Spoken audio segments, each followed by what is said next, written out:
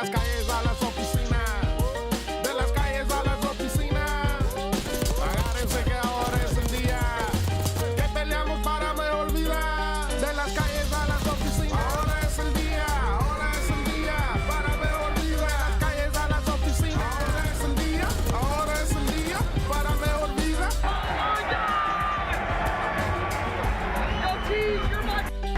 Para mí, para ti, debe de ser para mí. Claro que sí, tiene que trabajar, pero al fin nada de lo bueno me ha venido gratis. Lo mismo que lo bueno nunca viene fácil. Abre tus dos ojos, luz verde, no en rojo. Ándale, dale todo con la fuerza de un toro. La vida tira golpes y si duele más que poco. Chambeando solo para miles ya me tiene loco.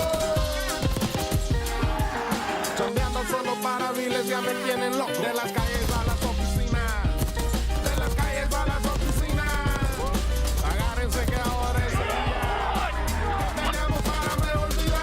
De las calles a las oficinas, ahora es el día para mejor vida. De las calles a las oficinas, ahora es el día para mejor vida. Para mí, para ti, debe de ser para mí. Claro que sí, tiene que trabajar, pero al fin nada de lo bueno me ha venido gratis. Lo mismo que lo bueno nunca viene fácil.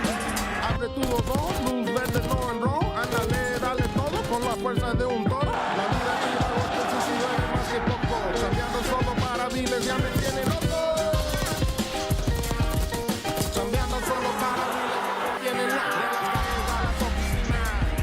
De las calles a las oficinas, agárrense que ahora es el día que peleamos para de las calles a las oficinas. Ahora es el día para mejor vida. De las calles a las oficinas, ahora es el día para mejor vida. Para mí, para ti, debe de ser para mí. Claro que sí, tiene que trabajar, pero al fin nada de lo bueno me ha venido gratis. Lo mismo que lo bueno nunca viene fácil. Abre tus dos ojos, luz verde, no en rojo. Ándale, dale todo con la fuerza de un toro. La vida tira golpes y si duele más que poco. Chambeando solo para miles ya me tiene loco. Miles ya me tienen loco. De las calles a las oficinas, de las calles a las oficinas. Agárrense que ahora es el día que peleamos para mejor vida. De las calles a las oficinas, ahora es el día para mejor vida. De las calles a las oficinas, ahora es el día para mejor vida.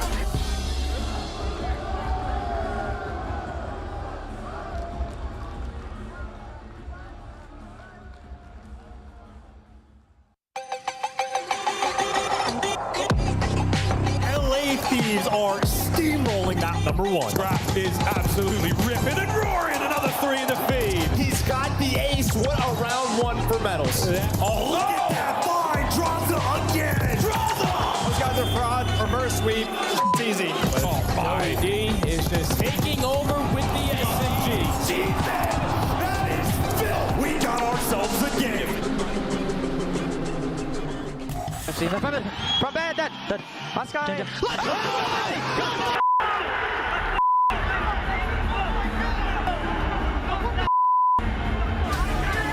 Atlanta FaZe get the job done. It took them 7 games and around 11, but at the end of Madrid, they are your champions. Another $150,000 to their already chock full $6 million plus prize purse. Atlanta FaZe is cooking, but it's Valentine's Day and things are not heating up quite yet, Allie. We're big sad. Why are you so bummed? I'm not bummed. What do you mean? It's Valentine's Day and we're starting the second split. How could you be bummed? You're hanging out with Nameless and I on Valentine's Day. Who could ask for anything more? Nameless, let's talk a little bit about some of our favorite Valentines. Lucky to duo with you. I mean, just a handsome guy as well. I mean, tatted up, looks great. Lucky to duo with you, and he was frying at the first major. Oh, look at this guy. Aw, I'm the only gentlemate you need, which is so sweet because the Gentlemates fans were actually very much gentlemen during the event. Yo, I like beans and toast now, honestly. I tried it in Madrid. I used to hate beans and toast, and it grew on me. Beans on toast gets my stamp of approval. So you do like beans on top of the toast or toast, beans, toast? Well, I mean, sandwich. just like a mixture. Shoot your Are we shots, talking about the same thing? I don't know. Let's keep moving on here and talk about some perfect duos here as all teams are looking for the best front line they can get. Optic Texas, despite picking up the best player from Challengers with statistically some of the most impressive numbers in the league, Hook is on the bench. AG makes his return. A wise man once said, show no love, love will get you killed. I know it's Valentine's Day, and Hook has shown a lot of love to Optic, but he gets tossed to the side once again. Super unfortunate. Statistically was so good, but I understand the perspective of Optic Texas. You won a world championship, and bringing Pred adds a level of swagger that they didn't have with Hook on their team, right? Swagger and confidence back to this Optic Texas roster is what they're hoping for, trying to run it back.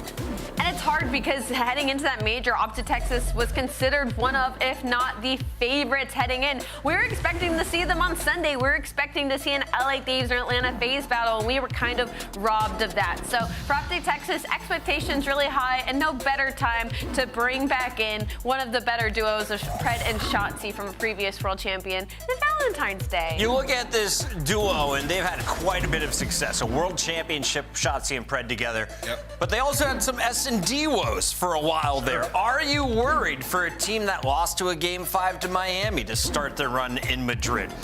Is this a squad that gets better or worse in that category specifically? Yeah, I mean, I feel like in Search and Destroy, like this team, the ebbs and flows of this roster, they've always had dips when Pred was on the team, right? It's been a concern every single time. And early in this season, Search and Destroy was their worst game mode, Chris. They bring in Hook, and they get so much better at it, right? So that's definitely the concern going forward. But I think the respawn consistency you gain with him kind of outweighs what happens in the Search and Destroy. So, yeah, I mean, they won a world championship. Obviously, from their perspective, you understand why they did it. It just really, really sucks for Hook, and we need him back on our roster. For anyone who knows or has been playing the game recently, the SMGs are having a tough time right now. It doesn't get easier for Pred as he is welcomed back to the league by Atlanta FaZe. That's going to be a fun one tomorrow. Oh, but you know he's excited looking at that. I will say Optic Texas is one of those teams, and Pred and Shotzi are one of those duos that look at that and they're licking their lips. They're excited for that. Look at that split, Allie. I mean, one of the hardest ones that you probably will see. One of the hardest splits. Oh, yeah. I like it. LAG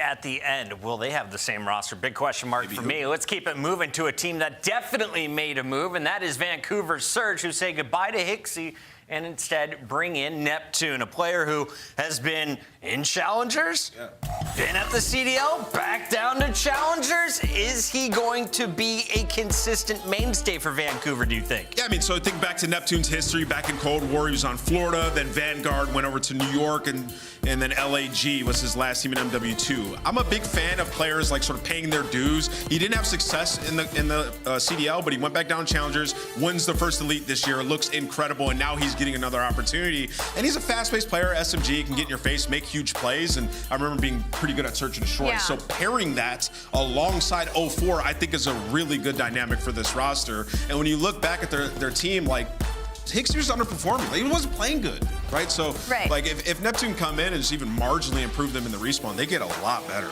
I mean, how good is this guy? I mean, he's good. The problem is with Neptune, whenever we watch him, was the inconsistency, I felt like, as a player. So, again, it's the big question marks of what he did back in Challengers. But you want to add some slang. He has a 1.11 and a 1.25 in Search and Destroy. So, hopefully we'll get better at 2s and 5s. That is against Challengers players. And remember, you can watch the Challengers action as we have a perfect duo. Call of Duty League and Challengers, the path to pro. Perfect duo. You can watch it over on COD Challengers YouTube channel. Nameless, though, let's talk about something special here. It's one of my favorite segments. We like to call Hidden Heroes today. What is it? Perfect Partner? My Heartthrob. Major One Heartthrobs. Let's get into it. Do I get to go first? You get to choose one of these four. Do you have a feeling you can identify one of these players based on 3 facts? Ooh. Give me a second here. Beat out the Rencore, bottom right. No, you took the one I was going to do. And hey, I can do 2 of them. Hold on. Is it lucky? Let's start in the bottom right. Is it Rancor? That's Rencore, bro. Bang! Hey, what are they talking about, man? good. Achieve best career finish, 1v2 clutch. Rencore is disgusting, dude. And this interview was amazing, too. I cried during this. We were all crying, I think. I didn't cry. Yes, you did. Y'all are weak. I saw you cry. You had one. I'm invincible. You had one gangsta tear, I saw it. These fans, though, they definitely poured out their passion. Rancor letting everyone know in Spain how much it meant to the team from Miami. And honestly, if you look at his gameplay, I don't think we've seen a rookie performance like this. We're talking the green room. Maybe Kenny? Yeah. I mean, I think the league and the community, everybody should start to make a star out of this guy. One, he's amazing on the mic. Two, his gameplay is electric. Like in the respawns, he's making huge plays. And what we learned was in Search and Destroy, he can clutch up when it matters. Rancor, potential star. We all love Rancor. Allie, who do you like here in our Major 1 Heartthrobs? I think bottom left is a BZ or Sin. That's TJ. TJ. 2v1 clutches. Come on. Come on. What are we talking that's about? crazy. My point. Listen. Let's hear about this lovable hero, TJ Howie, an S&D god who has stepped up his respawn game. How did he play at the Major, Allie? He played so good. It's been so heartbreaking for TJ because this has been some of the best performances that we have seen out of this player in what feels like literal years. But the Carolina Ravens don't want to sign them off yet. It's only been one major, but S&D has been this guy's strong suit. TJ really showing his veteran suit here when it comes to this game. He's so charming. Look at that smile as the youngster, now a veteran, continues to fry. A resurgence here. Let's take a look, though, at our top 2 players. Attached top left, I bet. Going attach? Highest Wait, no, KD in a final? Never mind, that makes no sense. Wait, in a final? I didn't read the second one. I just saw beat Most Boston kills in a Breach. final. He might be from LA Thieves or Atlanta. I just saw beat Boston Breach, and I was like, maybe they'll give him some love. What about the other one? Top right, Allie. Who do you got? LA Oh my Thieves or God. Atlanta? I'll narrow it down Most to 8 kills players in for you. finals. How do they? Oh, highest KD and then most kills. That's 7-1 in Hardpoint's got to be Simp, right? It has to be one of the FaZe players. No, because of the hard Scrap. Come on, kids. I knew that one and you didn't. That one. They lost 2 HPs. You just bet attached in finals. You read all 3 lines. That was pretty incredible. Major 1 was a fantastic tournament. Big thank you to all of the European fans. I think that was the big highlight for us. Even if your team wasn't in it, they were still there to support you. Yeah, they were awesome. I mean, so loud. The French were absolutely amazing, and obviously the Spanish, they were going crazy. It was a good time. I think we learned that the crowd has a big impact, and it might at Major 2, because if you went to Champs, you might have noticed Optic's green wall travels well. We're going back to Texas for Major 2 in Allen. Fantastic plays for some Call of Duty. We've been there a number of times. You got some good eats nearby, but most importantly, this venue is always banging. People get rowdy down there. Venue's always good, weather's always good, so we won't be judging you guys as much if you're camping out really early into the night. Also, some of the best food that you will have, so make sure to get your tickets now while they're on sale. Went to her tacos. Oh, that was fire. Don't give away our spots, bro. Go to IHOP. IHOP is the only place to eat. Here's a look at your standings, the overall season. We are just one major in an Atlanta FaZe already. Nearly a 50-point lead over the rest of the pack. They nearly have double up the points of the Heretics, who are in the top 6. This is nutty.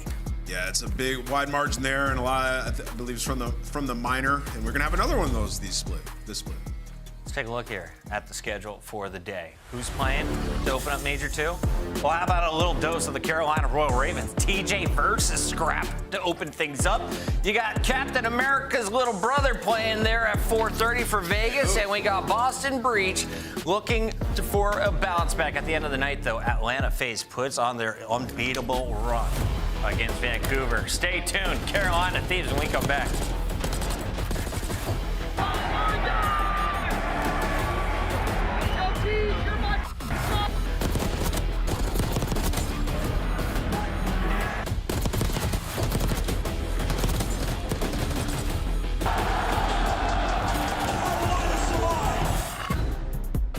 Upgrade your game with the Scuff, the official controller of the Call of Duty League. The Esports World Cup is an official partner of the Call of Duty League.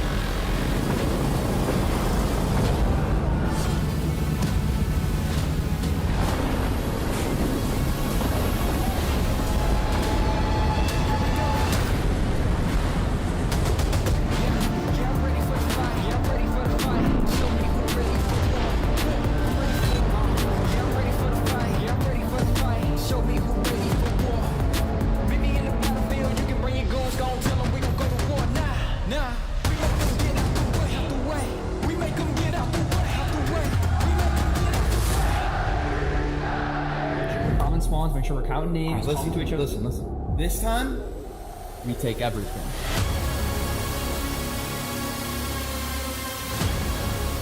Our Major 2 qualifiers kick off right now with a big matchup. This is a battle between two top 4 teams, Carolina Royal Ravens taking on LA Thieves. And we should start with the Thieves squad that went to a round 11. The distance, a Game 7 against Atlanta. We were 1 round away from calling them our champs. And it's so heartbreaking because Scrap says that he'll have to let you win once because Search and Destroy just could not pull them through for the major, and that's going to be their biggest focus throughout the entirety of this I love the split. music that comes along with these heart wipes. Thank you, production. Let's talk a little bit about the Thieves, though. Why is this such a lovable lineup, Nameless? Yeah, I mean, well, one, their response is absolutely incredible. When you think back to the match that they had early on in the major, it was versus Carolina. Beat them 250 to 60 something, then 250 to 40. So they dominated them in the hard points. We'll say the Search and Destroy, it's worrisome. 3-7 in their last 10. You see in highlights from Red Card Search, basically the only map that they really like in Search and Destroy as it stands right now, right? So that is their sole focus. It's the reason they lost finals. And in any series where they struggle, it's typically through that game mode. They're going to be focusing on that throughout this entire split. LA Thieves looking to continue their winning ways. Will they be able to start with a 3-0? They've been dominant in the respawns recently.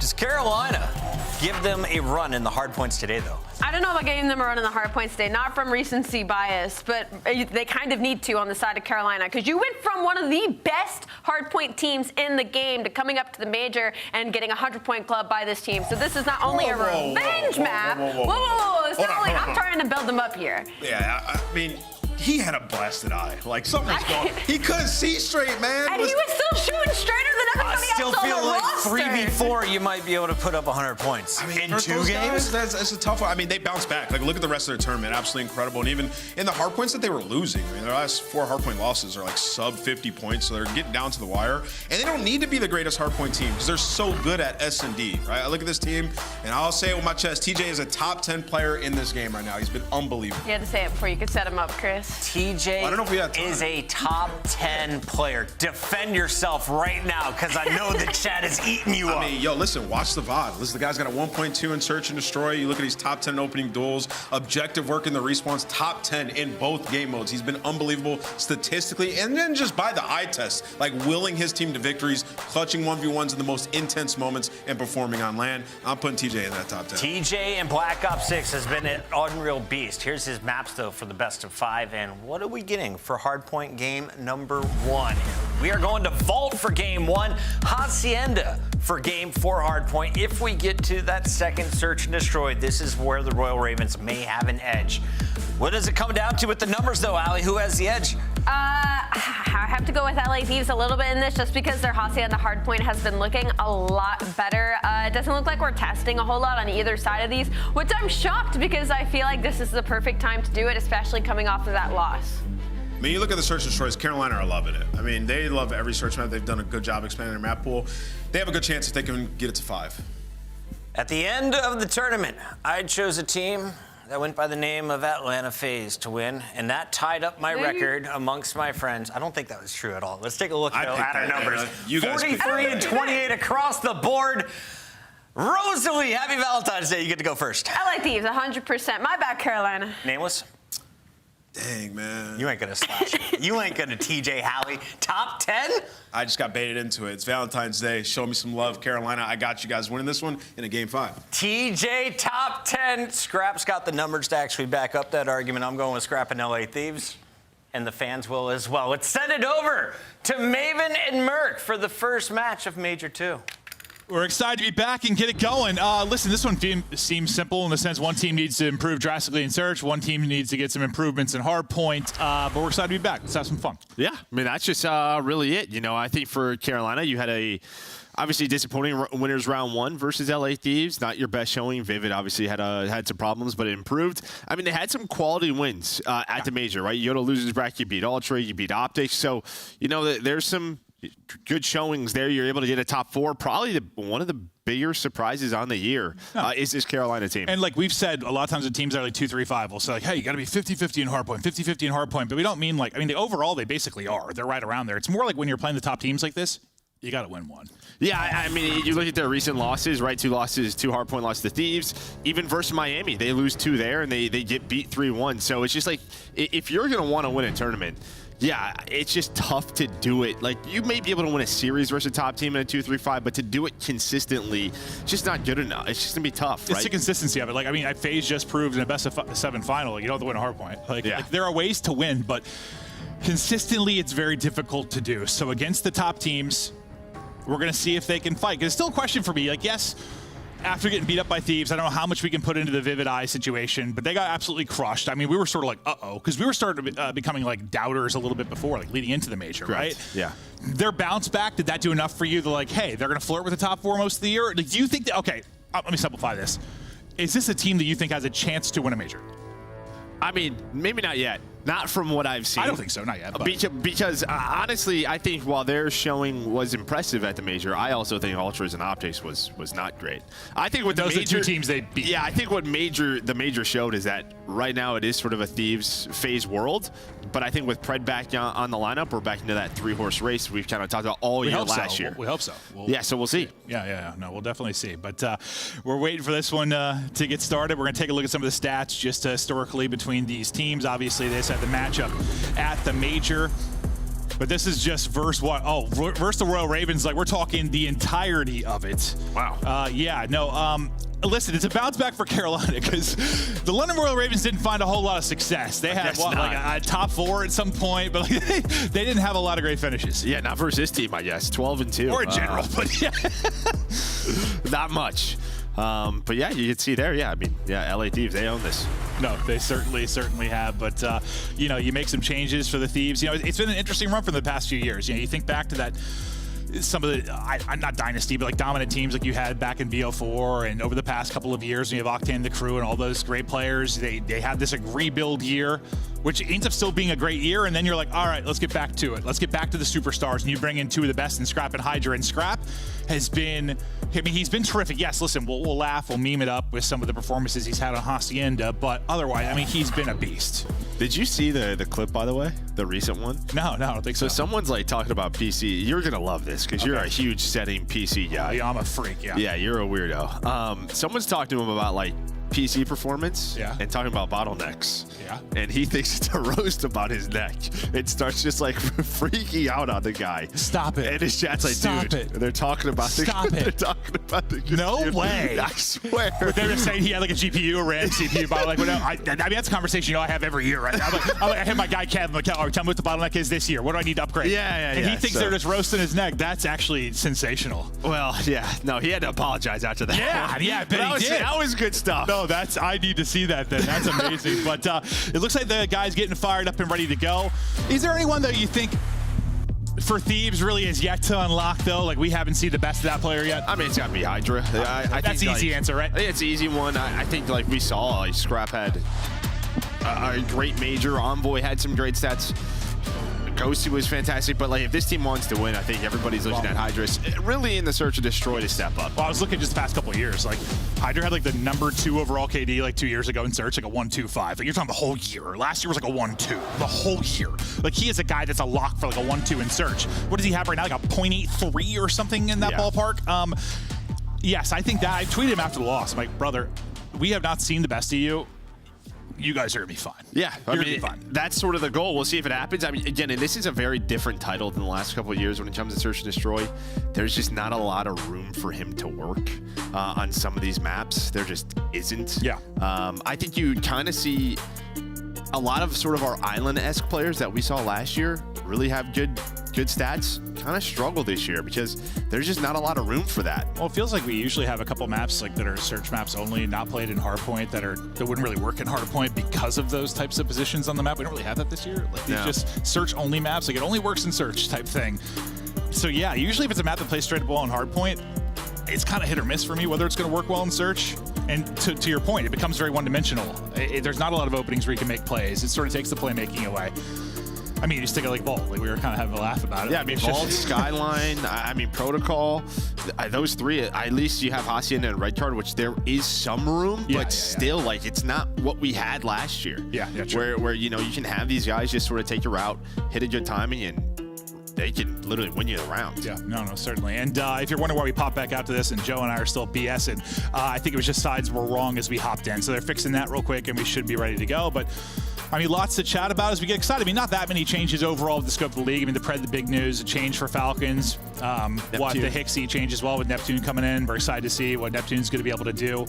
But just in this particular one, like, it's crazy because you think about the final for Thieves, like that's one of the better. I mean, we cast the winners bracket final, one of the better winners finals we've had, one of the better grand finals, if not the best grand finals we've had. Like that was godlike. Only thing I'd say would be better is back when we had like maybe 2 best of 5s. We had some insane ones back in. Yeah, the sort of Minnesota like. Yeah, I don't even know if that's like considered the best final, but like in terms of just a back and forth like brawl, just a war, battle. Yeah. No, it was truly sensational. But like I just tweeted like most of the guys, just like listen, chin up, man. I think for like Envoy, you had a lot of like haters, people saying he like sucked now. You reminded people you can be a lord. Like he played so well. Yeah, we saw that stat card just coming into that map. I mean, he led the way at the major in Hardpoint. He had a 1.25. Like, yeah, no, I think it's just you have an off year, off title, off tournament. Just people, you get held to a higher standard when you're players like this. You do, but just kind of reminding people what the deal is and how good he can be. And it seems he's really comfortable on this team. Granted, I mean, when you're playing alongside guys like this, there probably is a little more freedom for you if you're Envoy. Yeah, I would think so.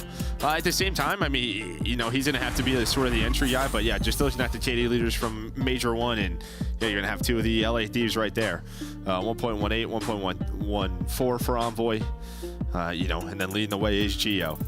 But nobody on the other side for Carolina. No, nobody from Carolina, and you see even like FaZe just sell, which we've seen that before, I guess. All the time. just sell up there, but honestly, probably the final really hurt them. Yes, because they lost the respawns. Well, and the winners final. Yes, they won a ton of searches and lost a lot of respawns. That's why overall KD is always a weird stat to me, like because adjusted KD becomes more important, right? Where like gives you more weight for search and destroy, because when you're just doing like the raw one, it's like okay. Well, yeah, major's always tough too because you should have a 250 to 66 and a 250 to 48. That certainly buff your stats. After a winners round 1. Well, a reminder how this best of 5 is going to play out. Thank you for your patience at home. Hope you're ready for another fantastic week here at the CDL. If Major 1 was anything to look forward to, I mean, it set us up for an amazing year. The pred change for Optic we hope is going to be interesting. And I mean, this one, I hope Thieves are just hungrier than ever, right? Like you got that loss like you did. You know you're on the cusp of greatness. Like you know this team has potential to be, I mean, this is young, talented players. Like you have, I don't want to throw the word dynasty around, but like you have enough talent that you can become something special, right? Like, the hunger's got to be there. Yeah, let's go to the tournament first, but yeah. No, I know. I hear you. Yeah, absolutely. But like, they got the players. You got the talent. Now you got to make it work. And this is the guy, listen, I'm looking to see get back to being the best player in the world. Hydra at any moment can do it. Oh, it's Ghosty with a sub out that's popping the triple early on, but I want to see Hydra getting back to just take over Hydra. And maybe it's going to be a little different for him, versus playing with 3 players that are really playing around you and setting you up versus playing with people that are like right around your skill level or matching it a player like Scrap. It's different. Maybe we won't need to see the same numbers. Yeah, and I mean, another big talking point at the major was all about the subs, right? All about the Jackal. It's what everyone is talking about. But a nice start there with Ghosty finding those 3 kills, turning into 18 seconds. But Carolina just fighting for that P2 control on rotation. Nice little lead here through the P1. And yeah, we'll take a look at the rotation fight. Tej looking to make the plays in the back. I thought he was nearly getting put in the dirt, but able to make the play. Gwyn gets 2 as well. You've got prime real estate right now if you are Carolina Royal Ravens. And Gwyn now on 5 in a row. He's melting early on. Nice plays from him. You just have so much room, right? He keeps getting kills, right? Your first kill if you're LA Thieves is at P1. Finally, they're going to be able to put pressure on the hill, but a nice 28 seconds for LA Thieves. And, well, then they find the next 4. 5 kills in a row, and it's a smaller map, so they're right onto the hill. Yeah, you had 20 really nice seconds there for Carolina, but then, yes, nothing after the opening sequence. So despite getting put in a body bag for a bit there if you're Thieves, you bounce back with a nice break. Ghosty is shooting, and you're looking to hold. 1 player to make the play to the back will be TJ. We'll see if they'll pick that up. They do. It's Hydra that's able to win that, and they'll secure the rest of this time. And now you got to start thinking about the rotation more than likely if you're Ravens. Last player to hit it will be Slasher, and he will drop. Ghosty will be the first man on rotation for Thieves, and he continues to shoot. Nice win for him. Yeah, great shots right there. Has a 1v1 versus TJ now on this rotation. And while LADs are going to be happy about these spawns, the way they flip for P3 and P4, that is a great play towards the end of that Hardpoint, winning some extra gunfights thanks to the help of Ghosty. Hydra now on the time, does get taken down, but yeah, I mean, what, you get a majority of that P2 hill, right? Because you had 28 seconds after that P1, and now you have spawns for the next couple of hills. We'll see if they can hang on to him. Yeah, it looks so good early in the P2 for Ravens. Since then, though, not so great. But no, you kind of nailed it. Can they hold on to him? We see teams rotate and set up so much, give a lot of time to somebody at P3, and then they end up getting broken quickly. We'll see if that can not be the fate for Thieves. As Envoy and Ghosty will be the two left.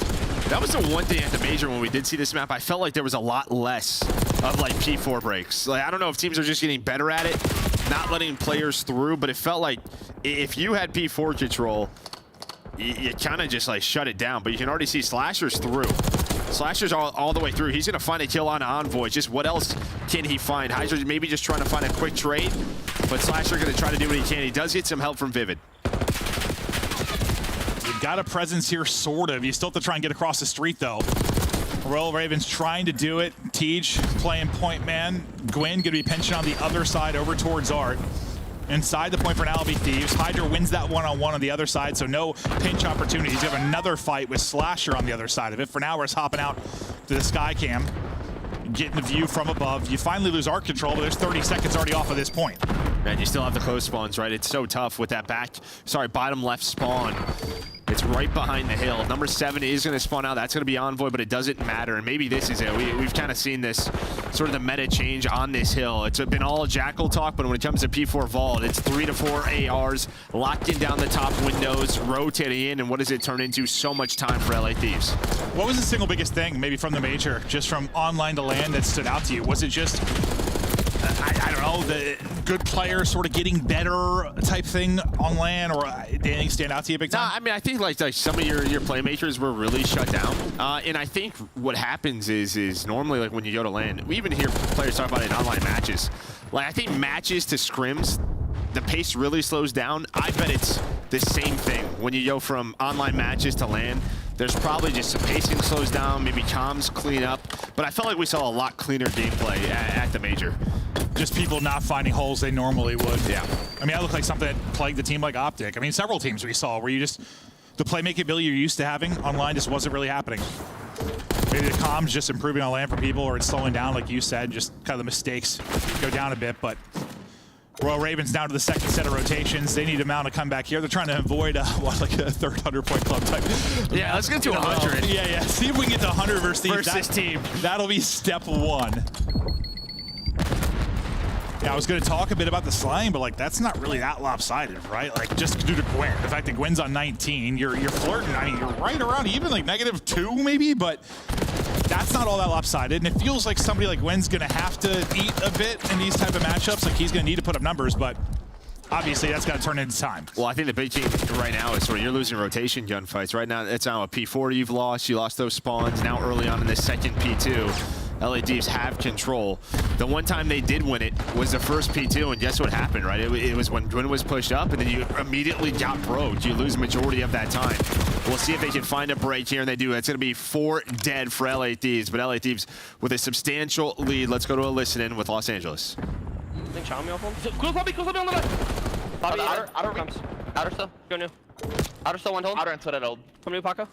They 3 at old. 3 at old. One's on the mid pillar. No, outer trees. Outer trees teach. And the other 3 are at old. We went to P3. We're in P3. We're in P3. I can play for the scaffold, by the way. I don't see you. Mid doors, dead. Win dead up.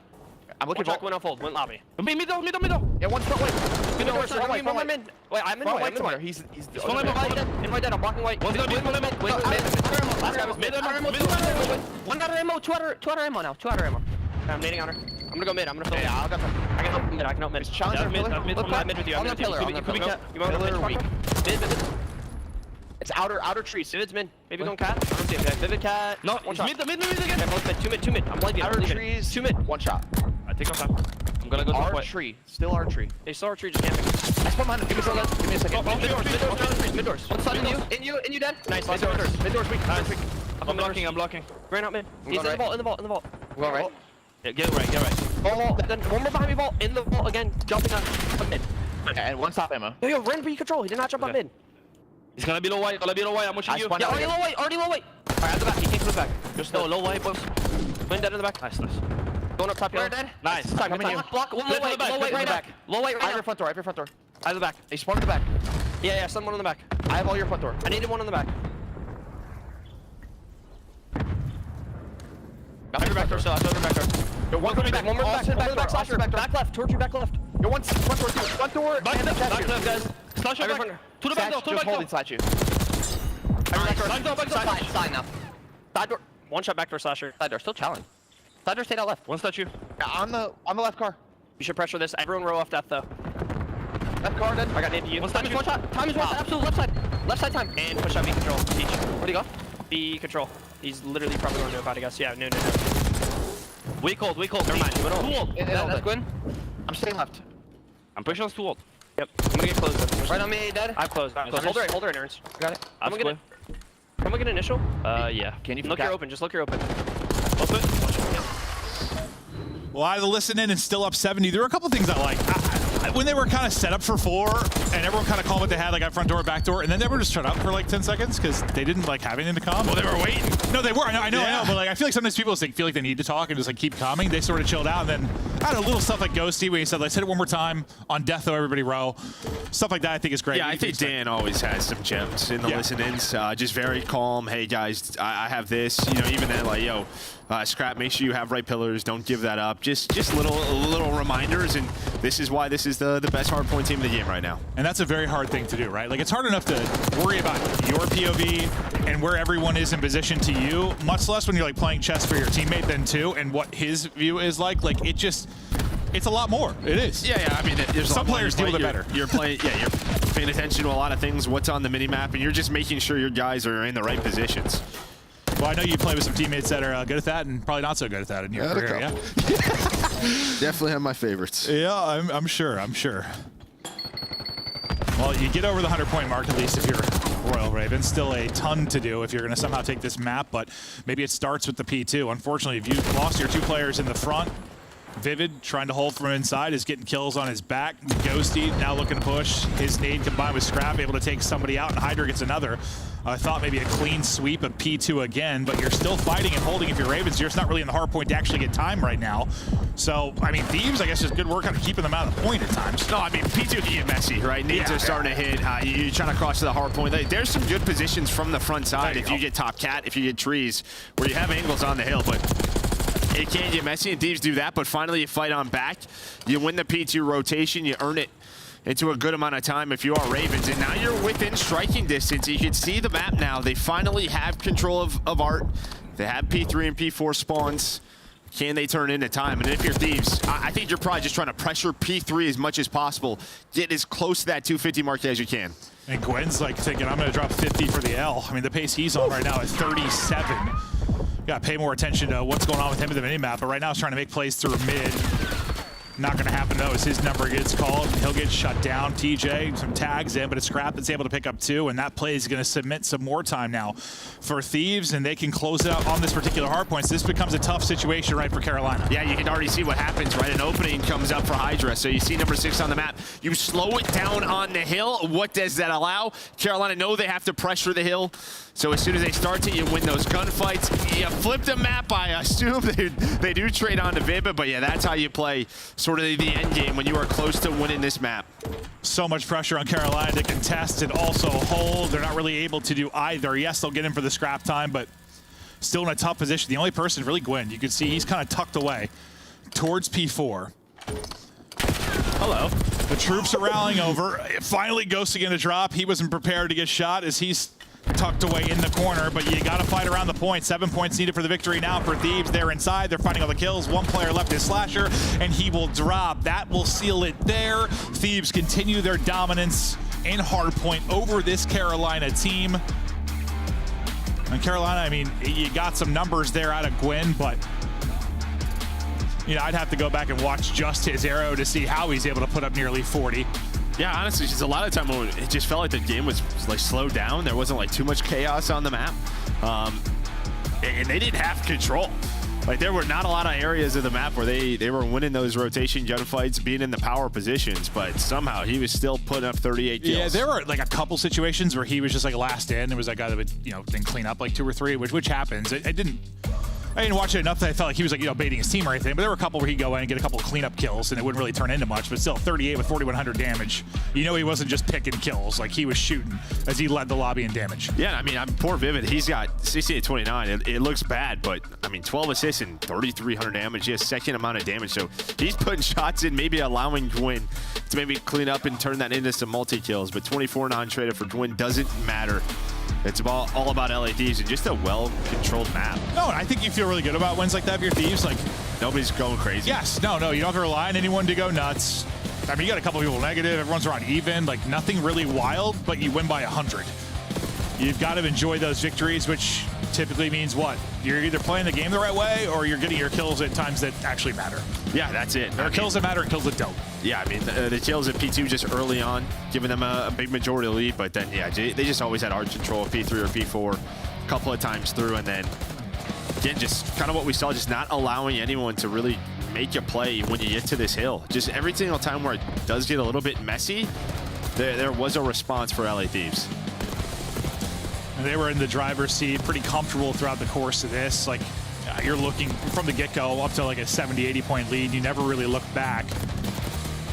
And they didn't have to take any like crazy risks. Sometimes a lead like that, you can take some risks, try to pour it on, but they stayed controlled, led on the rotations, dominated the game for the most part. You said what, like the last P2, maybe that was the chance for Ravens to mount a comeback, but the opportunity went away. Yeah, I think they did a good job running time there, and then they had the rotation P3, P4, but LA Thieves, like, if that is the way, kind of what we talk about, like, you're close to 250, you go to a P3 where, it's sort of trading time, but you're not really playing for it too much. You're trying to flip the map. They just put pressure on the hill, right? Yeah. And that forced Carolina to have to move from their positions. No, I mean, with them being in distance of able to win the map, I mean, Carolinas can't play how they want to. You can't just sit back. You can't just sit back and get picks around the hard point. They had to apply pressure, and like you called out Hydra on the minimap. A good job just pushing forward, making sure that flip came in. But you can see just a sizable lead really from the get-go. It just rises up early. The lead nearly 100 at the first P4, and they never really look back from that. So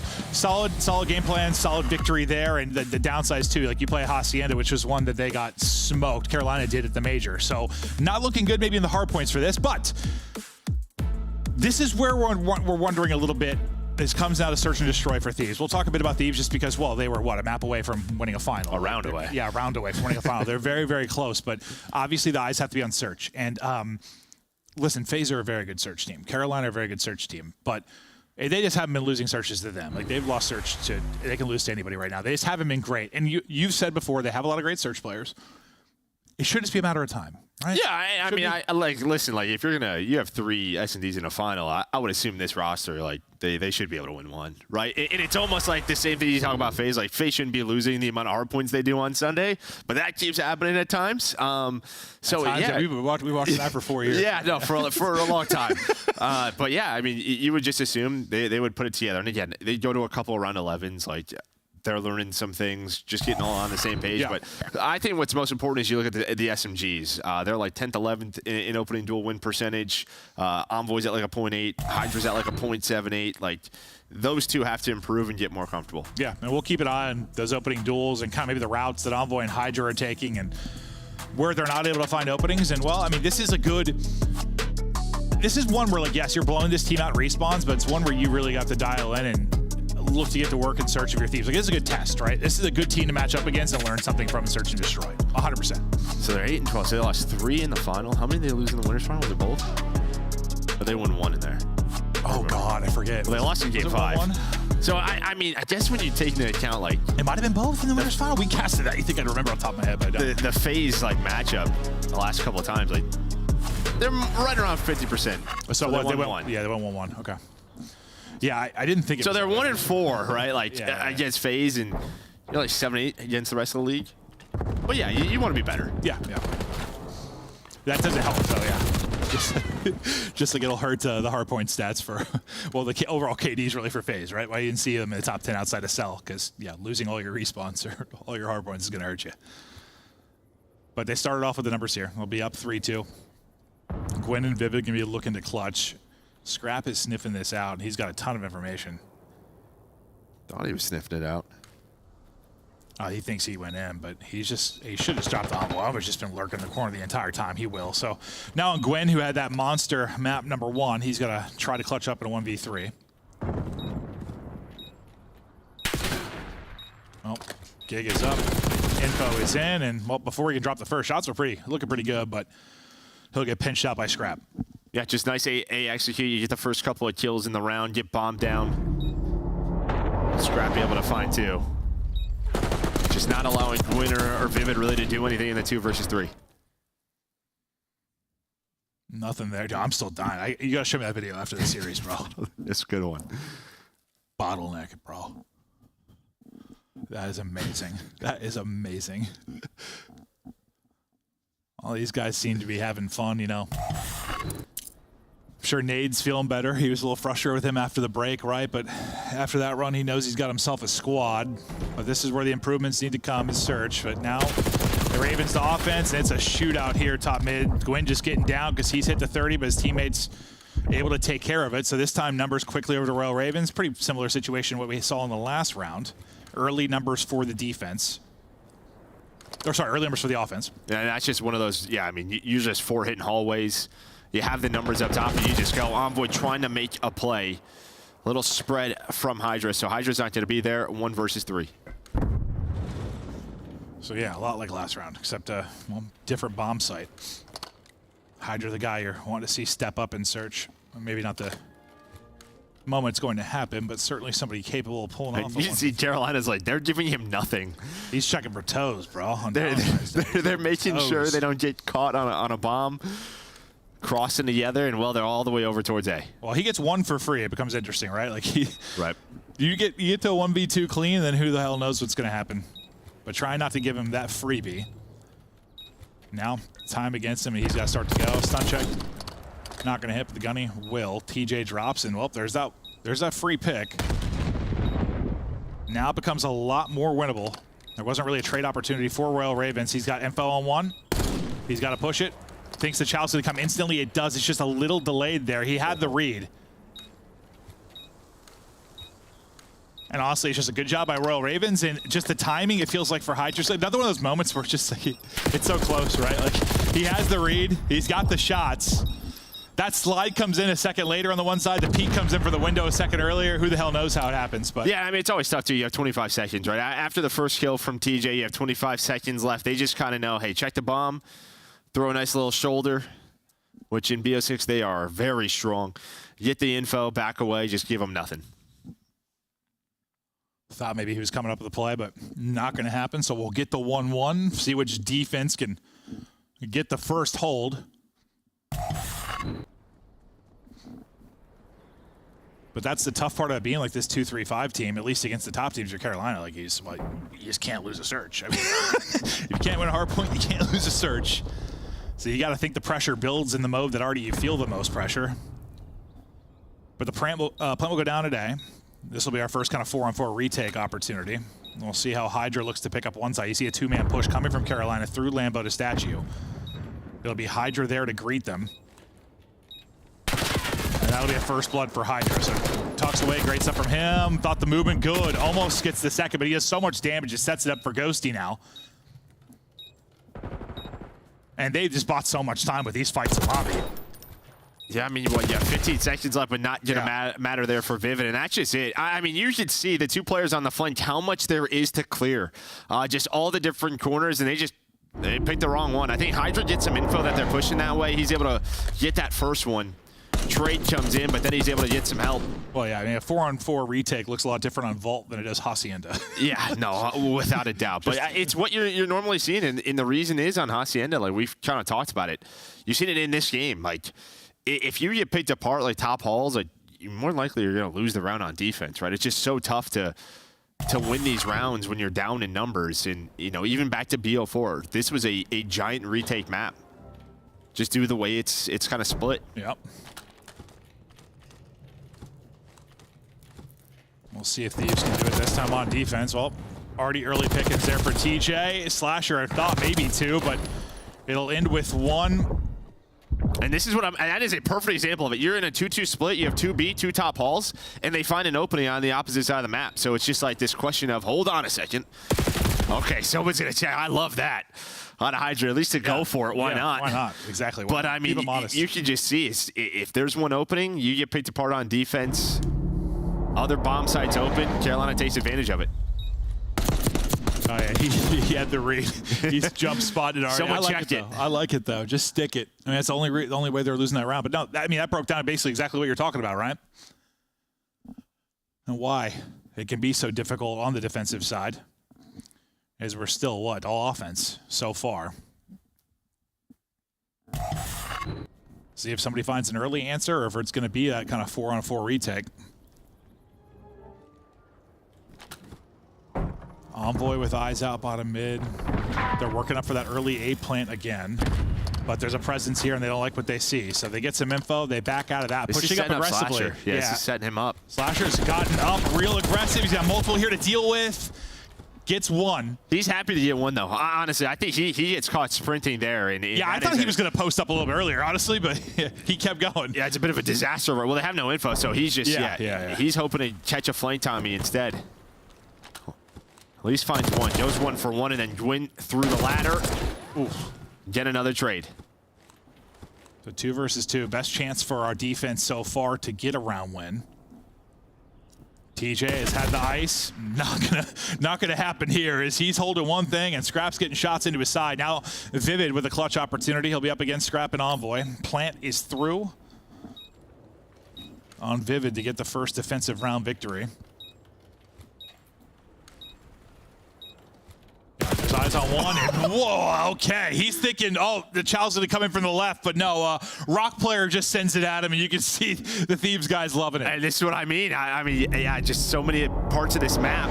You just throw in some mean shoulders with the Omni movement, and yeah, Scrap's like, I got a Jackal. This is easy. Yeah, I think Vivid's thinking he didn't see him. Maybe on that shoulder, maybe he got eyes on him. I don't know. Or he's not getting chowed that quickly. Yeah. He's like, this guy's not going to solo chow me. No, he did. He sure is. He sure is. Scrap makes that one look easy, and again, so far so good for the offense. Advantage back on over to Thieves.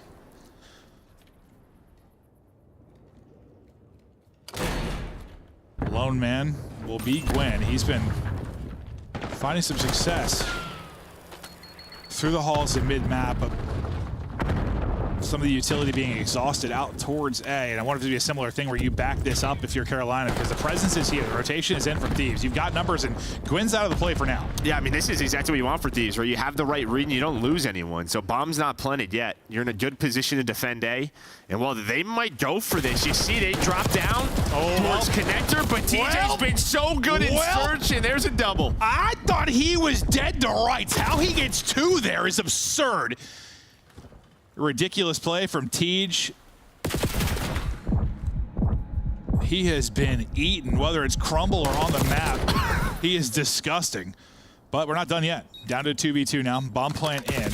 Tej off the map. Slasher in trouble. There's one above him as well. He's going to fall. So that play from Tej that you think maybe ices it, maybe not the case. Now it's on Vivid to clutch up again. Scenario a bit different. Spot onto 1. Oh, I think he gets spotted as well. So they're going to group up and just chow this Connector. Maybe just wait for the rotation. Scrap gets some shots in. Waiting for Envoy. Stop shooting. Doesn't matter. We got enough time. But, I mean, that is a 2 versus 4 around you did not throw away, and they do. Yeah, no, Tej probably a little bit frustrated in that. He had no right hitting 2 from that spot. I think I just saw the sigh and frustration out of him. Thinks he won the round for the team. But now the rhythms are broken. No offensive win there. Yeah, in the 3 versus 2, like, Gwyn is just, he's by himself top stairs. He's kind of looking out through halls, trying to find another pick and kind of secure the round. Instead, he gets caught. You see this sword out in Challen via the new window. I mean, it happens, you know. We all stop shooting every now and then. Yep. Honestly, like, I wasn't looking at the menu map at the time, and I was like, where's he getting shot from? And I was like, oh, yeah, he just stopped shooting, because it felt so weird, like, from Vivid's POV. Like, I thought he got a shot, like, he shot out, like, mid. Like, I was confused at first. 4 straight for Scrap, though. As he's taken over. Nearly able to swing and isolate one, but here comes the pinch. Wow, Gwyn doesn't get one there. Ghosty picks that up. Wait, I thought Gwyn had a freebie. Yeah, or two. I thought he was about to get a multi-chance. He worked through bottom middle, but TJ going to bring it back to the 3 versus 3. He's been doing that and finding a kill.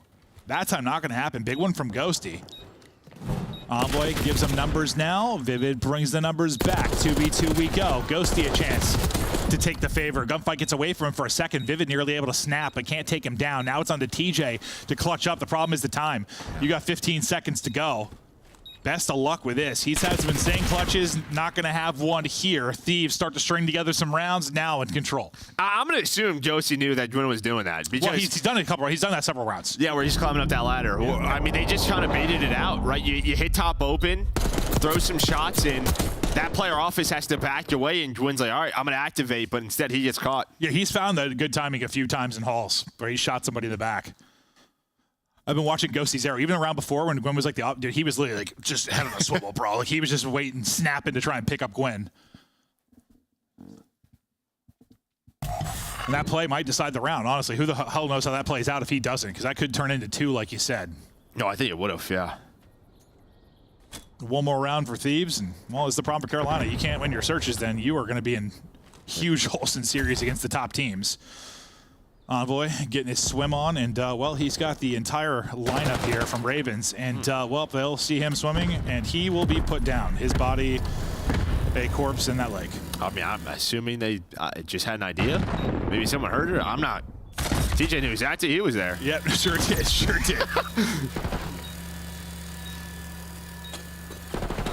Should be able to keep this run alive and at least push this search a little bit deeper, see if they can ice up. Ravens have had to do it in some search and destroys. Another opportunity to do it here, but it starts with this round. Can't let Thieves retake this. Slasher takes a little damage, but not much. Time started to dwindle. First domino will drop. Oh, and they both went up for Hydra. Suddenly it's on Teej to try and clutch again. This time scenario much more winnable, but you've already lost a 4v2. Certainly you don't lose this one either, right? The Iceman engages, and there's enough time left. Give Hydra all 4 in that one.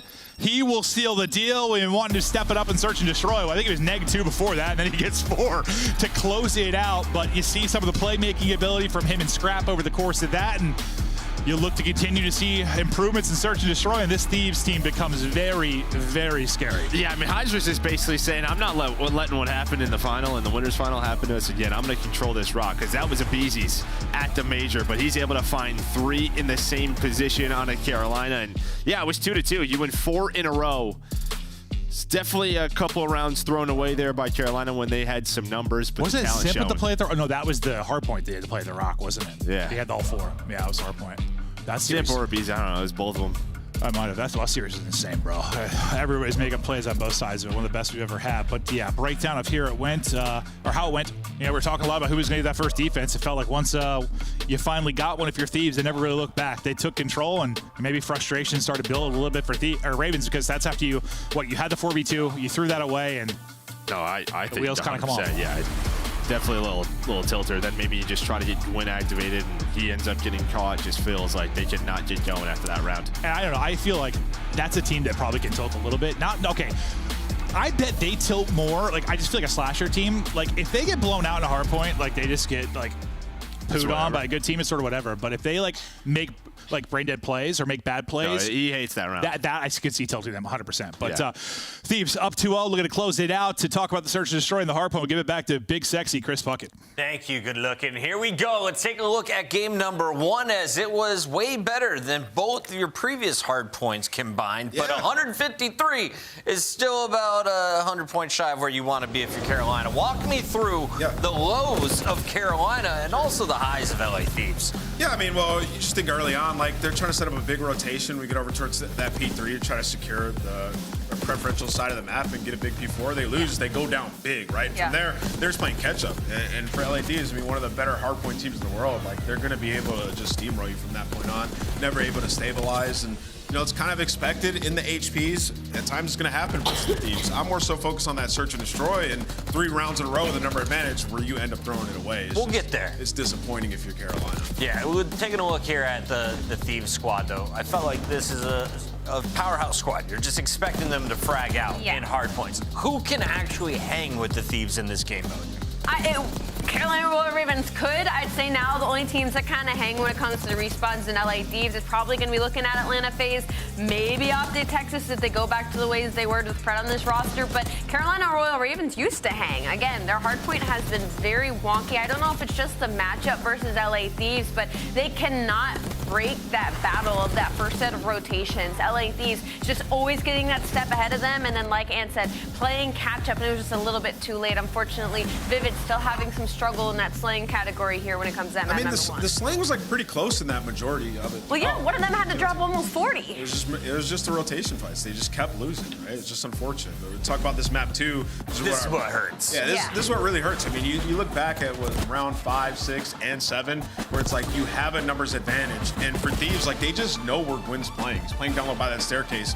You think back to the round where it's like TJ pops 2, and Gwyn doesn't go for the instant trade. If you have that moment of hesitation, you allow them to reposition. They know the general area you're going to be in. Yeah. They're going to kill you. They kill them. There's another round. It was right after that where like Gwyn gets them the numbers advantage. Right, you're in a 3v2 situation. Can we pause? And then he challenges again. So like.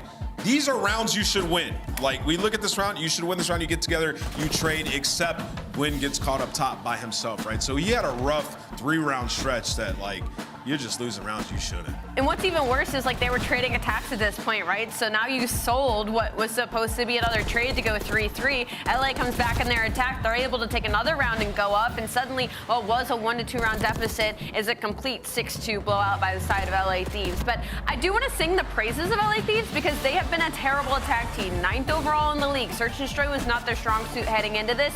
You could see the game plans on the mini maps on their attacks. They're getting these bombs out, so you can control these sites, and they're pushing out the lane as much as possible on both sides, which is something we have not seen from the LA Thieves and clearly has started working. Hydra, considered one of the best S&D players in the game at the end of the previous title, off to a slow start in Black Ops 6, but finding his form in those late rounds. Yeah, I mean, huge ace in that final round. Like, Hydra's just setting a tone, man. Think back to the round 11, where they sent him out on a solo mission like a missile. That cannot be the way you play Search. You gotta give him some support, and he'll make some big plays. Before we get into this game number 3, we gotta show some more love to these players. Let's take a look at our Valentines. Oh my goodness, this one's so fantastic. It broke the monitor until here it is. I would never goes to you.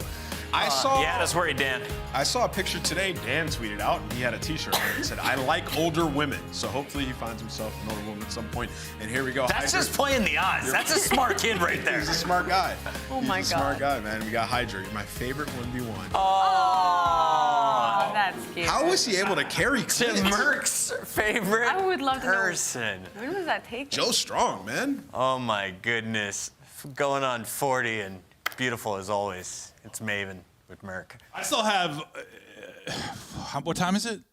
12 hours. 3:45. I got like 8 hours in my 30s left. Yeah, then we're gonna party. I'm not gonna do it. I'm gonna play this new Avowed game and you're having a great time. Slobber on myself playing an RPG. Honestly, that's what I'm gonna do. But let's continue on with the series. It's Favorite Valentine's person, Day. by the way, is also just that's. Yeah, I mean, you looked real happy to be holding me there. That's a good point. You definitely were grabbing some ass in that as well. You can't see it in the shop, but you had hand on cheek. Allie, don't talk to me about love. I'm setting you up with Tej. I'm going to keep on working on it. But we're going to continue on now in this series. Carolina Royal Ravens, LA Thieves. You okay? She just fell over. You all right, Allie? Woo! We're having a good time. Thieves looking to close it out 3-0. We're looking at the overall control on the season. This is how it looks.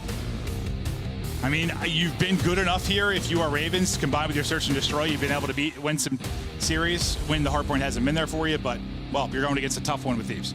Yeah, I mean, listen, like this, this is where you have been very solid, but you can see in the round 5s, both teams, 5-4, 4-3. So we have gone the distance on both sides. But looking at protocol overall, you've only played this one time if you're Carolina and 1-0 on the other side for Thieves. This is probably your best control map, 4-0 on the year. See a bit of a test now for Ravens, and if they're going to extend this series. Gwyn, you saw his control stats. Well, the sub-duo are going to get right to it. Gwyn and Tej finding openings early, and, well, that's going to get scrapped to this position. He's going to be worried about both sides, and he deals with both sides.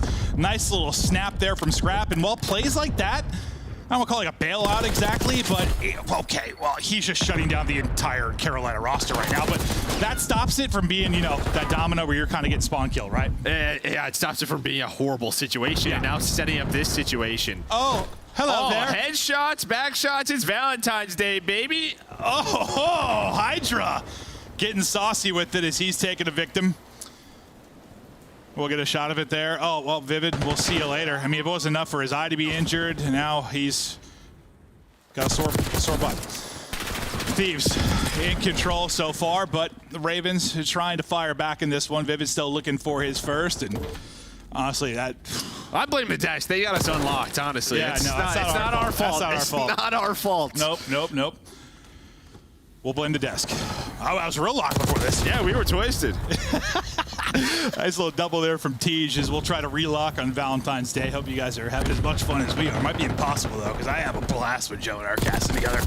But Scrap right back to work. He's 8-1, by the way. Absolute dominant stuff out of him so far. Pucky just walked in the casting room just giggling. We're having fun, Chris. We're having a good time. I forgot about this. This is the big change I was seeing on Protocol. That B point is moved over towards P2. We had this update right before the major, so we're seeing it for the first time. We'll see how it looks. And if they're able to control this, well, trying to is Thieves, but TJ and Slasher looking to clear him out. Envoy then will be the next up the bat, but yeah, I'm excited to see how this will work out. You know, a lot of times it's come down to kills, lives. It's been so difficult to capture that B point. We'll see what kind of change it makes.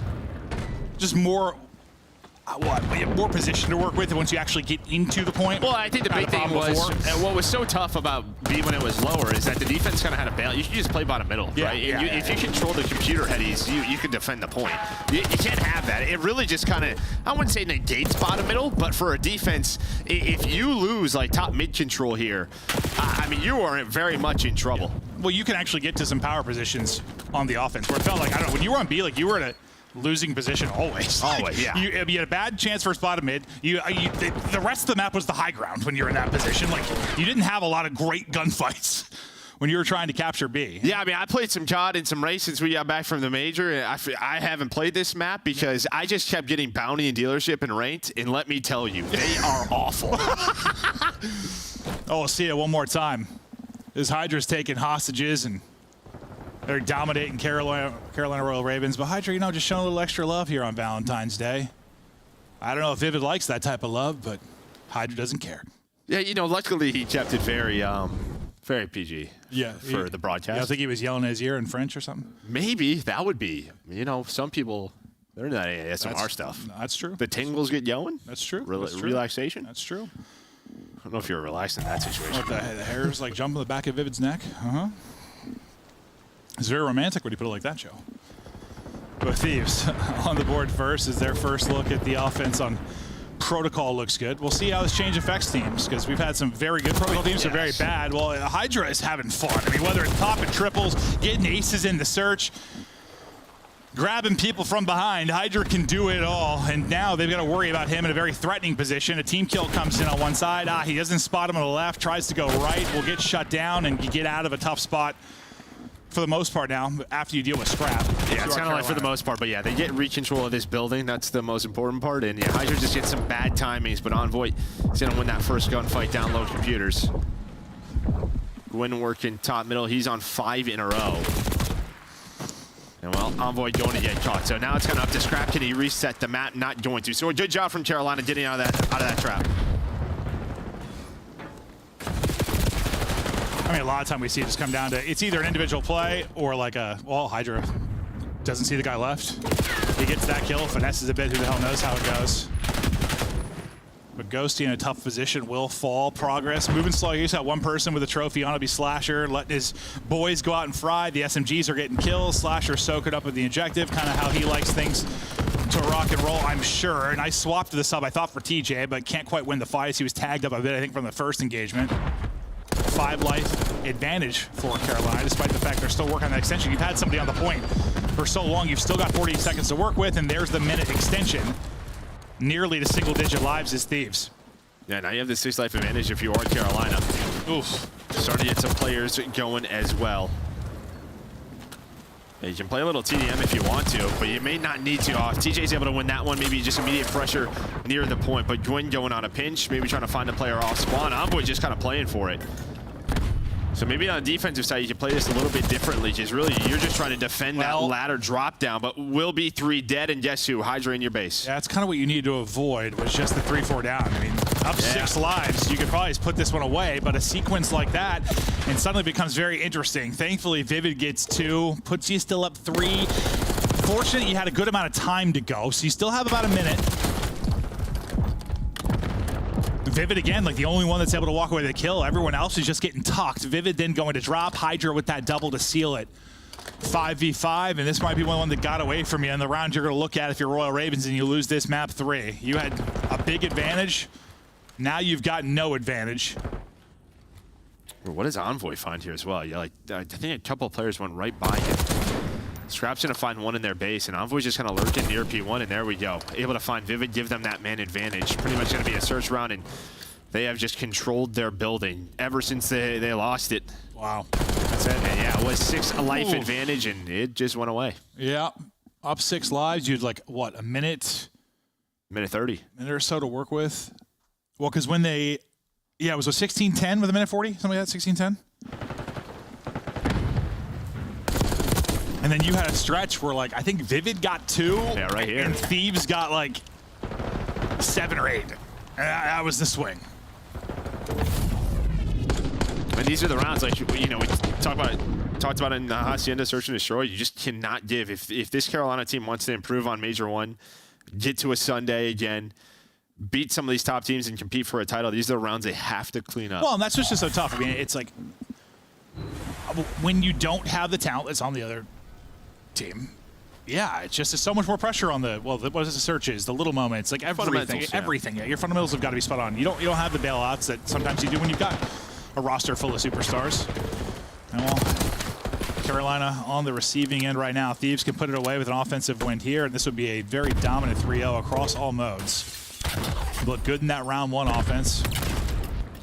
Really from the start of the round. Envoy will be stunned up. Nade hits, doesn't do too much damage to him, but TJ's Gunny does. Ghosty, though, has been soaking inside for now. We'll see if he can stay up with 33 HP. Needs some help from his teammates, or does he? Was using cover pretty well there for a while, but finally gonna fall. Scrap not in a position to help yet.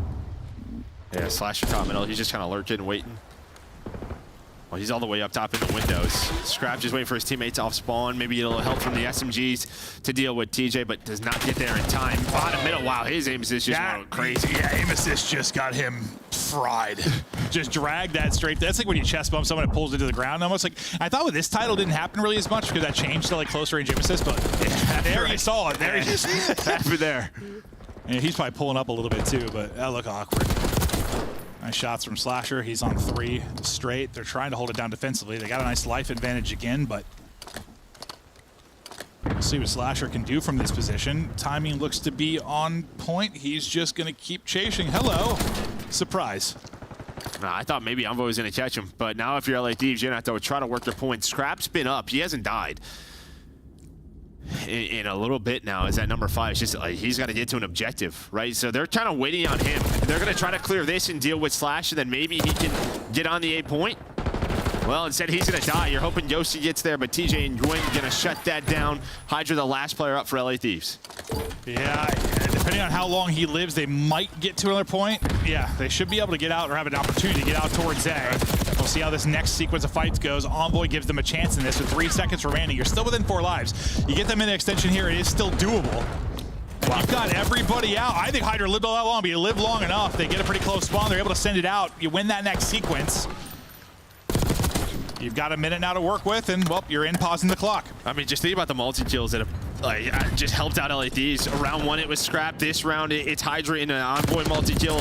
Gets them the 8-point. Now a chance to win 3-0 here. Say, if Envoy won that first one, you've got still top mid control. You're in such a good position. Once he drops as that first domino, it sort of collapses. Gwen lights him up with a triple. No respawn remaining now for Thieves. 8v4 advantage Ravens.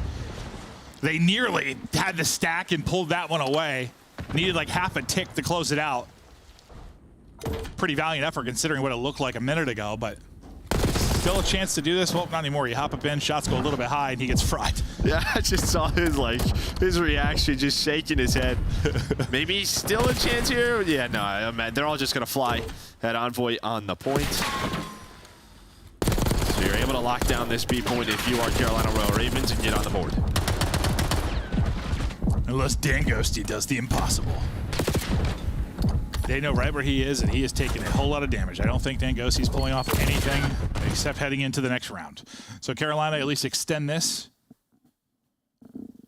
Solid job there. Slasher made some plays kind of in the mid to late round to, went on a 4 or 5 spree, got to the back line of their base, and then you had that late surge. I thought Thieves might get away with it, get the 3-0, but... Well, then it was Gwyn. We talked about multi-kills, kind of the individual talent. Maybe bailing out LA Thieves here and there. You finally get one of those moments if you're Ravens. Just kind of reset the map, keep their life advantage, put the pressure on. And I think Envoy got atrocious timing top middle because he was on the artillery heady, and right as he went to commit, I think Slasher or somebody caught him. If Envoy won that fight, that probably goes so differently because they still have top mid control, but everything collapsed after that. And then Gwyn got his triple. But like you said, with where B is now, you have top mid. It's just, could be devastating, unfortunately. That time he doesn't go Envoy's way, but they're still at an advantage here. See if Ravens can muster up something truly special, but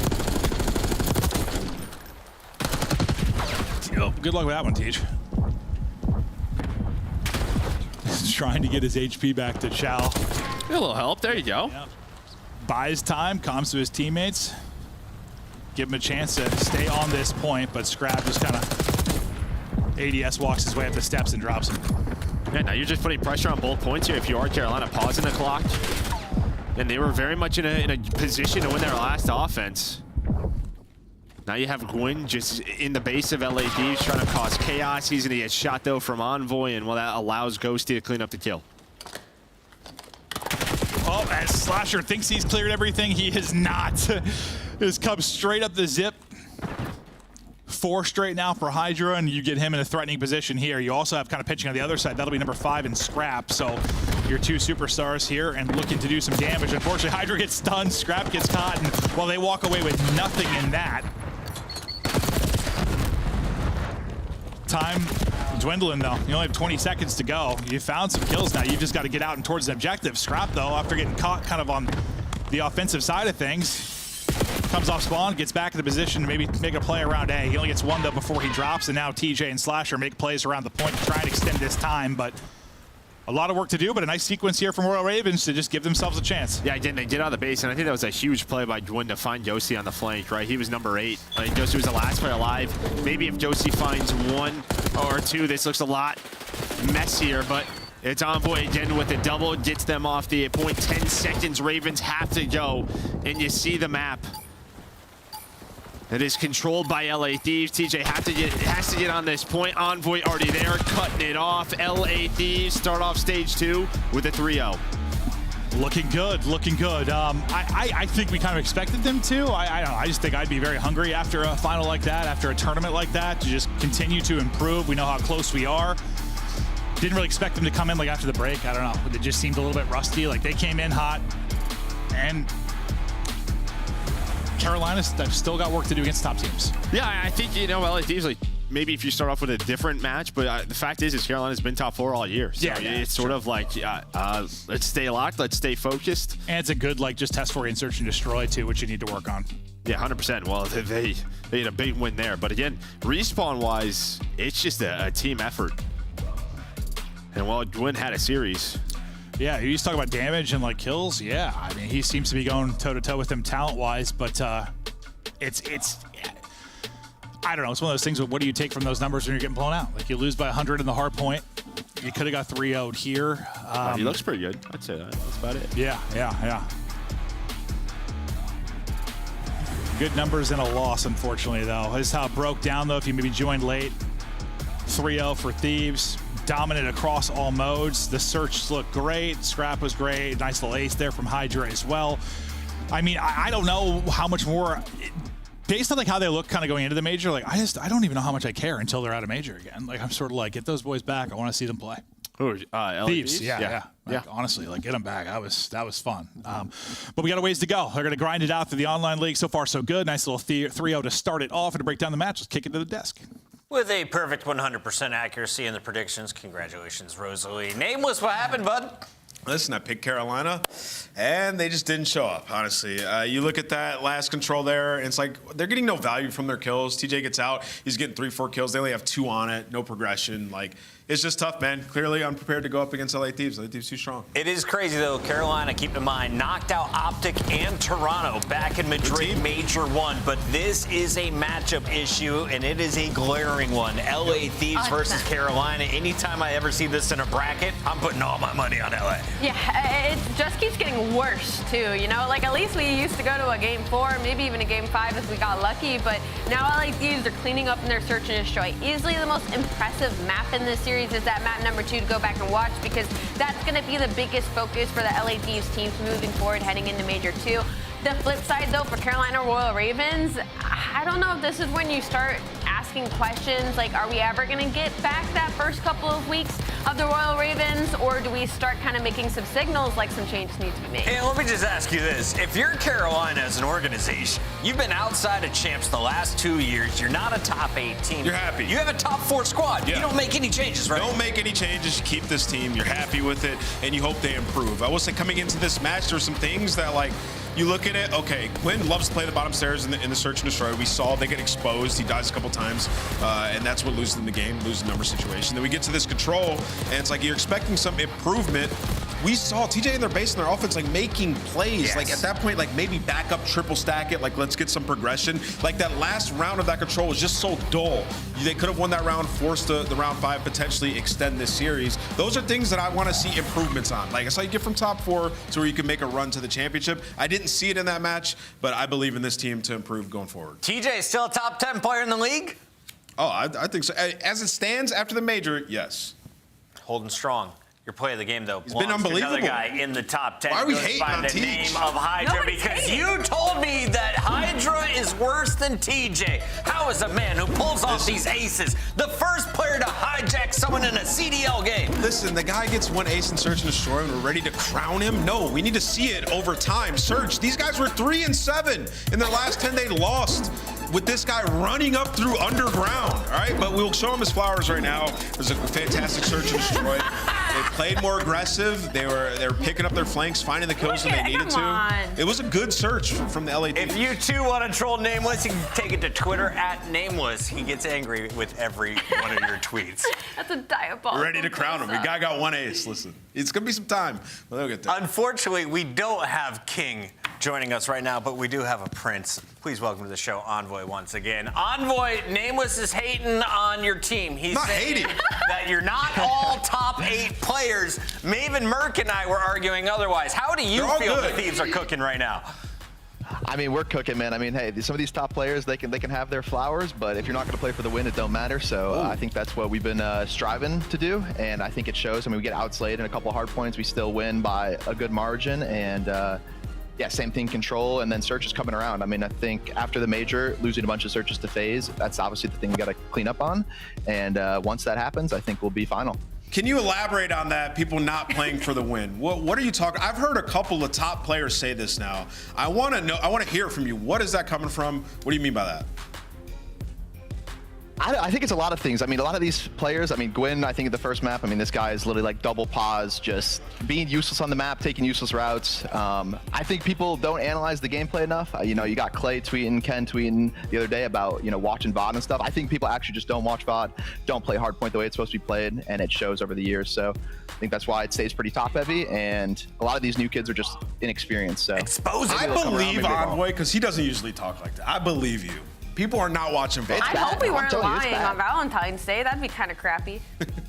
You got a question for Envoy? I do have a question for Envoy. Are we done with the... Okay. I'm going to ask you about LA Thieves then, because obviously you guys are putting in the work. I mean, you just came off a grand final.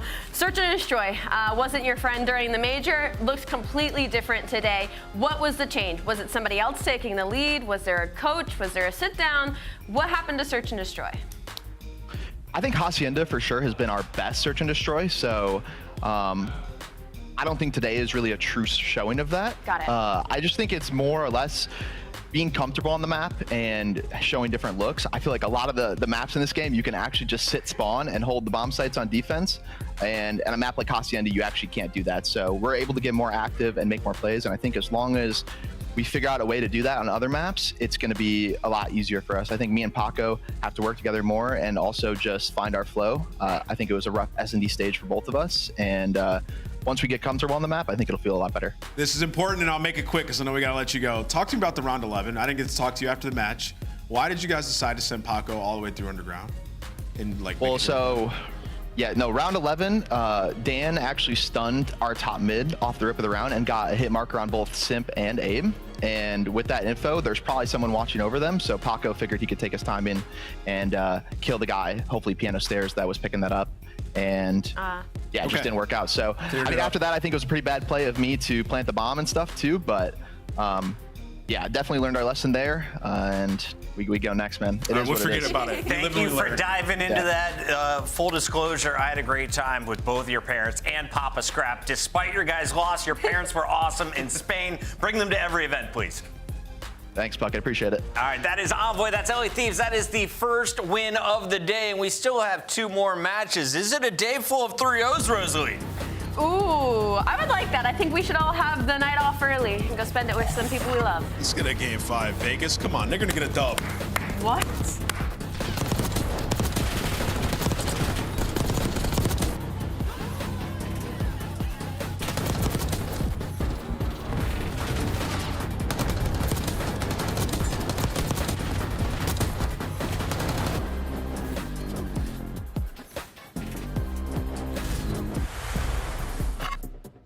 Upgrade your game with the Scuff, the official controller of the Call of Duty League.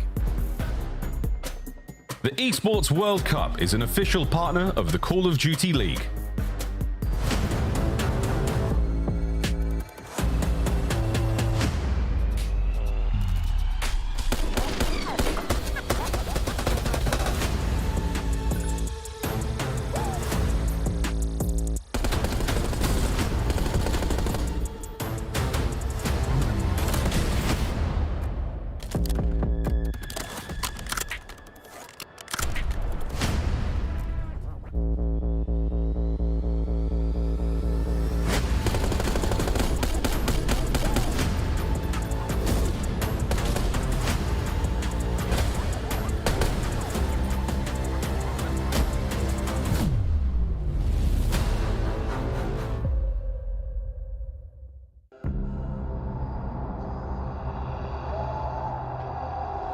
Backs out, same with a chance. The Nero shuts it down. But Ghosty unstoppable. We've seen some different play styles this particular map. They want to shut down Dash, getting that in. Trying to get him after the Time on the side of Miami. Here it takes in what you pick all.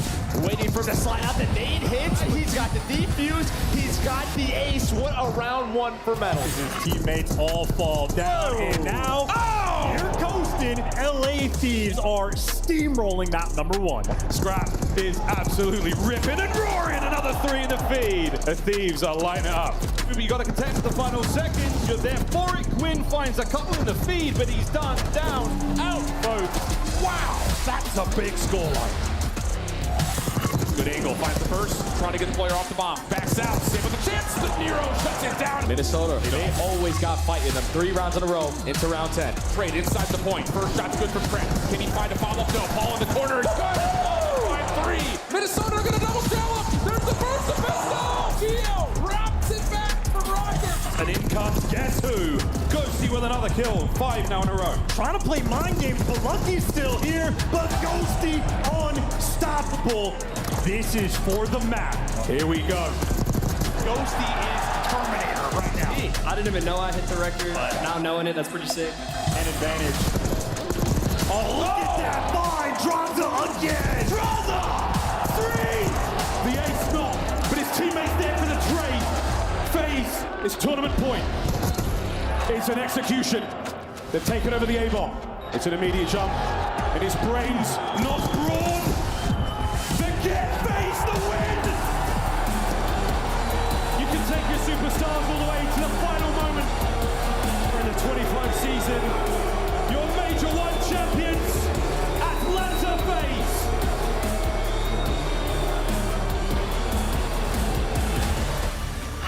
Happy Valentine's Day, everybody. We have a special Friday showcase with 3 matches. This is match number 2 with 2 green teams. One of them placed in the top 8. The other one, very bottom of our qualifier standings. So Vegas Falcons are going to be the underdogs today. Before we get to that, let's celebrate some Valentine's Day, shall we?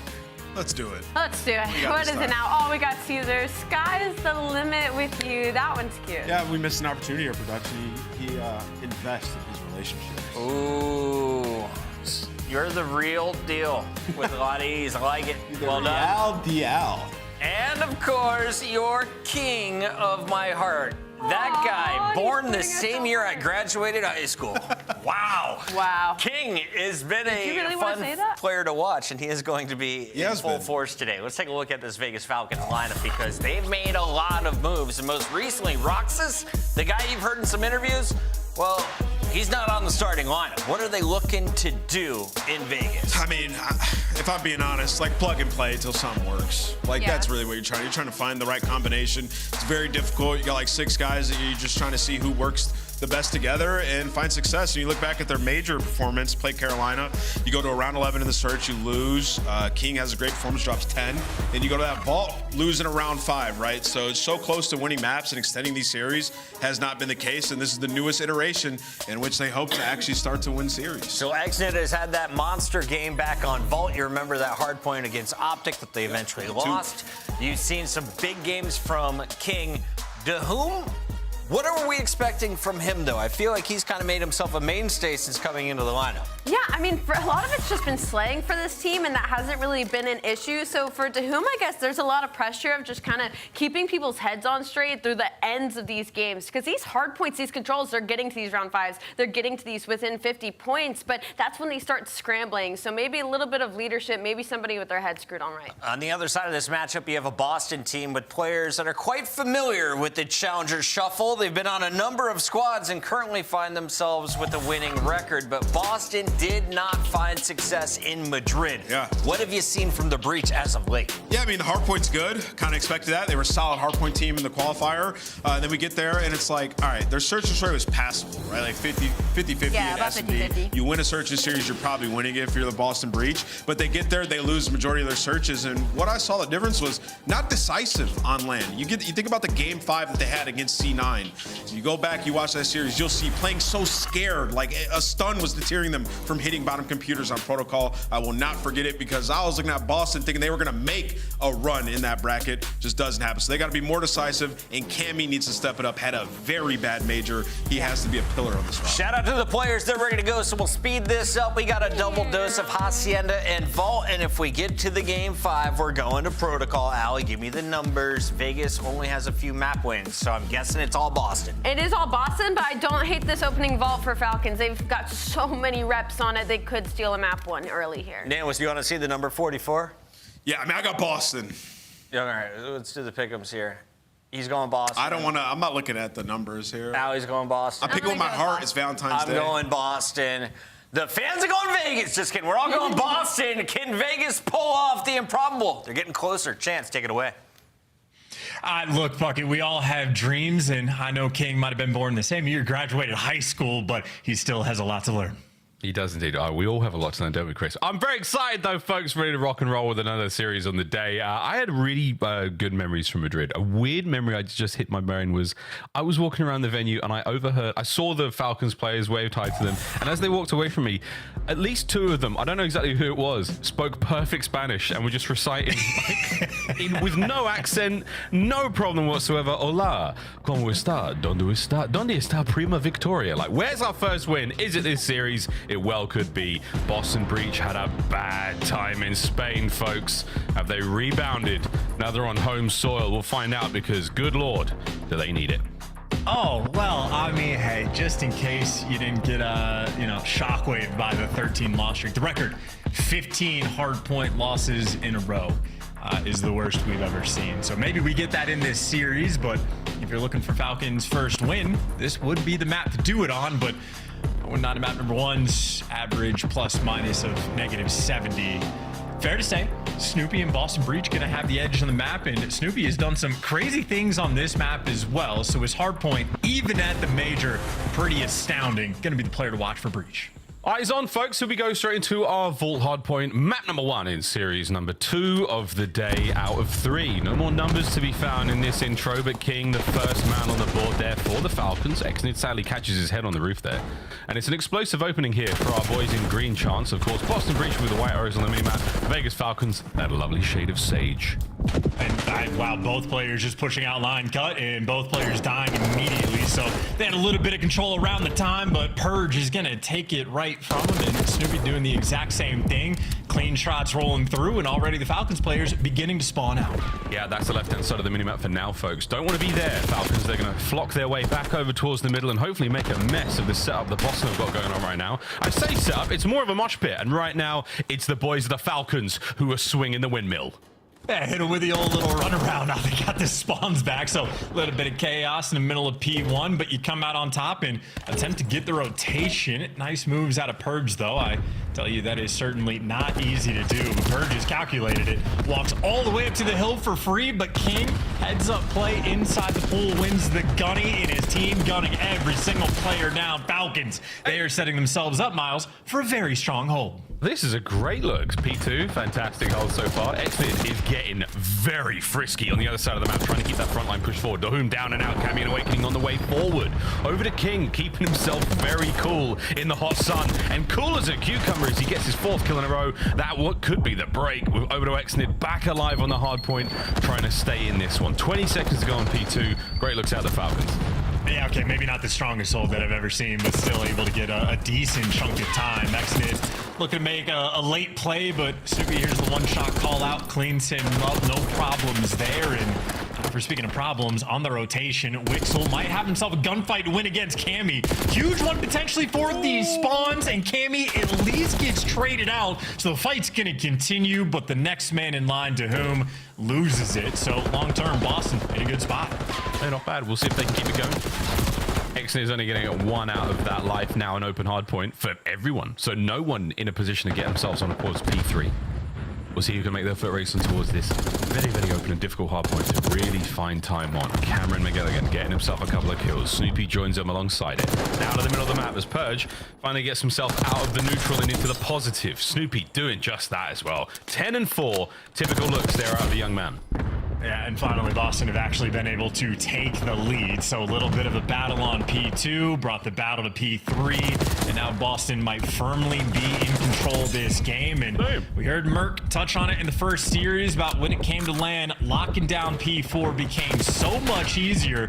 We get to test Boston's chances here. It'll be about a 10-point difference as the new time pops, and Boston have all 4 players set up exactly where they want them. Vegas Falcons 1 to 2, good. 2 to 3, not so solid. 3 to 4, let's find out. All the doors are covered right now for Boston Breach. 1 player now making their way through. Exnid's going to be the man of the moment. Snoopy has let him slip through. Will he catch out another hit? No, it's an unfortunate bit of timing. Here we go, Falcons. Your opportunity for the break. Purge, next man in. Lovely coverage there. They line up. Oh, big work out of King, but it's not enough. Boston Breach hold it together. Cammy at the helm, and now the time once again. Yeah, nice big two as well from Cam towards the end, and I think Snoopy, maybe just the fastest player in this lobby, saw the timing and was like, hey, they had to have gotten past, right? Like, let me roll through, but ends up getting baited. Doesn't really matter, and it was a 10-point lead for Boston as the hill pops, and by the way things are shaping up, they're walking away with a massive, nearly 60-point lead. So incredibly solid hold on P4. Cammy gets a couple errant kills as well. Absolutely nowhere near the cruise missile, but it's fun to see a 6th spree. It's a hellstorm, mate. Sorry about that. Okay, back to P1. And Boston Breach are back in control. Oh, nice 3 spree there. Make it 4 in a row right now for the Falcons. That's all dead. That's P1. Get your hands around it, boys. This time is yours. And get Wixel and Exnid flowing in the kills column as well. Both players sitting around double or triple negative, but the kill feed certainly lining up their way. Maybe those boys don't need to shoot if King and the Whom are going to do everything, but unfortunately for them, one thing they lost an eye on was the mini-map. The spawns get open on the right side. That allows Purge to pierce through and at least get you off of P1. Another mini-map that's looking a little bit chaotic. Falcons, they'll have some spawns for new, but still 15 seconds on old, and Boston just maintaining their lead. Good work though. Wixel managing to catch that kill. He's 6 and 14. But all these kills towards the backside of the hardpoint workout, so he's going to keep the spawns there for his lads. Vegas Falcon, 1-2 last time was good. Can you do it again now? This is an opportunity to get right back in this one. Wixel flushed out with a good nade. Omni movement stays alive. Cammy shot in the back, and here comes the next hit. Over to Dr. Dahoom, and he's done a lovely job of holding this down. What a slide in from Purge though. Big wins. Purge with 2. Exnid there on the pump right in towards the new point. Is he drowning? Yes, he's done. The break is in, and superb workout, Boston. And I think he's a gentleman too, unless I missed something right before, but unfortunately a dead gentleman, and the P2 spawns get lost. So another P2 with potential there for the Vegas Falcons, but unfortunately not quite able to deliver. And well, now this is prime Snoopy territory where he falls. His teammates right there to pick him up, and one gunfight to win for the time, but the child didn't even come through quick enough. So Awakening, he's got all the reinforcements he ever needed. Cammy cleans house for him. 15 and 9 for Demon Joe, 16 and 10 for Cammy. It's massive bit of work here from Boston Breach. Tremendous production across the board.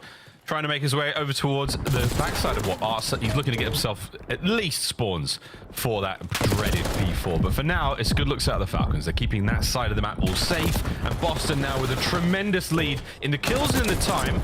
Let's go for a listen in. And big control top part. And low right. Control Wixel down. Close one bullet. One's gonna be doublers. He's their side pillar, bro. Top part doing one shot. Exit, they no time, boys. Their pillar. Exit on the time left. Yo, one more. Front. Take my time. We're trying time. Weasel weak. Yo, we can soak this, boys. Remember? 100% soak. Top Lay down. Okay, I got time. That came out behind me, bro. Yeah, good thing. I'm not sure, to be honest. I don't see anything, Pat, bro. Nothing playing. One shot. We can go. Lower. King's one shot, bro. Line. King. He's gonna hit you on middle, probably. He's unit top part. Mid exit, hit twice. Pretty weak exit. Top part, King weak. Exit was close, right? Yeah, here. Main low right. From camera. Close line or something. Yeah, okay. I'm pre-aiming top part, bro. King is not. We break this with I don't see him. Try and play Be line. Yeah, I don't see him statue. I don't see him top part. I don't see him close short, boys. Close. One shot on time. One bullet. And one statue. Statue. They don't know. You can kill him. Yo, push the R. King's R. Yeah, weak. My friend there, we can. Two more the back. Hold the back, Joe. I have him in my door. Good like this. Hold your staff out. Run door there. Just keep good like this. Keep holding your scaff. Spawn mid, boys. Spawn mid, okay? He's in big door, dude. I'm just getting out, boys. Yeah. I'm coming low right with you. Exton's already counting me, boys. Doom child. He's in P1 as well, Doom. He was money. I'm behind him. Yeah, push my cat already. Yes, Spawn is weak, bro. He's really behind us. He's going top before, bro. This guy's going top. Alright, listen. They're gonna spawn last two.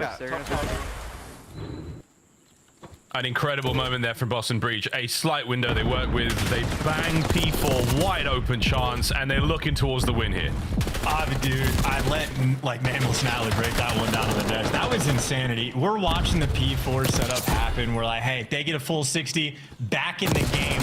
They got the 3 entry kills, killed Cammy as well. Falcons do literally everything.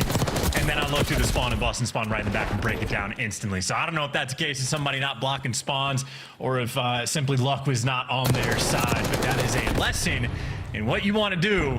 Someone always needs to block. Just go stare at it. Walk yourself back. Got to do the little things right, or the game will dagger you. Like this. No, Dahoom holding it. Hardpoint still 10 seconds to go. Spawns for Boston going to P2. It's the first time we've seen the rotation go their way, and it might be the last time we see it here on the map. Here we go. Purge into the pool, and there's nothing cool about it. He's going to find kills, but here we go. Opportunity for a big break. Wixel gets the win. That's 3 down now, and that's going to be Spawns flipping, and Vegas Falcons alive. Yeah, the tried and true tradition of getting the P2 and having an opportunity for a strong hold, but really not a single time Falcons have been able to convert, and let me tell you, they need it now. Go ahead, more than ever. Excellent, nice shots. 2 dead. Perfect. Awakening there, chilling in pool 3. Oh, 4, that's what I'm talking about. Blocking the spawns, Miles. They're doing It's it. the They're blocking goal. the spawns. It's happening. Exnid there once again getting frisky towards the front lines. Watch out for the pinch though towards the back. It's all going to come down to the who. Finds one. Brought down on the pinch. Here we go towards the point.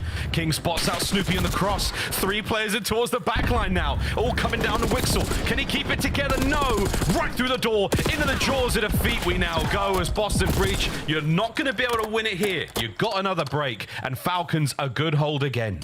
Yeah, I tell you though, Purge had the big pickup on that break, killing the guy outer that was watching the back spawns and allowed the flood to come through. So Purge picked the right moment to get that kill, and now Falcons gonna need to have just nothing but perfect moments from here on out. But they get the 2 entries.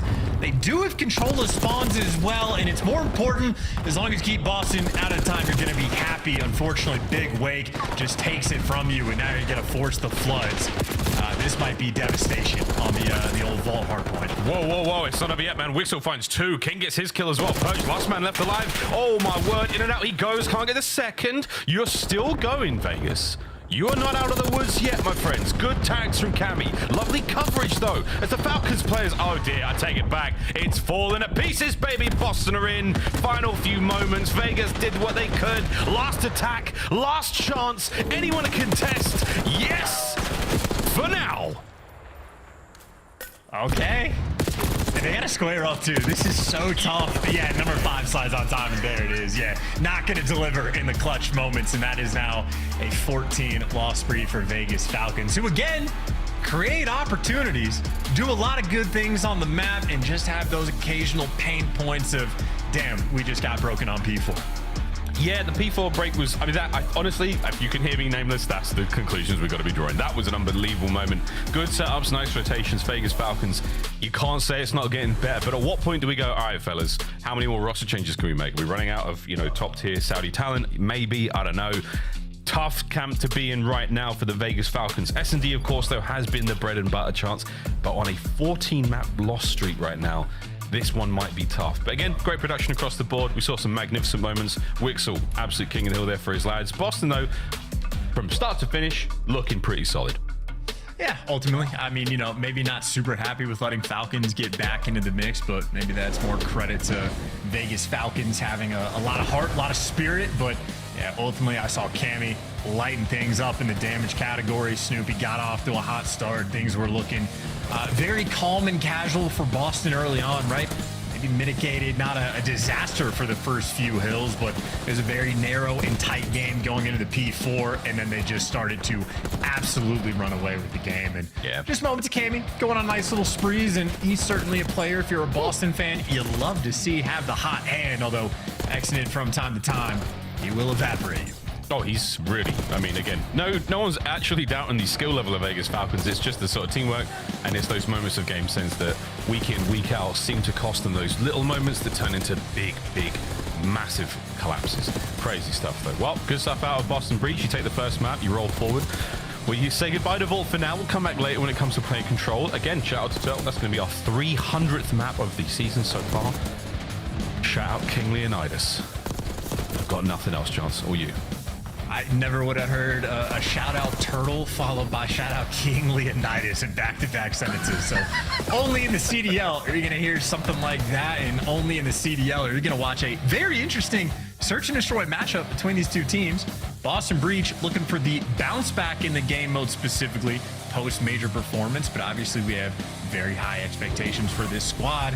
And Vegas Falcons, that is where they are the most lethal threat. That is where they have, I believe, 3 of their 4 map wins on the year. So the Hardpoint consistently been a struggle. We just got another look on Vault, exactly why that has been the case. But for S&D, very capable team. They will force you to play things correctly.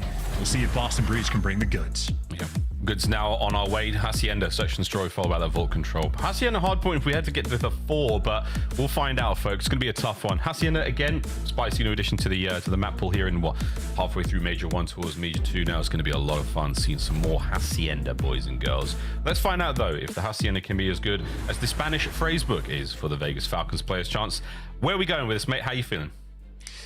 Feeling pretty good, and I would imagine on a map like Hacienda, I do think Breach are going to be able to have a pretty comfortable time on it, unless you have those sort of individual like pop-off performances. If the Falcons players just continuously collect these first bloods, maybe they're going to have a fighting chance, but I just think with the adjustments Breach make in the middle of the rounds, Hasi is a map all about the rotations. You can play the mind games. I think they'll be at their best. Well, this is the S&D looks so far in the season.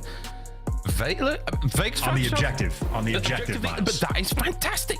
That is fantastic. I mean, again, their success in the last 14-ish maps hasn't been ideal, but this is a team that definitely know what they're doing. Of course, Saudi Arabia known for its search and destroy. It's basically what they play mostly. So again, there is that continual storyline. We have touched upon it time and time again here in the league, and we will continue to do so until they become, respawn demons. It always takes a minute. When a team comes from another region, whether it's Europe, whether it's APAC, now whether it's the Middle East, that is not an easy thing to do. The US is very, very good at the respawn game mode. They have been for the longest of time, whether it's Hardpoint, whether it was CTF, whether it's Blitz, whatever the hell you played. Very good at it indeed. Overall, so far though, 7-10 for Boston in the S&D's chance. They're on a 3-map losing spree. Madrid was not terribly kind to them. No, not at all, and that is why the record doesn't look as good as it once was, because for Boston, second in conversion. So their team, when they get the first bloods, if they have the man advantage, they're on point. And that is also why I said for S&D, it's incredibly important for Falcons to get them, because even when they get the first bloods, the worst team in the league, it's still managing to convert the round. So you're playing with fire against Boston if you don't get those bloods. And well, we'll see the opening salvo. Purge already, cheeky corner. He's got all of the flank completely under cover there. And on the A side, it's a square up. It's a bang out. Falcons had less men, and now they're going to be 2 fewer down. Already a beautiful little sequence here for Boston. Oh, yeah.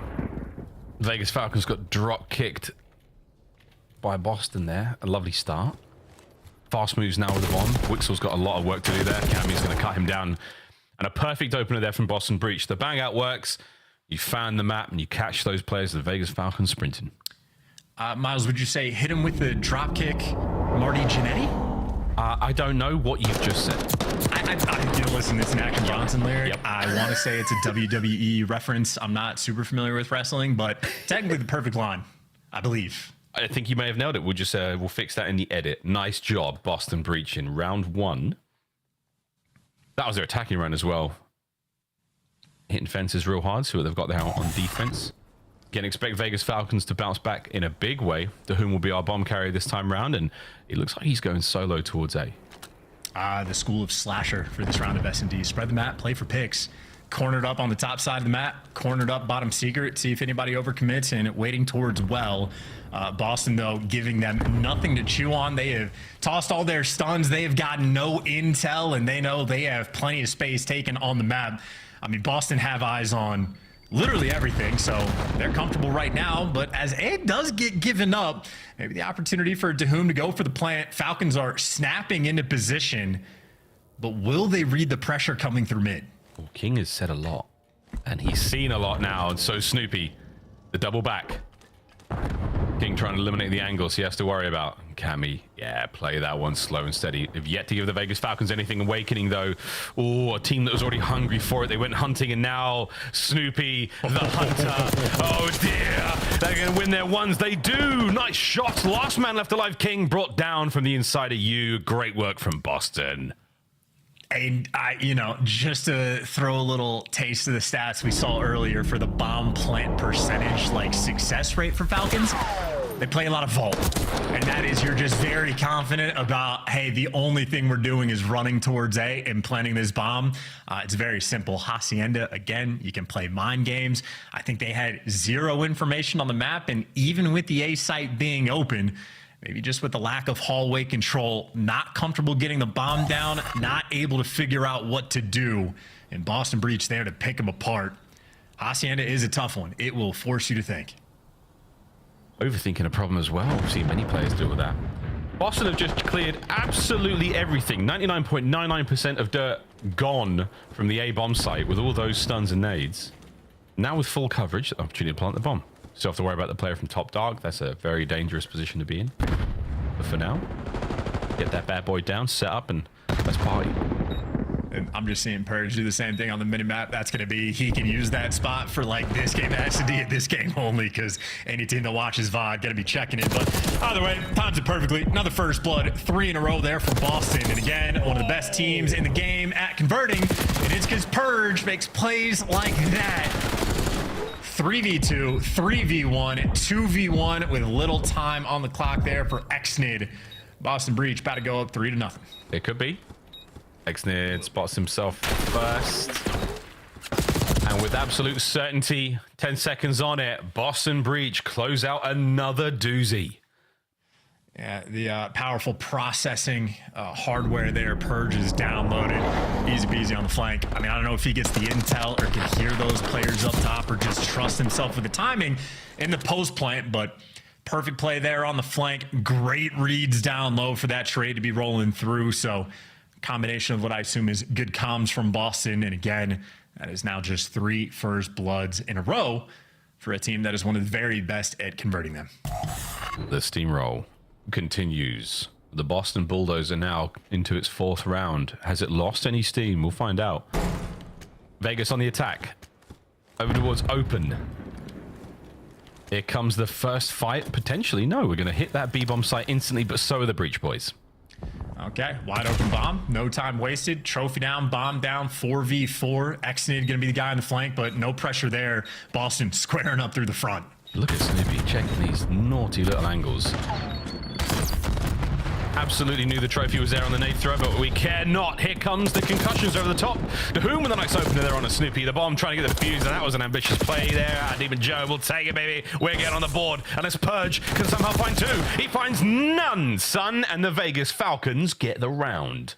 There we go. Getting on the board, executing on the bomb as well. Clean and easy, as efficient as you want it, and the trades rolling through. Shout out to the trophy system, honestly. The real MVP, but King with some nice gunfight wins as well. I think maybe the only opportunity is if Cammy's able to deliver a 2-piece, but anytime an AR player trying to slide in through those doors, it can be a bit of a nightmare. So first bloods roll through, bomb goes down, the execution you love to see. That's the Falcons of old, baby. 3-1, a very, very doable comeback right now. Boston taking the bomb over towards Dark. Snoopy will be the man with the carry. Cammy. Oh, that's a lovely opener. The wallbang kill there on the Dahoom. And King, I believe, has been spotted. No, Snoopy didn't see him. Doesn't matter. Snoopy with a kill there. Confirmation from the stun hit markers. And that is going to be a 4-1. Not only in the lives so far in the round, but soon to be the round count. This is tough. And just read the entire way. Yeah, that is utterly perfect.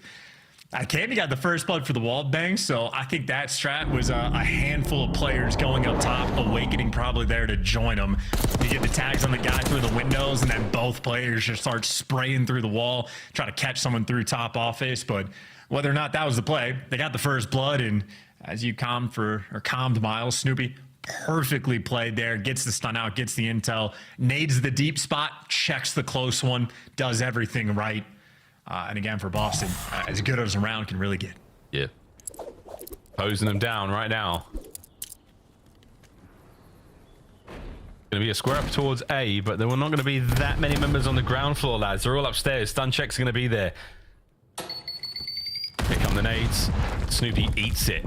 Luckily, he's dressed for the occasion.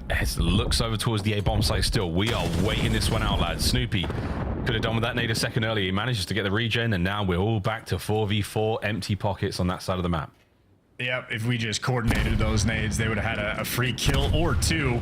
Now the problem is they got Purge on the outer lane, and he's in prime position to break this down.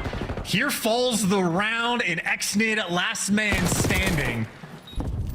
We'll see if he can clutch the 1v3. Well, he's just done for the drive-by. That's 2 pieces of intel given away. Great job.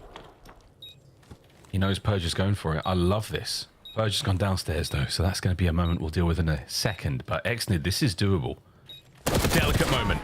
Oh, no, son. It is Purge, Purge, Purge. 5-1. He is just better, Miles. Purge is on one, and S&D has been all year. And I got to say, though, that is just another perfect example. We have the sort of, CDL, play at the pro level, 101 class in session, block spawns on Hardpoint, especially on the Money Hills. And if you know where players are, if you get the intel with studs, coordinate the nades. Throw them together. They do more damage. It goes through the flak jacket. What could have been? That was a brutal turn. Well, map point Boston to take the lead in the series. Well, to push the lead even further in the series. Excuse me, folks. Here we go. Trophies are in place. The nades are all hitting there. Marks. The stuns are there as well. Here comes Cammy, trying to find his 4th kill in a row. King will be the man. Whoa, but it's Wixel with the first blood. They're gonna snoop. Go on, son. Get on towards the bomb site.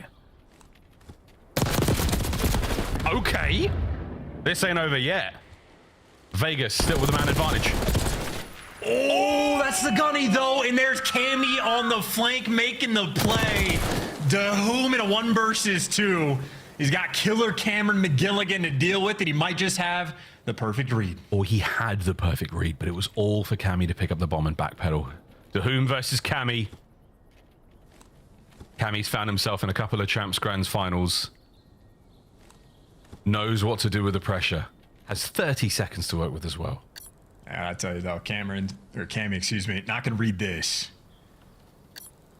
But after clearing everything out, I mean, DeHoom has not gotten eyes on either bomb. He's intent on sitting in a corner in the depths of spawn, so you get the bomb down for free. How the tables turn, maybe a minor advantage here for Cammy.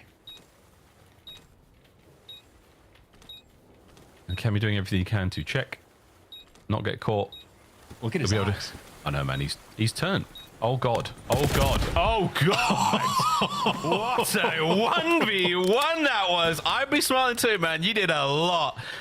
Fed DeHoom well. A casual sip of the water and a defuse of the bomb. It's 5-2.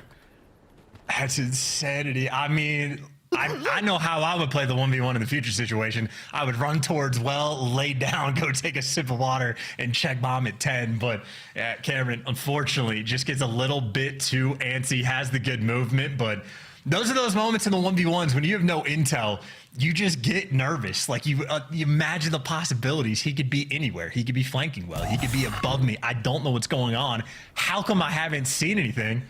And yeah, you tweak. So it goes. So it goes. I had that set. We're like, oh, he's been in Champs Grand Finals. We're like, yeah, what an idiot, Ross. Good stuff, though. Well, that's a lot of intel. Backs on up. Watch the pinch. You've got all the top corridors full of Boston Breach players. Now Snoopy sending it. Hello, Snoopy. Catches King napping. And now that trophy, the strongest opponent he's got so far here on the map. Snoopy can yet to best the machines. Purge. Whoa! Picks the winner. Somehow gets the kill. 2v2. 2v1. Xnid now. Somehow find this. Oh, I like that. Snoopy. 1v1. Oh, perfect. As well. Send it, Xnid. Oh, you went the wrong way. Cammy is an absolute beast for that one. GG's in the chat. Cammy makes up for the 1v1 against DeHoom. Eats a superb nade. Diffuses it. And we're going to a break after this. Revenge is sweet for Cammy. Didn't get the man that got the best of him back, but at least able to clutch the 1v1 there when he had the intel, knew where he was inside of you. And I just like the aggressive play. You know you got to go get the kill, and frankly, for an AR player, you just want to take the angle before the guy can like get out and get lost. So appreciate the aggression, heads up gameplay from Boston Breach, which is exactly what we have come to expect from this squad. But most importantly, the first bloods were flowing. 6 of them they were able to collect, and I think they converted every single one. Every single one. Near enough. I'm not gonna claim that. That's not a stat I know, but 6-2, a very happy scoreline to see on Hacienda there for the Boston Breach boys. It's a couple of Bs so far. We're looking for a 3B performance if they can get it, but there we go, folks. Vault Control coming up in a mo. Miles and Chance are beside ourselves with how much fun this actually series has been. Can we see a big turnaround? I'm looking forward to some drawing conclusions of Bucket.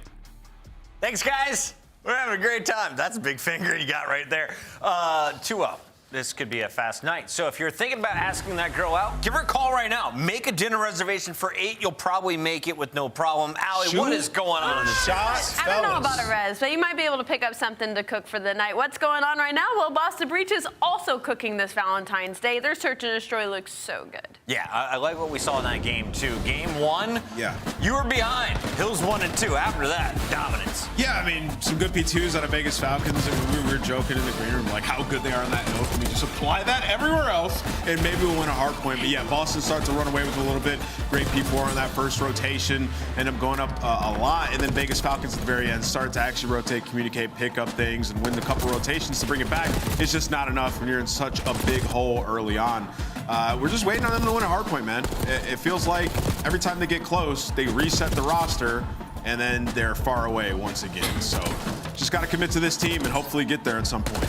I mean, you make a really good point. Again, they just came into the game a little bit too late.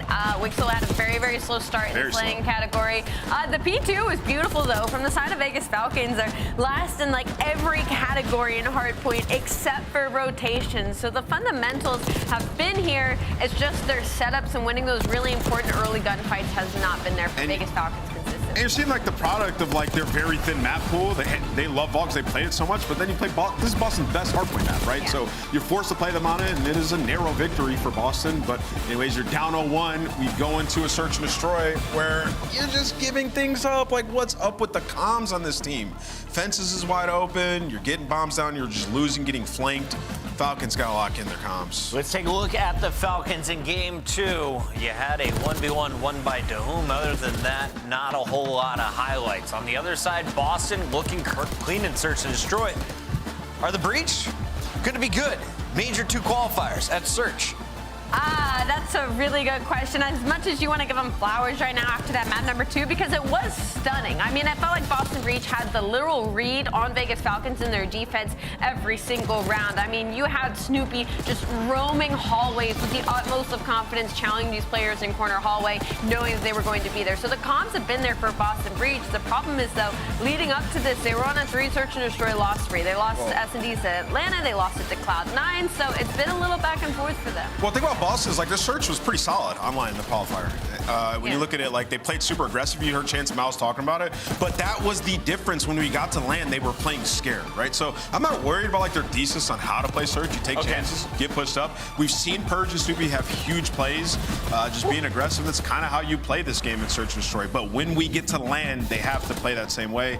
It also like the games are going to be easier when Cammy plays like this versus 1 and 9 on land in a game 5, right? So this is the Cammy you're hoping to see throughout all their series. All smiles in Boston. They are just a game away from taking their first match of the Major 2 qualifiers. If you're a Vegas Falcons fan, well, here's the news. You're basically going to get the easiest schedule of your season right now. You may start off with a loss today, but you got to take advantage because over the next 3-4 weeks, this is your time to earn your spot in a winner's bracket potentially. Well, they got to do it starting right here in this control. We're talking number 11 and number 12 heading into this map number 3. So it's going to be the battle of the worst. Yeah, if you look at their schedule, they do have like an easier split throughout this one. And this is about that time where teams start to implode, change some rosters. So they do have opportunity if they can figure it out.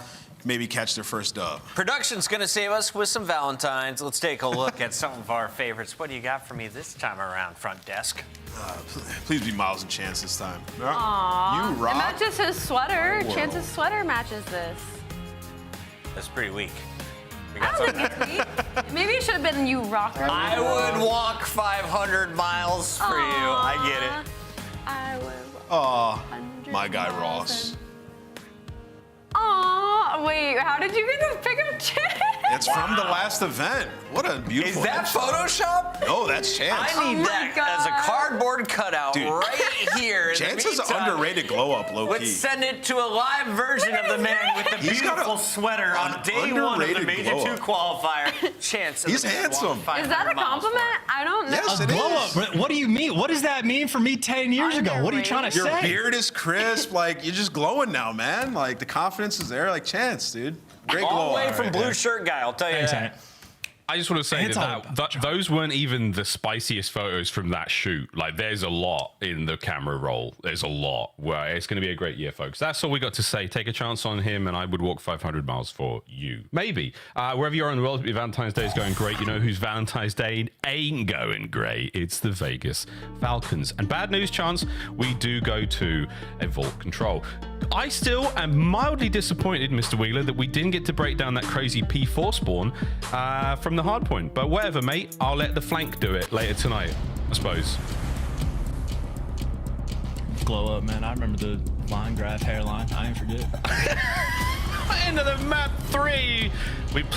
Here's how the record has looked so far. Vegas Falcons, we saw one big win, and since then it's been a tough run. But good news, folks, both of our teams here rock bottom in the rankings overall. So someone is walking away with a much better performance here today and hopefully improve their standings. King at Major 1, absolutely fine in control there at 1.05. Not that they sadly didn't get the win, but we'll find out, folks, how this one goes down. Boston, white arrows on the minmap. Vegas, they're the green ones. Let's get it.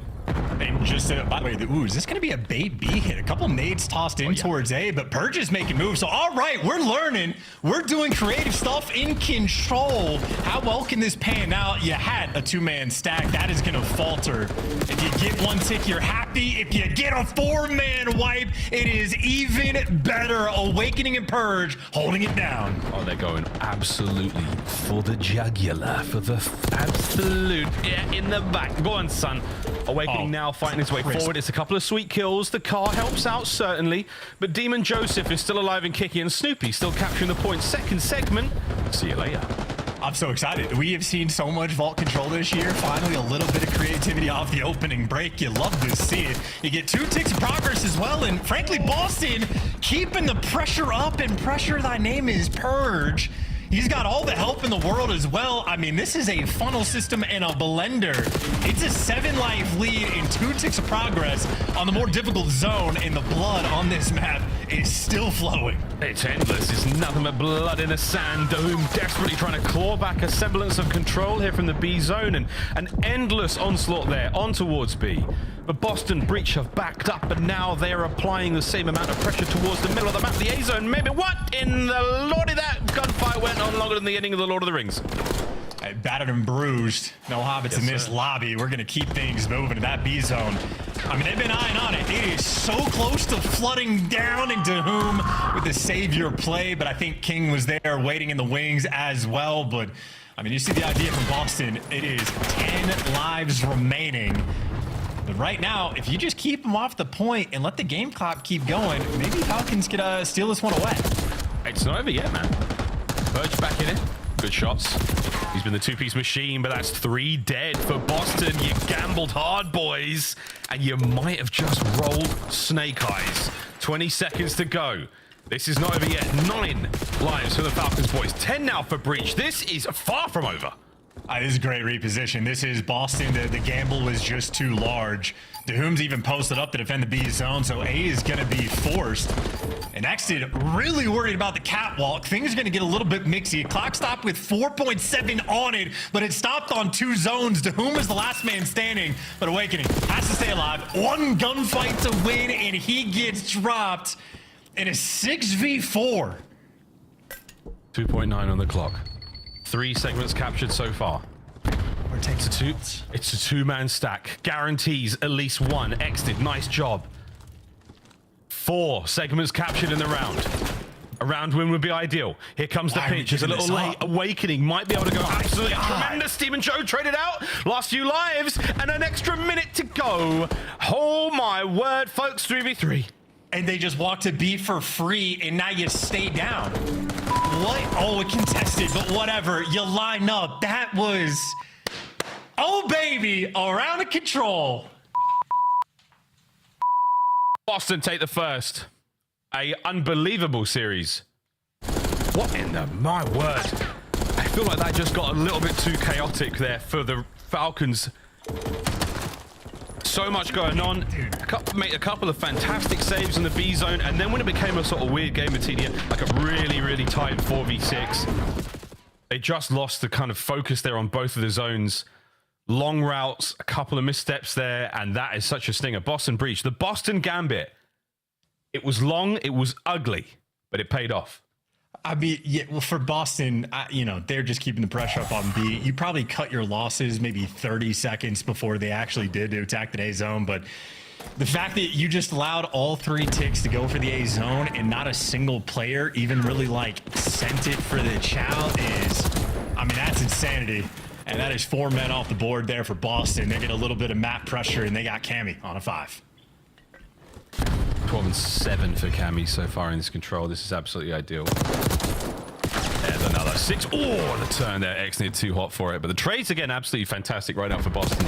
Not letting the Falcons get away with any shenanigans in the round so far. Keep this going.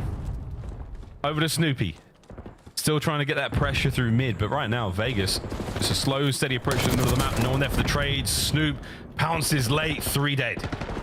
Snoop's over here just like min-maxing his movement around the map, prepared for every single spawn, and he's just waiting for somebody to finally show up in his crosshairs. Cammy's killing everybody before they fall. Cammy killed everything before they fell, and last man down low, Snoopy. It really just flexing the movement. Covered so much of the map, but the map now a little bit open up for Falcons. Got 2 down in the feed. They got a couple of lives down as well at 15 to 23, but oh, good timing from Cammy. Shoots his shot, as you should do here on Valentine's Day, folks, but that's because he's got the backup of Snoopy. Trades are there. And Cammy. Oh, Cammy from down low. He goes down on the Falcons, and he comes up big. Out here making Cammy look unstoppable. He was pretty dominant in the map 1 respawn as well. Map 1 on point. Had a pretty strong S&D. He is having himself quite the series. Might just be Cammy for MVP as this round ends with a whimper. Boston confident on the defensive end. Yeah, not as explosive or exciting as the first round. And you can see again the faces of the Falcons right now. It's getting stressful. Who's leading? What's the game plan here? Let's get a guaranteed zone before anything crazy happens. Cammy's 19 and 10, the man. He really was the difference there. Fighting his way through those lines, getting all of those captures. Good job there, Cammy.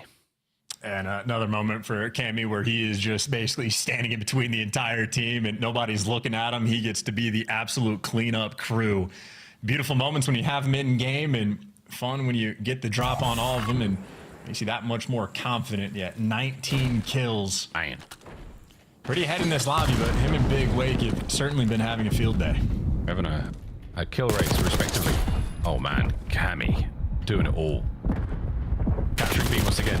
And the Boston Gambit, this time around, it's more of a distraction, but it's all Purge, who's playing it fantastically so far. To whom, good shots there to bring him down. Back over towards B for a little bit of love. Awakening, perfect transition, but great work again. To whom, holding down the B zone.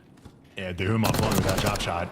This B zone is such a nuisance. This is the type of thing that it's just going to force you on the defensive end to respond constantly, which Falcons handling very well. Trades always rolling through. Anybody that tries to slip the net and get into art, they've been able to catch and pick up those players. Now you got King on 4 spree as well. And to whom's been shooting his gun, he gets the drop there on Cam. He takes him down with the pistol, and he gets out. So Falcons cooking up something a little bit strong here on the defensive end. Wow, but Awakening finds a couple. 5 now in a row for King. 30 seconds to go.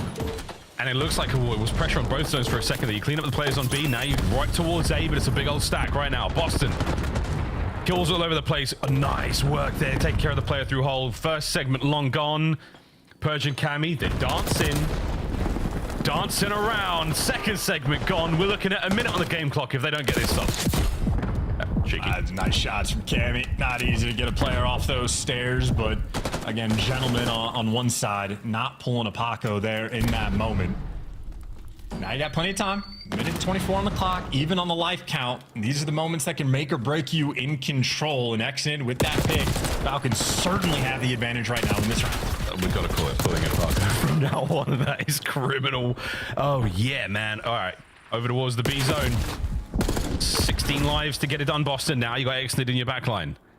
Cammy's on the hunt. Was going for it with a knife, but his teammates are there as well. Still less than a minute to play. And still even on the life count, and plenty of pressure for the Falcons. So they are in control of this defensive round. Nice shots from Snoopy, but he's got a long way to go before he can really get this pressure on B. You see Falcons have the middle of the map stacked up and great nades to take down Snoop. Now they just have to read the flank pressure, but I see they got players eyes on it. King heads up about the potential flank. Wixel on a 4 in good position over towards ammo as well. I mean, the minimap is perfectly coordinated right now for the Vegas Falcons. Oh, we've said that before, though, in the past. It hasn't always worked out. Back to Old Faithful. Good stuff out of Exnid. Not as explosive or dynamic in the kills department as we've seen him statistically, but now trying to get the job done. The Whom. Oh, lovely stuff by the B Street. A couple of tags in there from Purge. Wrong gun for the fight, son. That's bad news for the PDW users. Final 3 lives from Boston, and Vegas have absolutely brought this back. That's a super solid round on defense. Credit where credit is due. And I got to say, Doom has been winning some wicked gunfights. So his Valentine might just be the aims in hand. Drop shot earlier on. Nice little 180 on the guy, top ammo. And he's in the movies as well and got the best play. Just like the movies. This was actually very early on in the round. This is the drop shot. Yeah, it's awakening of the transition. And they're nice shots. Good work to Whom. Pressure still on there for the Vegas Falcons. It is match point. Good luck, boys. 2 rounds in a row is what they need for Boston. Feeling tremendously comfortable, or at least they should be. Gotta see if they can pull anything out and deliver. Not going to be any B hits here. Going to go for standard, or maybe this will be a B hit. We're taking routes to go down low, and Wixel's working out our palm. So yeah, here we go. Falcons getting a little bit creative too, but look at this setup there. Coming in from Boston Breach. 2 players posted back to look for it. Doesn't matter. They got picked apart. And that's how you kill a trophy too. Good stuff out of Exnid. Holding it together, son. Counter-attack now on.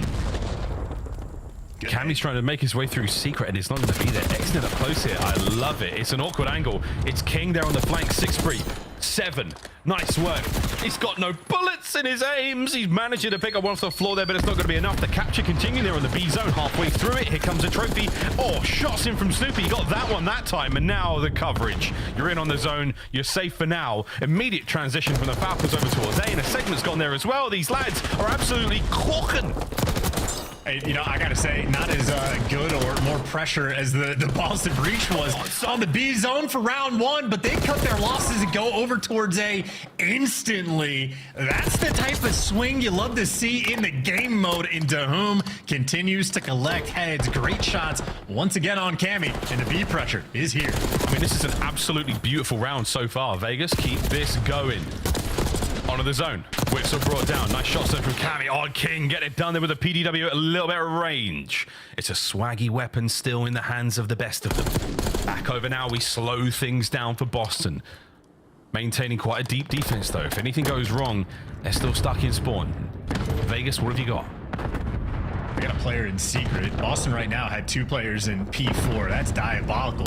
But on the actual zone, Snoopy shooting toes, and at least you get them off. But that is a lot of progress on B. If you don't win those gunfights, things could get a little problematic, but they deliver, and the teamwork and coordination is there. But you absolutely want to decap this. Snoopy doing just that. Ah, that's so tremendous, man. It was incredibly close to the second segment being secured.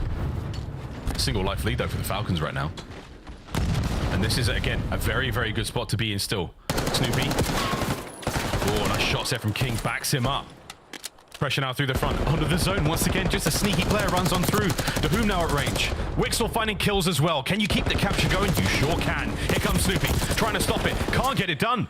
Anyone there for alive for the Falcons? Yes. The second segment in the bag. Here we go. They got the pressure as well. The Whom, another gunfight win, gets the trade. Cammy's gone. Taking progress nearly through. Snoopy awakening. Gotta go all up to Snoopy. Last ditch effort. How quick is his movement underneath? Can't survive, and Falcons have forced the round 5.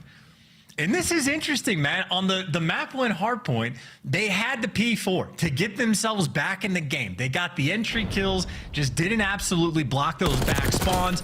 Map gets broken down, you lose by 50 points. here we are, down 2-0. You lose the Mixie situation in the round one that you had great chances to deliver on. So they have failed and faltered in these clutch moments. But they've done enough to force the round 5, Miles. The potential is absolutely here.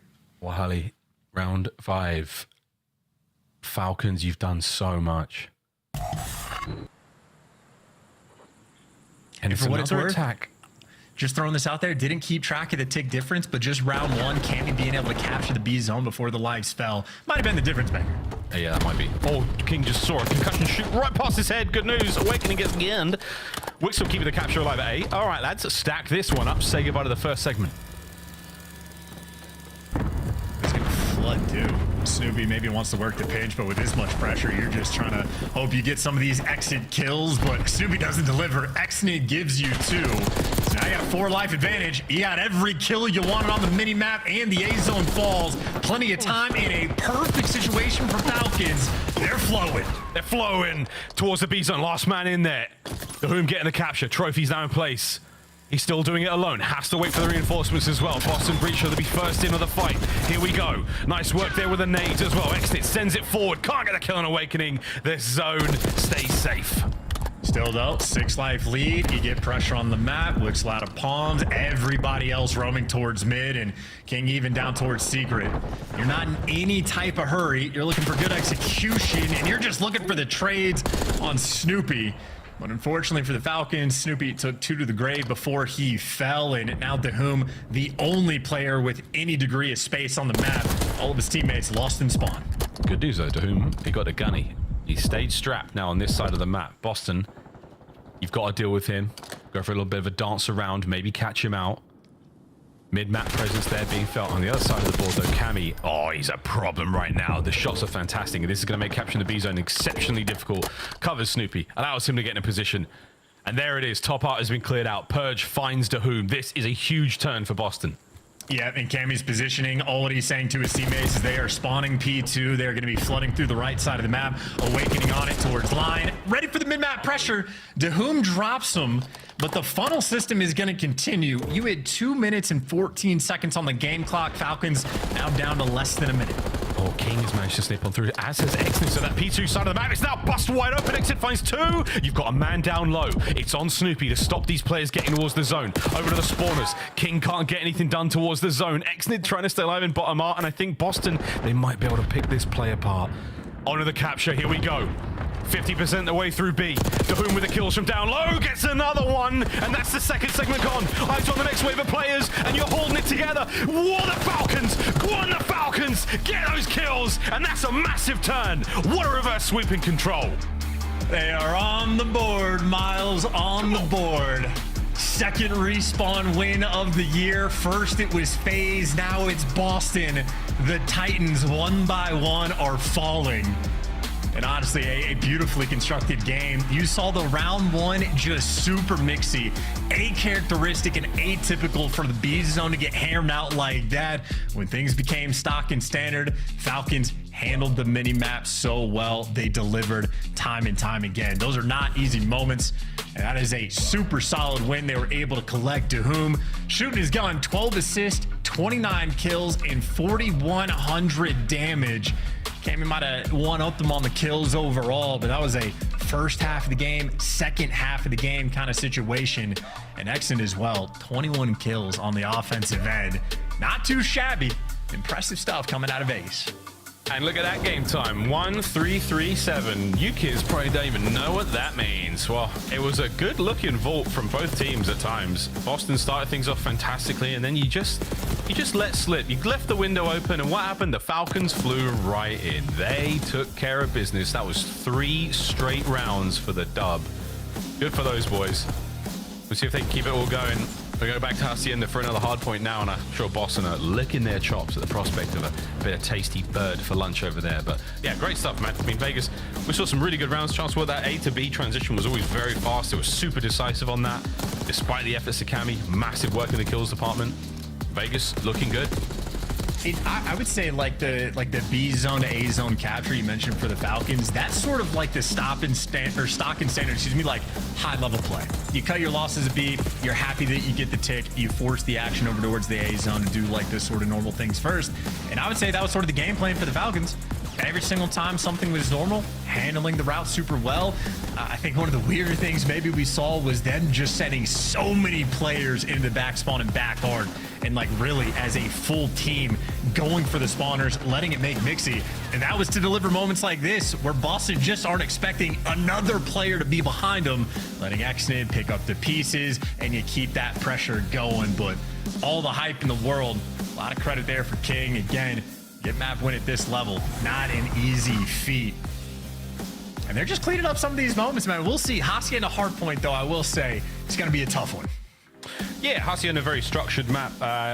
Especially a lot of the players in the league have had an entire year of reps on it, essentially, back in Black Ops 4. Very different back then, 5v5, very different specialist stim shots, you name it. A different world, some might say. But yeah, this is going to be a tough one for the Falcons boys, indeed, given what we've seen out of Hardpoint for them. So breathe all that, excitement out. Let's get our heads refocused for what will be a very, very tough game at Hardpoint. And for Boston, again, salivating at the prospect of getting to dive into another respawn and maybe close out the series. And we obviously saw the Hacienda for the map number 2, where Boston's game plan just remained on point. But it really is the true test of how effective your game plan is going to be. Standard map in the sense of like rotations really matter. Like if you are there to hold a P2, you have to be able to read if they're putting the pressure on through the flank, trying to get those spawns, or whether they're coming in through Zig. But if you're a well-coordinated team, especially the P2 and those rotations to P4, you can set yourselves apart and get the full 60s if you lock it down. So these are the types of maps where like you have these like individual gunfights that are worth so much more on the map, and you have to be aware of when you are in an important one. So we get to test the mental game right now of these two teams. It's gonna be fun with us. Hey, for our 300th map, that was a real kick-in. And you joked in the break, you're like, Boston are gonna kick him down the well. That was a bang. It was great. That was a great game of Vault control. That was like harkening back to the first month of the game that December, where every Vault was like a 3-2 bang out. It was so much fun, but I digress, folks. Hacienda Hardpoint. It will be fun. It'll be fun for someone. We'll find out who in a moment. Vegas taking on Boston still as the series goes to at least a Hacienda. Protocol SD for the final, man. I mean, I don't know. We'll see if it can get there. But in the meantime, Vegas, every now and then they string together some absolute magic, some real good looking plays. Will this be another map where we get some success out of them? Here we go. 3 up, 1 down. And already time that stun grenade, that is going to be a thick one indeed. Yeah, that's going to be a hell of a calm. And to whom there for the cleanup crew. And why not give him all 4 if he can find it? Snoopy gets out with his life, but to whom continues to have the hot hand. Rockhall going to be open though. Snoopy looking to flip these spawns. And the only man on the minimap that did not die was Snoopy. And look what he does with that life. Gives you a big 2, gives his team the time, and now he's getting the most important kills. Absolutely looking towards the new hardpoint. But good news for the Falcons, they've maintained P2. Purge says not for long, boys. I'm thinking about it now. But this is a nice P1. Teams are getting better and better at managing to soak time here and extract some sweet, sweet score out of our opening hardpoint. Purge, spot for choice right now. Cammy there with a push through, gets himself the trade, and you've still got a lot of presence here from both teams over towards P2. And Snoopy playing it very, very patiently. Wonderful looks from him as the remainder there of the Vegas Falcons set up on towards the new point. Here we go. Snoopy was looking for a freebie. He might have found his moment. Caught a player going into Zig. Gets the next guy one shot, and his team is there to deliver. We talked about the most important gunfights, and Snoopy found his moment to strike. He sets his teammates up, and this might very well and truly be a spawn trap blender. Oh, not yet. You got to find all the kills, though. And yeah, there it is. All 3, baby. Looking for another. What a nade. Cammy, the absolute king of the hill right now, keeping the guns hot. A force free from inside the point. And he doesn't have a Hellstorm equipped, but he has some seriously high roller kill streaks on there. Good break, by the way. Yeah, we'll see if they can get the old dreadnought towards the end. But that play literally just comes down to Snoopy. He gets great timing, wait for his teammates before he pounces, and more importantly, the 2 players that were in Lambo had full control of everything, didn't need any help on the lobby section of the map, but Again, the term in Call of Duty we've been using is tweak, and somebody just full sends it into Zig. Snoopy finds that opening and sets the team up. And now in this rotation, King on a force spree wants to make the big ones to break it down. Unfortunately for him, Boston's teamwork on point, and they wipe everybody off the map. Yeah, that was good looks. You're still keeping the hardpoint very firm. Vegas, second attempt at this one. Great trades. Cameron Awakening get theirs. That's the third man. Wixel's got to go tremendous here. And look at them shots out of Purge. Good stuff, mate. Missing that long barrel, but he's still putting down the shots. Pinch is there. Purge, what a move. Can you get 3 out of this play? You probably could, mate. Exnid there, the last man on the point, as this has not been a kind point to the Falcons. And I love the play from Purge as well. Swing back, working with your teammate. Didn't have the time to go straight into rock hall, but now you got the coordination. Cammy maybe didn't even need the help. He's just going to do it himself. Picks up a big 2, but now you got to read the pinch. Exnid there for 1. The gunfight for a time, and Exnid found his moment. P4 rotation has been won by the Falcons. Yeah, nice work. Wixel, next man in. Take down Purge. Spots out Snoopy. Dips out, stays alive, keeps it going. And this is an awkward fight, but enough time bought for his boys there. Now 2 through the middle of the map. Exit up next, finds another. 3 in a row. Gets himself no more. Good shots. 3 down. Snoopy just falls off the top of rock. And this is a great hold again. Falcons very much alive and well here. Yeah, I love this too. Exit sets you up, and now everybody just gets to knock those players down. Perfect off his pinch. It's going to turn Awakening's head on a swivel, and now you're in the blender. It is just 1v1 Chow's full sending with the hope and a prayer for Boston to actually breach that hill, but you got to give the credit. Exit just got an attack chopper on that hill. A hell of a moment for Falcons to get back in the game. Bro, call it. Put on the T800 skin. I don't care. Do it. Let's go, man. You're about to find a lead change here going into our second set if the Falcons can get onto that time. Lovely stuff. As the first go around comes to a close, I'm excited for what we're seeing here on Hacienda. It looks like the Falcons have found their form somewhat chance. If they can get this break, P1 to 2 wasn't ideal for them. And that P3 last time around, that was tough. Let's see if things can go right this time. I mean, again, it's a map that really forces you to deliver in these moments. Had a couple attempts and mixed results on the execution, but a close game, you get to keep trying. For the moment, for the Falcons, right side spawns, but for Boston, for the moment, they have the time, but that is going to get taken from them. Falcons pouncing, final 20 seconds on the hill as well. Another great moment, getting the Lambo spawns. About a 10-point gap between these two teams in this moment. But I'd say advantage on the map gonna be for the Vegas Falcons, especially as that Lambo spawn, I mean, that's incredibly consistent. All 4 players nearby. All 4 players are now a true. Gonna get at least 1 out of this life. Nearly does better than that. King with a sweet corner. Gonna get at least 1 out of this life. Nearly does better than that, but nice work. Over to Wixel and Dahum, who have found themselves a corner inside this hard point. Spawns are getting a bit squirrely. Big moment now for the Vegas boys. Let's go for a listen in.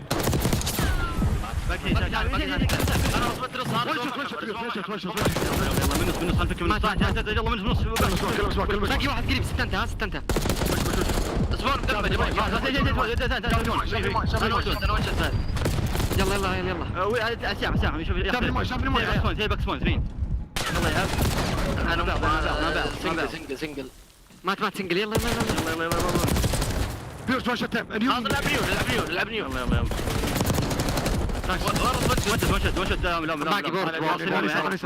لا حد يموت ارجع بالي ارجع انا امسك اللوبل من اللوفس ما حد تشوف الول انا التايم عليك مين انا اوبن واللي مين واللي مات باقي واحد ول باقي واحد ول مين ها بلات ويك بلات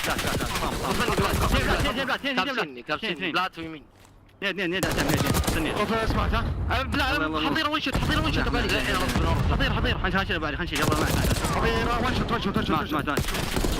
معك دحوم يلا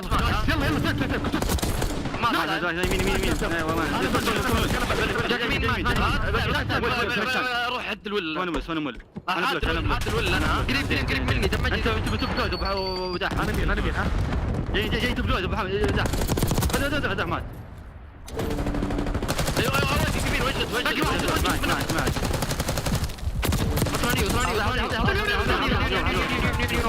حل رسماني ترى انا رسماني خطيره واصل عندي نيو بيرج واصل نيو وكامي جايه من ورا يمين ترى بيرج الحاله وكامي جايه عنده بيرج مات واصل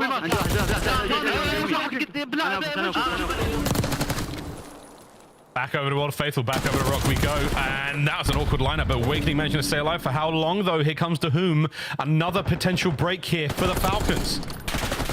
They got it. Awakening buy you a little bit of time for Snoopy to get the trades, but they come out on top. Holding on to P4, the pressure through the front. It is a square on Nixie battle, but they're winning them all. They're trading everything in sight, and you're still in control. A 30-point game between these two. And keep in mind for the Falcons, this would be the game for the 15th hardpoint loss in a row, tying the record. They are hungry for this win. And King does not want to let it happen. He's went on a nice spree. A big one. Cammy catches the nade in between his teeth, but he finds 2, 3 down. 50 seconds to go on the point. This is tremendous out of Austin. A late break. King right back at it. The shots are decent. Not enough to break it once again, though. Rotation back to P1. And I'll tell you what, folks, Boston Breach, they've done a great job in the early holds on P1. Their P2s have been ideal. 3's been sweet. This could be it. Falcons are still fighting. Can they get the early P1 time? They got it for the moment. Snoopy wants to take it from him. Right now, I'm just watching Awakening. He's feeling the heat. Snoopy is doing everything he can to keep his team in it, but a good nade to slow things down. Trades, though, back on the point, and Cammy, once again, it delivers. Another time where he is the kill leader in the lobby, trying to set his team apart, but I mean, this is deja vu all over again, where the Falcons just so consistent about the right side spawns. They're in a good situation again. Keep the kills flowing, and you just need a good P2 hold. That's all it is. Yeah, it sounds so simple. It sounds so easy. Final 15, giving it up, guaranteeing the P2 hold. Hey, that's tough 15, though. And we'll find out if it comes to bite them when the final scoreline kicks in. But for now, you're set up. All corners covered. Awakening knows something's up. Doesn't check it properly. Trades it out on. You got to make your way over towards the point. It's going to be a 2-man hit from Boston through the front. They have 3 players in around the hill. I mean, Xnid is on an island and he just gets caught. So now you don't have any lobber pressure, and you were so worried about, I don't know, everything that you get broken down. They had nobody in lobby, and the 2 guys that could have been, that was... Yeah, that'd be the game. This would be 15 losses in a row for the Vegas Falcons. It's not over yet, mate. It's not over yet. We've had a couple of kills there now. Snoopy's trying to make his way forward. Snoopy finds a big one on the player through Zig. Over the front to Whom down. Snoopy! What a 3! That's game, baby. Snoopy calls it. A big old spree and a smile at his face. The calf kills are not there. And that's a contest. Purge on the front. Game, set, match. Boston Breach.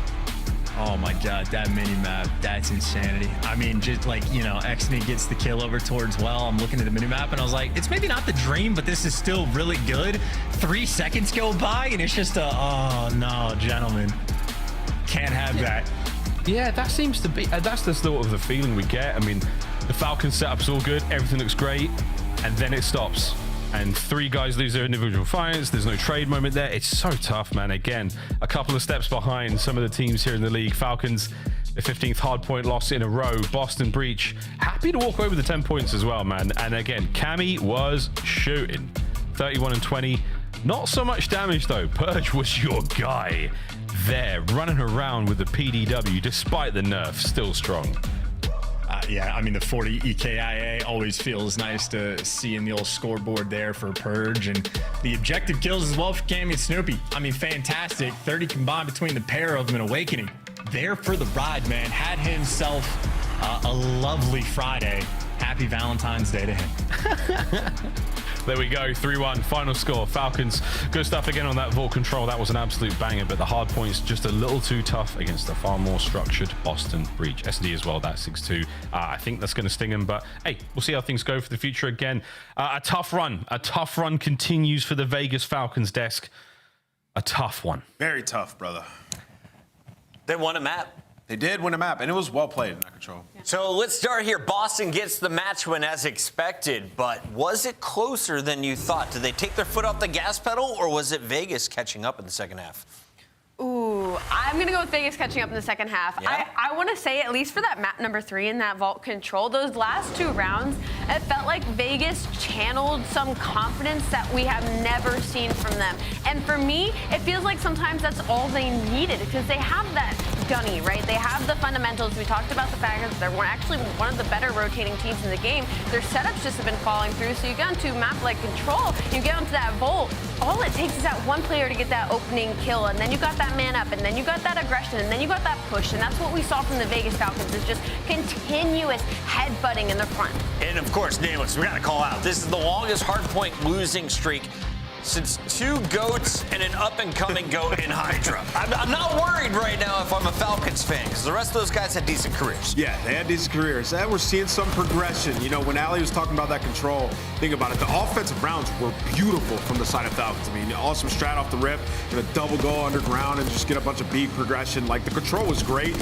In this Hardpoint, I think I know what they're doing wrong, though. Like, you think about the end of this tense moment. Like, they have the right idea. Like, okay, we're going to hard rotate to P2. We got a guy hold the back, and we're just going to get the first kill, and then slay. We're going to hold. But the problem is, in like that situation, you have to apply some pressure. Once you have already secured that spawn on rotation, you can't just allow that 20 points to go the way of Boston Breach and then give them a full 4-man aggressive challenge. You look at some of the better teams, you'll see they have subs pushing out, applying that pressure on rotation. And I touched on it earlier, is like the setup too, because they did that 2 times in that P2. They had all 4 members of Vegas Falcons there. 2 people are pushed out in the backside, and you're letting Cammy walk through the main door and pop both of you and gain spawns. So for Falcons, they're there early, gotta work on the setups, and gotta work on winning those initial gunfights. Final thoughts on Falcons before we get into our scout play of the game. Is this the right starting lineup? Is it the strongest you've seen yet, or is it just King playing well? Strongest respawn I think we've seen. Yeah, I mean, the team looked good in the last 2 maps of that series, I'll be honest, right? Like, the control was very good. Like, they looked like they knew exactly what they wanted to accomplish. I will say, in the Hardpoint, though, like, it got pretty sloppy. Okay. Got some work to clean up there, Clayster and crew at Vegas. For now, though, we celebrate with Boston. Your scuff play of the game. I thought the MVP of the match was Snoopy. You guys said it was Cammy. Yeah. They gave us both. Let's take a look at the 2.0 and 3.0 and search and destroy from this duo. The SMG and AR getting the job done. And oh man, did Cammy need a map like this, because search and destroy has been kind of his struggle. He's been lighting it up when it comes to that respawn, but a .71 in that S&D, so he definitely needed that map too. Yeah, Cammy played really good throughout this series, man.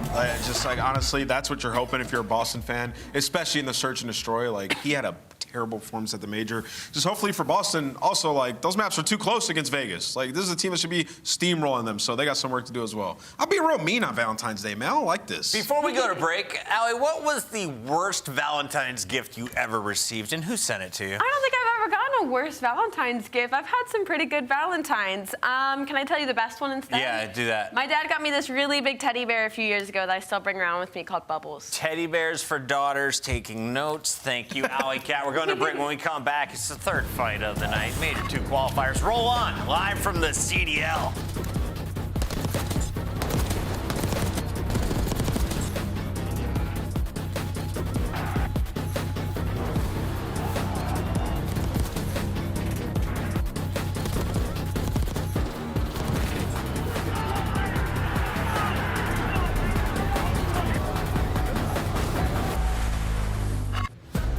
Upgrade your game with the Scuff, the official controller of the Call of Duty League. The Esports World Cup is an official partner of the Call of Duty League.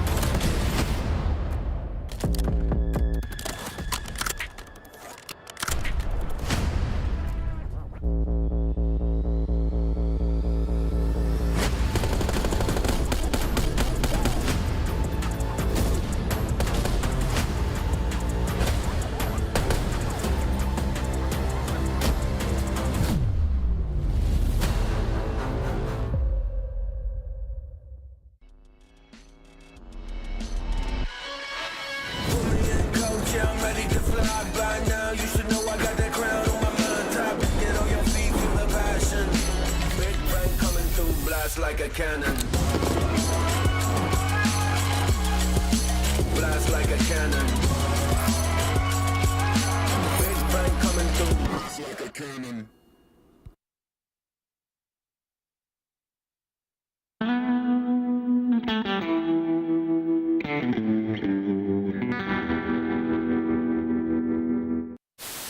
Hello, everybody. Welcome to this week's show. This weekend, we saw the top Call of Duty teams compete at the U.S. Championship held at Full Sail University. In a surprising turn of events, Strictly Business, the 9 seed, came out of nowhere to dominate the bracket, defeating 9-time champions Complexity twice to secure the #1 seed at the Call of Duty World Championship. Oh, come here. And backdoor. Oh, no. Alley. Oh my god. Oh my god! The paternity test is in. I am the father. Oh, we got Fame here. Fame, how you feeling, man? I'm feeling good. Happy to be here. Fantastic interview as always from Fame. Wonderful lad. Marnie or top guy? Wait, I think they're probably working, eh? Yeah, they have Daddy, by the way. Nice. Sheesh, bro. Good Hold that. Sheesh. Bro, my POV that. Yeah, he stall out time for your teammates to work this Unreal. pitch because you know what Hydra is capable of. Finds that kill onto Insight. Skies across the map, finds the second. Now Sid left in the 1v2 on this side of the map. He finds the first 1v3. Off the reload! Oh my goodness!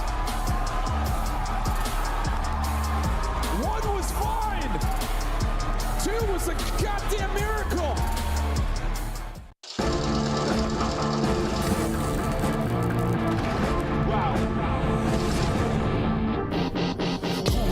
Me. I did not come for apologies. I am not here for the politics. The confidence started with common sense. They gonna cry for acknowledgement. I got the team to conglomerate. Give it to Austin, not stopping it. I am the one, they not stopping him. No. It's a different situation. Black tents when I pull up in the latest 101, so they never can replace them. This is not the attic, now we live in spaces. Tell me that I can't, I'm bound to go too crazy. Tell me that I can't, I'm bound to go too crazy. Please don't focus in the comments, all canary. I tried to tell them, but they didn't get the message.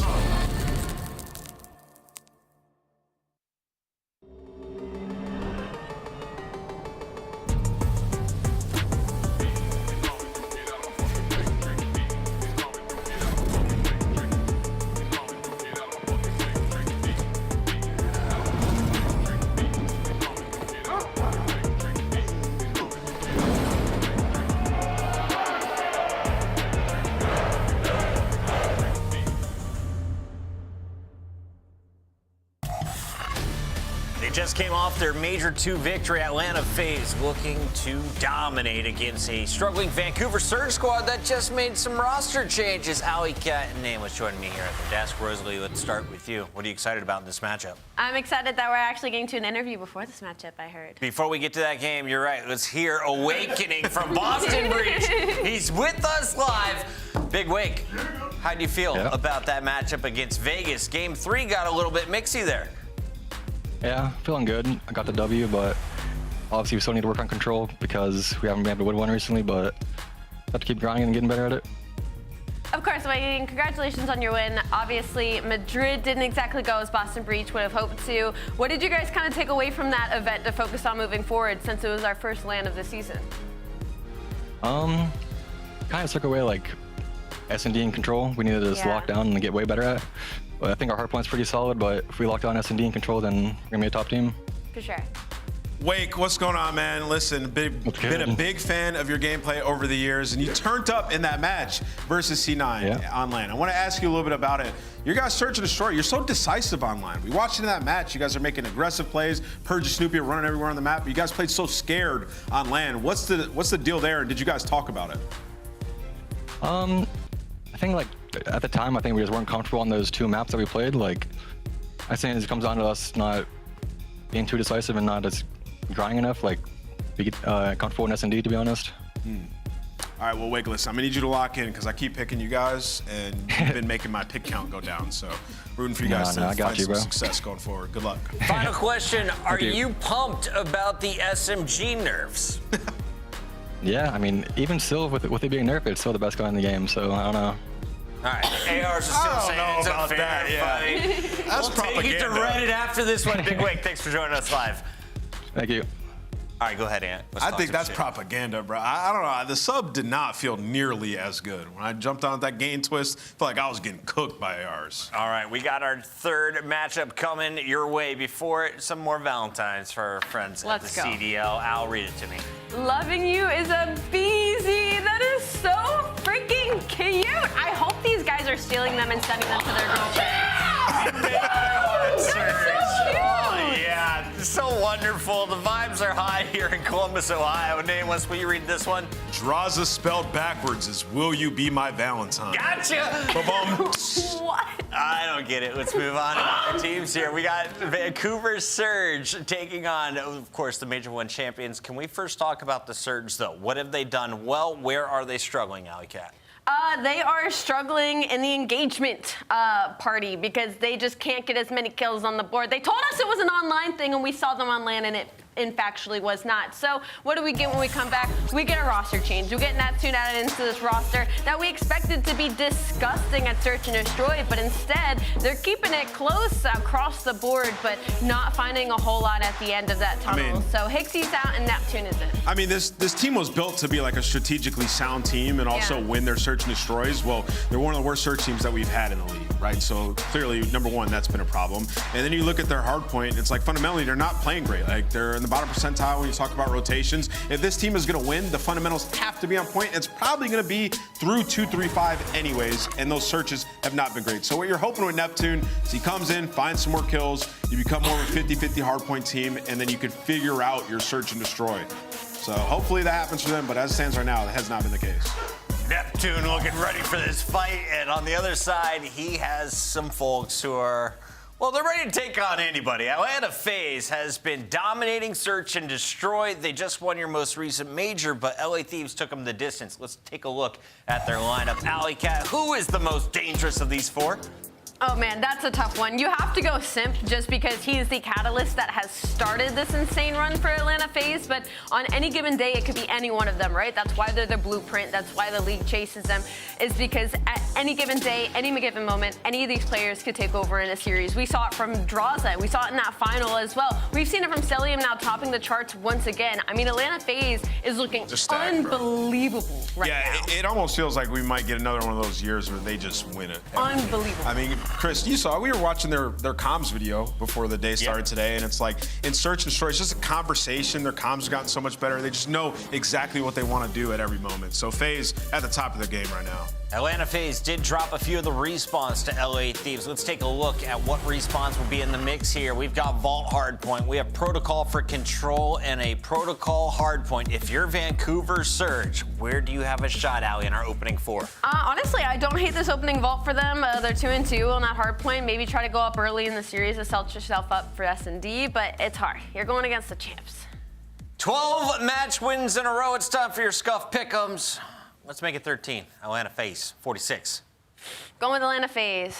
Atlanta FaZe got this one. Atlanta FaZe. No one believes in Neptune. Without his webcam working, can he do some wonders? It's time to find out from two friends who have bunk beds and dress the same. And have also been trolling us this whole time. No, we were not. No, we were not. Okay, Joe and I got behind the table over here. We were doing some stretches, some calisthenics. It's important. Trying to distract them. So if they ever laughed or were being goofy, that's why. Yes, we were just being idiots off camera. But were you ready for this? FaZe looking to tie one of their own records. You know you're a good team or a dynasty type team when usually you're approaching records. You're beating your own record to get the new record.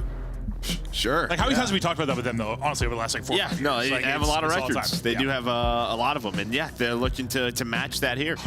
We'll see if they can do it. I mean, listen. Okay. Do you think FaZe are at risk at all of like coming out flat? In the sense that you said it was nice for Thieves that they came out and they had to play a contender type team in Carolina right away. This is one that you don't really view that way. Are you worried about this FaZe team at all or no? I mean, you could say so. Yeah. It's like you got your maybe win. A little bit, but I mean, sort of. If they reset themselves, something they've been very vocal about is their mindset and just day to day, right? Just being pumped up, being motivated for every single match, trying to fire each other up. So we'll see if they can do that. Yeah, they usually haven't really been that guilty of like playing down their competition. No, but I mean, yeah, I think like, yeah, it could definitely happen. Yeah, just riding high off that win. But Abuza hoping Neptune could be that kind of duo. Guy to put up numbers with him, guy to fry. It's just a very tough test for Neptune. You come in, you're playing the best team in the world right away. So we'll see what he's going to be able to do. But yeah, you try to add some firepower. Last time we cast him years ago, before his like challengers run, I mean, the talent was there. It just seemed like a lot of the guys that came over from Halo right away, like we saw it with Enable, we saw it with Formal. Guys that came over from Halo, like Frosty, like the game sense needed a little work, the decision making needed a little work, but you could tell they could fry. Like they could shoot very, very straight.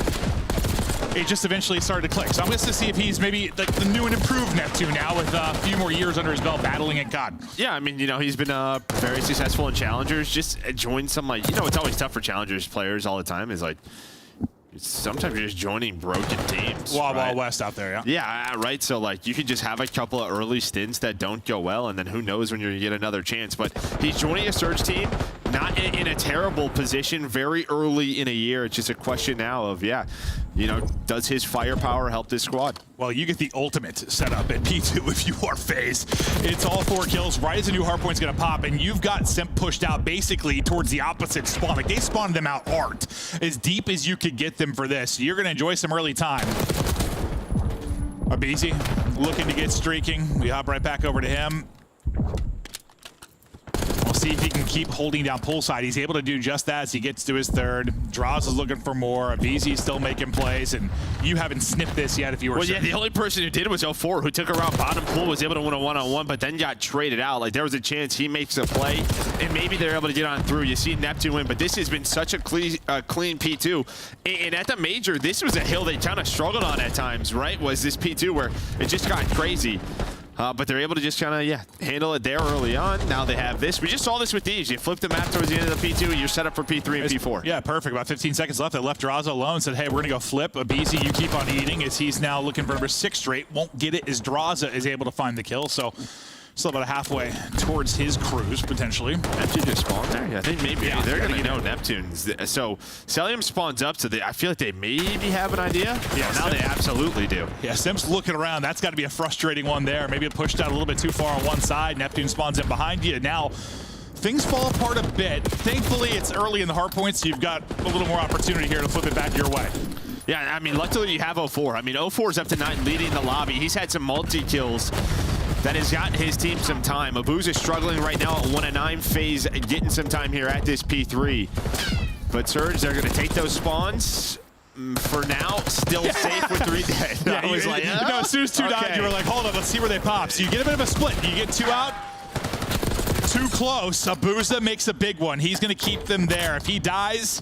Yeah, I think if he dies, I think FaZe spawns up on the left, or whoever still needed to spawn. But yeah, huge win there for Abuza. I didn't see the exact timing of it, but I think he might have had like 2 FaZe members spawn in the back. Yeah. It would have been close. So you're still fighting in this if you're Surge. Obviously, it seems like they got a little bit of a favorable one with Neptune spawning behind FaZe during that P3. They battle this back to basically square. And now you've got a war here at the point. Nice little multi from Neptune. He's at even. Curious to see how he's going to continue to do over the course of this one, but FaZe trying to battle back into this. We've seen a lot of successful holds here inside of 4, and once again doing a nice little attempt on the slide and pre-fire from Nasty. Yeah, BZ able to get in though. Again, just a team effort right now for FaZe. Well, you'll take the final 25 seconds to extend this lead. Maybe one more chance at this. It will be Neptune, but the stun and the nade going to be on point for Abizi. That's going to be another 3 in a row, make it 4. Abizi with some great shots, some great slides, trying to find 6. Finds all 4, does Abizi. 6 in a row. My man's popping off. As you said, dodging nades and stuns, whatever it was, you guys should have seen Joe while we were watching the last series. Joe was very frustrated the Falcons players don't use their utility. Not very well. He was yelling, throw your nades, throw your nades, throw your stuns over and over again. Every time it hopped to a player and they had both, Joe was raging. Yeah. And it was fantastic. Hit your bumpers, Joe, hit your bumpers. It definitely helps to break kills. Yeah, no, it certainly does. But I always, when you get riled up about COD, it makes me sparkle. And I think the FaZe guys, I was looking at I don't know if anyone has a Hellstorm on. Maybe just like the accounts reset, but from what I've seen. Honestly, because he was on 6 in a row, and I was like, how close is he to a Hellstorm? And, okay, well, I said that, and I didn't even really look at the streak. Honestly, I'm so used to it just being that. Like, I didn't even really glance. I just sort of said it. I was like, how close is it, BZ? He wasn't close. Yeah. Because he doesn't have one on. Okay. Well, nice job at the tail end of this. P1 for Surge. P2, though, is where you blew the game open. If you were Atlanta FaZe, you got all 60 of it. Well, sorry, first 45 of it until you opted to flip out. We'll see how it goes this time. 2R spawning out very deep again for Surge as they try to break on through. You got a much better opportunity here to do it, though. Let's see if they can go ahead and collapse. Nice pick from 04. Double swing inside. Nice little snap there under the person at the head heat, but draws his double, keeps you alive and well for now if you're FaZe, or does it, because Nasty answers back with 2 of his own. You still have the back spawns if you're Atlanta FaZe, but the pressure here for Surge much better as they're looking to take the lead. Yeah, and I love that play from 04. He just finds the first kill, and now he's getting lost. Draza, yeah, mistakes were made, and they're trying to find 04, so he wastes a lot of time, even with those good spawns. And now Surge able to take the lead as they continue to fight. You see, really, both teams down. They're not even fighting over the hill. They're fighting over the left side of the minimap. FaZe is like, get me away from this good spawn. I do not want to be here. That's exactly what they're doing. And that was what number 3 and Sip that was able to win that final fight. Spawns his 2 teammates onto him. Draza takes out the other 2.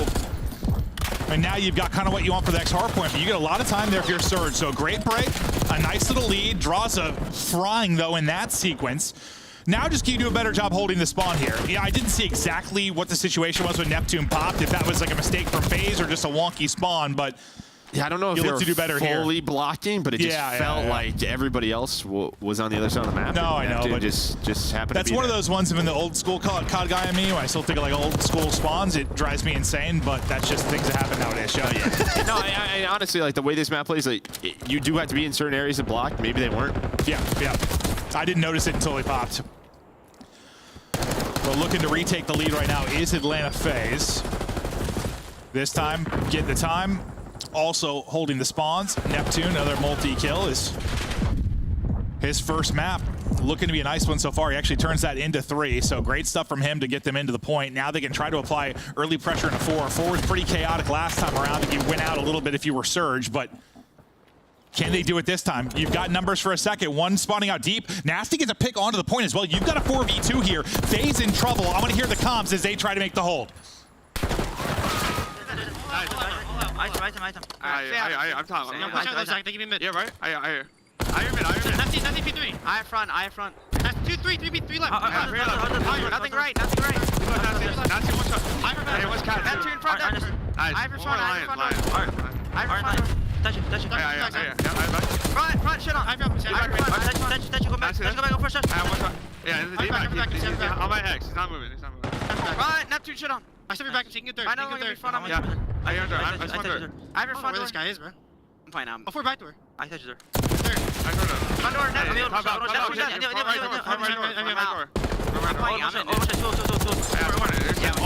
All back. Nice. Let's go there, Neptune. I have left. Nice shoot block. I will spawn.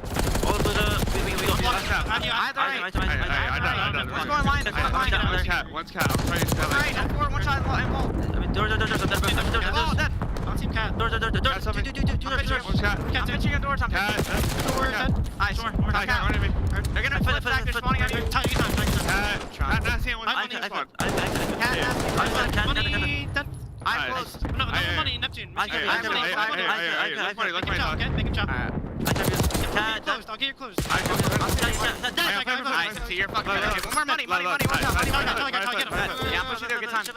Yeah, here. I think one's gonna be here. Maybe. Look, get my close. I'm your right.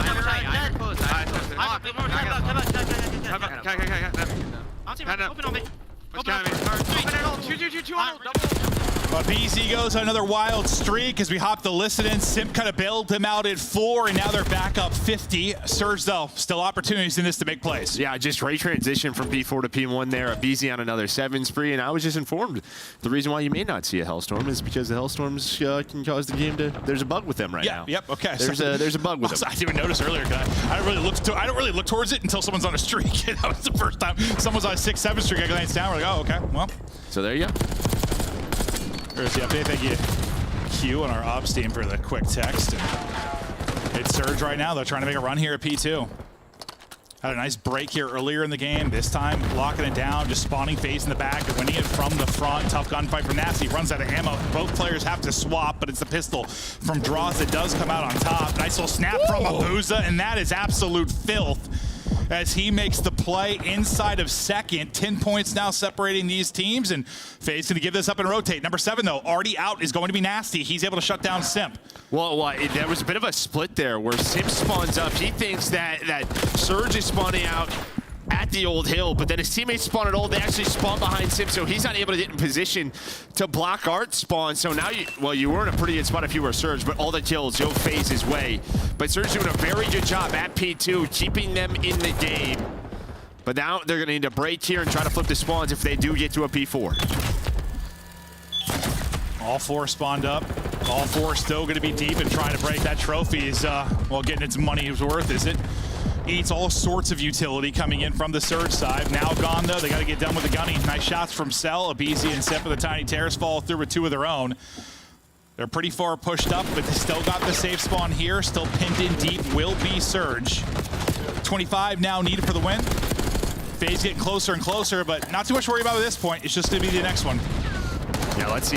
You look at the map, really, who's the player? Maybe number 7 and Nasty. They're trying to deal with Simp, but he may stop them or slow them down. But you'd see Force going to spawn out. Nasty gets through. He's able to get through, and, well, maybe now the play to be made. It is going to just be a battle over this hill.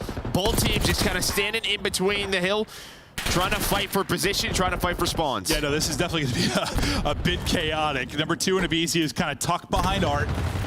And you got 2 collapsing around the point, but the team accruing the time will be Surge, at least for now. Simp able to win that one. Abizi does so as well. A clearance for a moment, but a pretty close spawn for Surge will allow them to get right back into this pretty quickly. They've got a little time to work with. They're starting to feel the pressure. It's 15 now needed for the win. They break through the front. 2 players in the back, and Cell and Abizi have got to try and fly in and now fight this. Grenade. You've almost disrupted this enough that you can't win it, but you need to do a little bit more. You got to disrupt like 4 or 5 more seconds to see another hardpoint. Draza wants no part of it, though. He is clipping wigs. Clean shots out of the AR from him. FaZe locking it down. This break has to be the break. Neptune able to do it. Him and Nasty combined on the kills. You can't win it here if you are FaZe. Get back to mid. It's on Neptune again. He was able to find the route. It's a long route through Art to get us back to a P1. He's moving. And now both teams fighting for control. 21 seconds needed for Surge, 2 seconds needed for FaZe, 3 dead for Surge, make it 4. Vault goes to FaZe. A battle there in the first one, though. At least the first look at Surge with Neptune. They're putting up a great hard point there against FaZe. I know they don't walk away with a win, but considering how things have gone before the major and at the major, maybe some positives to take away from that, but a wild one that goes the distance. You're probably happy the Hellstorms aren't currently being used, because Abizi probably would have had 2 or 3 of them over the course of that.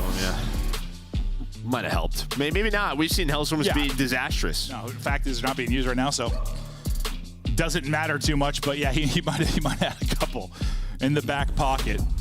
FaZe, though, able to ice up at the tail end of it at the 4th hill. Towards the end of it, Draza had some clutch ones, some big multi-kills. Abizi has himself a map in the damage department. Same for Nasty, leading the way on his team at 4,700. 37 kills out of Nasty. And Doug, we haven't had a ton of maps like that from him. You'll love to see it. The change of Hixie out and Neptune in. And, well, it's not like Neptune has some insane map, but he had some multi-kills, he had some clutch plays. You were highlighting, kept them in at times. Yeah, and honestly, I think it was like Abizi multiple times at this P4 where he just goes off, and it's probably the difference in the game. Was the P4 control for Atlanta FaZe. On the opposite side for Surge, the way they were able to stay in it was really at P2. And again, that's sort of been the thorn in the side of Atlanta FaZe on this map. Again, this is a map FaZe they don't normally play. This is normally like one of their vetoes. They played it 4 times on the year. But this is what FaZe do. It's what they've always done in online qualifiers. They just play their weakest maps so that they have a very, very wide map pool. It is one of their strengths when it comes to majors. Yeah, and this one might be one that they're going to try to play, but if they find themselves in a situation they need to, they want to be good enough at it. So, yes, as close as that was, it's a good highlight out of you that this is not one of their go-tos, that's for sure. But yeah, no, whether it was the Abizi play or what, even right before we went to listen in, like Simp, I swear, yeah, there it was. He's in like a 1v3 I believe that was it. Oh no, it was before that. Was it? Okay. He was like all the way back art. Yes, that's the one. He just 2 players just run through. He just plays a corner. He was the last player alive on his side of the map. Then his teammate spawns up, gets to him. Well, I like threw to the listening, and I looked away for a second, and I looked at you. I'm like, what just happened? Yeah. Just sip. Yeah. Making the right play. It'll end at the P1. Valiant effort out of Seattle Surge with the new look with Neptune, but yeah. FaZe, one of their off maps, bring it in, trying to improve. They get a gritty one done there. As they're looking to improve, I mean, Hardpoint going to be kind of their weakness, at least if you talk about the battles at the top, maybe with Thieves, something they want to get. It's just like weird because like you just you say it, but then you look at the stats and they're like, number 2. No, it's just Sunday. Before they played Thieves, before Sunday, you would have said they were the best Hardpoint team based on stats. Yes. Yeah. But then that hurt them a bit that they end up losing, what, 3 or 4 just really on Sunday. Yeah, it's just historically, like if they've had problems in finals, and they have a lot of second places. Yeah. It's typically that game mode for whatever reason. It is a Hardpoint. No, absolutely. So when I talk about them improving, it's mostly against Thieves is where they're hoping to, I don't know, at least be able to go 50-50 against a team like that because Thieves have been a powerhouse in that particular mode. But we get ready to move into the Search and Destroy. We'll see what Neptune is able to do there. You're going up against a team in FaZe that best Search team in the game. I mean, why they were able to win the major, they win all 3 in the best of 7. They were on fire and over the course of the weekend. They started a little bit slow in that particular mode. They started a little bit slow in control, but the improvements came by the time major was around, and that's what got them the dub. Yeah, and again, they can play like any map in this mode. You know, when you have guys like Draza on your team, just putting in a ton of work, playing those S&D8s at night, it just feels like they're prepped for anything. Yeah, and you've talked about it, like with the maps that we have for Search and Destroy, it doesn't leave a ton of room for like creativity and stuff. So like, what does it come down to? The small talk, your comms, your decision making, and Ant was talking about on the desk just how good these guys have been. Him and Chris were kind of watching their comms video, and when they're good at that, they can be great. Again, they're looking for their 13th straight victory, which would tie the CDL record for a straight series. They're one step closer. Yeah, and I think one thing that always helps this team is that opening dual win percentage, it's normally number 1 for them. And what we always talk about is Abizi. Just his impact in Search and Destroy can't be understated. What he does is different. Even sometimes when he's not getting kills, just his ability to take space, be fearless, puts pressure on the opposition. He is absurd when it comes to Search and Destroy, and we'll see if his impact will be felt here in the map too. But FaZe will get it going on offense. Play looks to be towards B, at least out of the opening. You have 3 here from Surge. We'll see how the trades end up going down. Right now, 2 for 2. 0-4 though, he pushed through quickly on the flank. Gets shots in from Abuza as well, and suddenly it's Draza, and he is in a tough spot. Yeah, I mean, this is a nice little like hard counter here by Surge. Kind of send a couple of players over towards B, and then a lot through Ticket, and through Ticket, they're just able to cut them down. So leaves Draza left in a 1 versus 2. I thought he was worried he got spotted for a second, but I don't think. No, that player was turned around. Yeah, he did not see him. See if Draws can go ahead and clutch on up. Well, now they say hi to each other. Nice pick from Draws, though. Abuza just deleted. Now down to a 1 versus 1. 0-4 versus Draws. Draws looking for his 3rd in the round. Those doors weren't open, so he could potentially just... Okay, so the 1 is open. He spots him, doesn't have the AR out though, and that's the difference. 0-4 has the AR. He's able to win the gunfight. Both laughing. Yeah, he still might be close to winning. No, that. he is. Yeah, he got so many hit markers there. AR out, maybe he wins it, but yeah, I think 0-4's like his shot was a little shaky. I wonder why that gunfight lasted as long if he had an AR, honestly. Yeah, like maybe he's probably putting some shots in the bomb. Yeah. Putting some shots in the bomb here, but yeah, you can see he comes up and... Yeah, there's some missing going on there. Yeah, just a little missing. Yeah, a little missing. I wonder why it lasted as long. I figured it was, honestly, I thought it was sub on sub for a second because it lasted so long. No clutch for Draza. 0-4 gets the last laugh, figuratively and literally, as Surge now. Their opportunity will take us to the opposite site. Well, a little hard counter kind of out of phase this time as you've got 3 there towards A that back them up via their utility, and you start to rethink this if you're Surge. It's going to be a quick wrap, but, well, the wrap is quicker for the defense. We'll see how fast they react. For now, they've mostly held towards A, so you're going to get in clean here. FaZe going to be playing for the 4-on-4 retake, or are they? Abizi gets a little pick in, does a little tickling, and he'll back out. Yeah, I mean, we saw a lot of red card at the major, so a lot was on this B bomb side, but normally I feel like it was like just sort of Abizi in here on an island. This time, kind of force stack through A, so he's not inside. And well, instead he's going to get taken down. Nice trade by Simdraza, though. They're waiting on him. He is on the long flank, but Abuza's watching it. Yep, he has got that locked down. I feel like it's so rare we see that flank actually work out. It is so tough to do. Simp now looking to clutch, gets one. That is it so far. So good for Surge. Yeah, I mean, FaZe is normally a team. They usually leave presence inside that B bomb site. So that's just a great read by Surge early in the round. Maybe they see a couple of players getting aggressive over towards A and just say, yo, right to me. I just feel like it's so, every time we say that, like, we're waiting for him to work the flank. Yeah, no, the work the flank is awful. It feels like. Yeah, unless like your teammates, like the point people, like get a kill or two. Get a kill, yeah. Like make someone turn ahead. It's just somebody pre-aimed with an AR, and they get zapped. And you don't know where. Like, yeah. One of the headies. A nice start here from Surge. Had a nice hard counter defensively at B in the first go round. Seemed like FaZe want to go right back to it.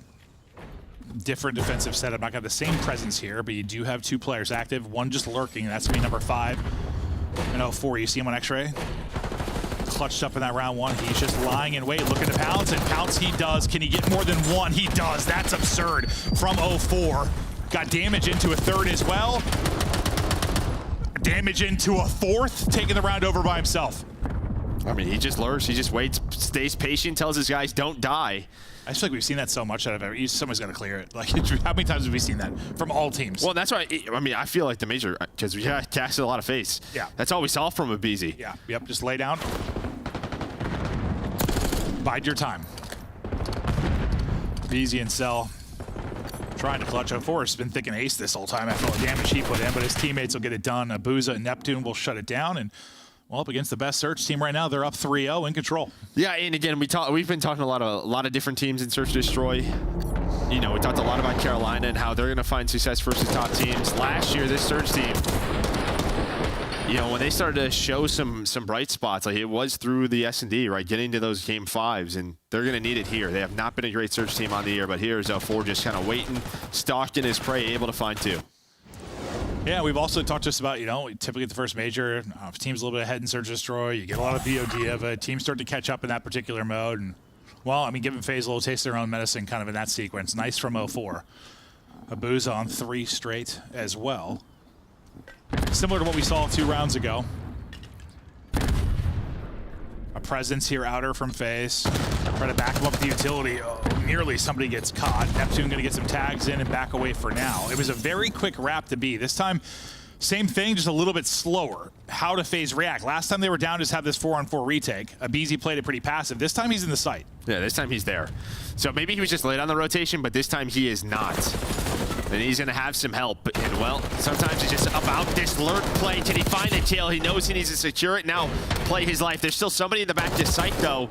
They're able to trade him out. Feels like the first time they've had numbers really nasty, though. Still, maybe a chance to clutch. He dropped 37 in the map 1. Looking to keep the hot hand. That nade's going to make him rethink, reevaluate how he wants to make the play to the site. Bomb down in sight. Let's have both nades. Tries to back up one, chow the other. Stun. Not going to do it for him.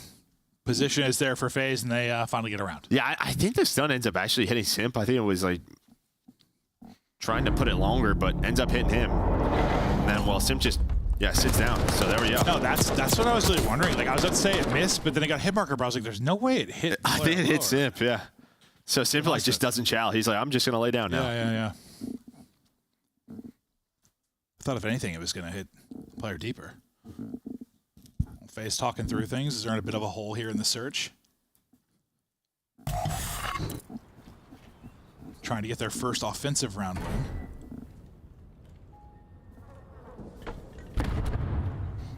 They've mostly been trying to work it towards B early in rounds. A little bit different this time. Abizi spotting that way, but they're working out her. Neptune, chance to disrupt this, but it's a pretty common spot. And yep, Sip is going to check that.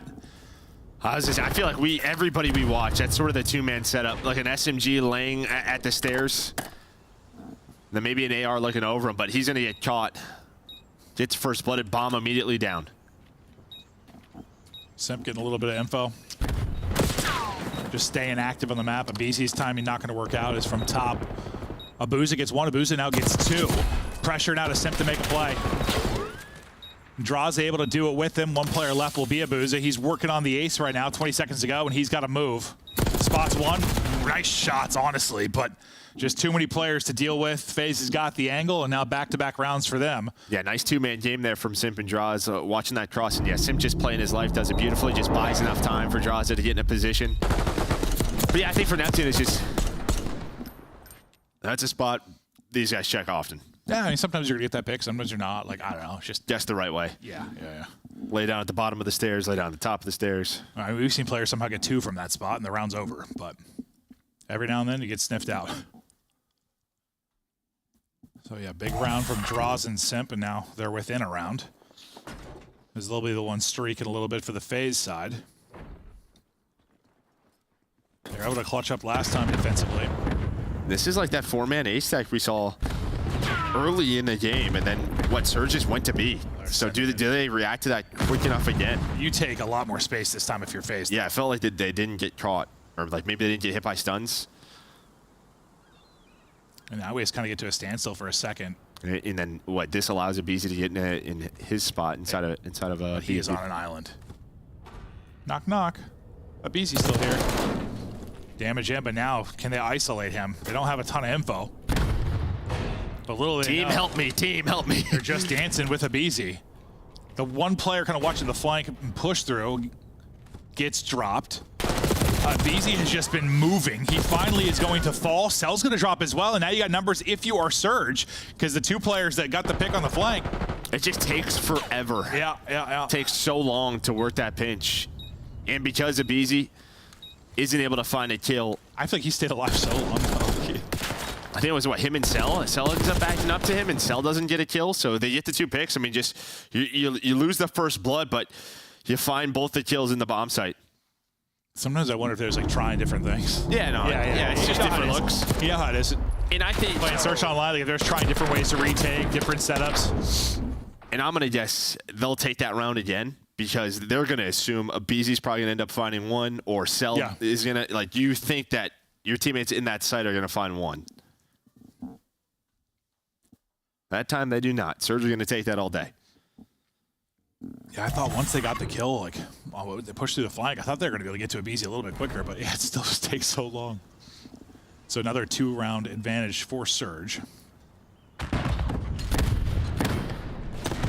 Utility hits, Neptune's just going this time. He's not laying prone, but a nade's going to hit. He just sends it right into the back of the enemy line. Thankfully that nade hit, so he gets traded out instantly. Otherwise, he might do more damage there. Nice tracking from Abuza to get us to a 2 versus 2. Nasty. Got eyes on one, so looking to Chalet. Great stuff there from Nasty. All onto Simp now to work the clutch. Well, he's stomping around, breaking glass. Well, I think that's how Nasty knows Cell's there. Cell's thinking about rotating. Gets into a really good spot, but it gets red because, yeah, he just hears him. Thankful for Simp, he's got bomb to you. Let's see if he can actually get this down. I think he just maybe spotted him? I think Abuza saw him. I don't know if he saw Abuza. I'm not sure. Well, best of luck with that. Plant in. I don't think he spotted. I think you're right. I thought maybe he saw him, but Abuza gets the spot. They get shots in the plant. That'll be the 5th round now for Surge. And that's a nice recovery, again, where it's sort of, yeah, you get the first blood, but then you lose the next 2, and in the 2 versus 3. You're able to clutch up. Great stuff here for Surge. FaZe maybe trying some new things, but not working out so far. But despite the fact, even if you're trying some different stuff, like, they're good enough at Surge, you shouldn't be in a hole like this. This has been great plays. Some nice aggression from Neptune that round. Again, that nade doesn't hit. He might close that round right away. Yeah, he got there quick. It might have been a team nade, honestly. Was it? Like, with his spot? Might have been. Yeah, actually, now that you say that.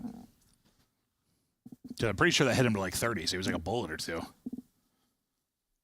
He probably wins that second one, but despite that, you're able to win the round if you are Surge. Clicking right now with Neptune. Sometimes, like, I don't know, honeymoon period, whatever you want to call it, like, you just make a change, and even if, like, Ixie wasn't the problem, just like a change just resets your mental. Things start to click a little better. You find some improvements. It's just tough when you got to play FaZe right away, but hell, you play him so tight in that map 1, you're up in map 2. Got to be feeling good. Abuza getting some tags. They want to play off of those tags. They're just 2 here this time. And, well, Simp can't turn in time as he is prone. It's on to Abizi to maybe get 2. He's not able to do it. Cell, though, may bring it back in their favor. He snaps on the 3rd as well. And FaZe somehow take it.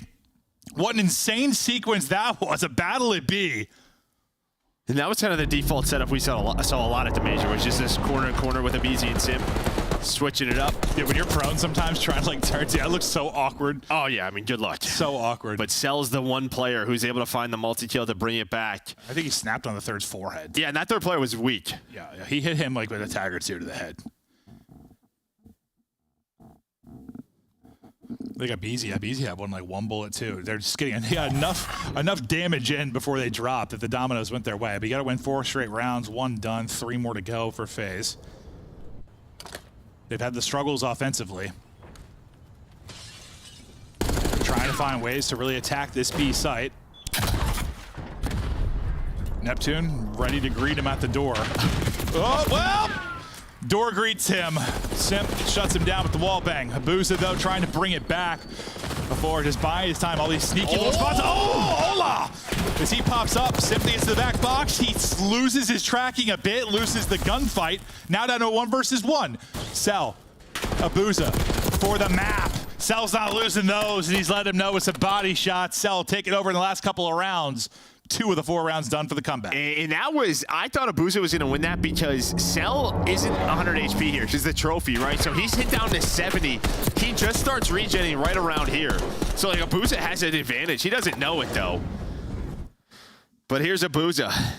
He's up to 11, having a great game, knows the slide's coming through, and well, you just lost all cover. So yeah, look at his HP. He's at 70 right now. It starts to regen. And he isn't giving the bullet. Doesn't get hit. Well, that was a really awkward like omni movement engagement. Like the timing of the slide is a little off for Abuza. You get all the advantage of your Cell.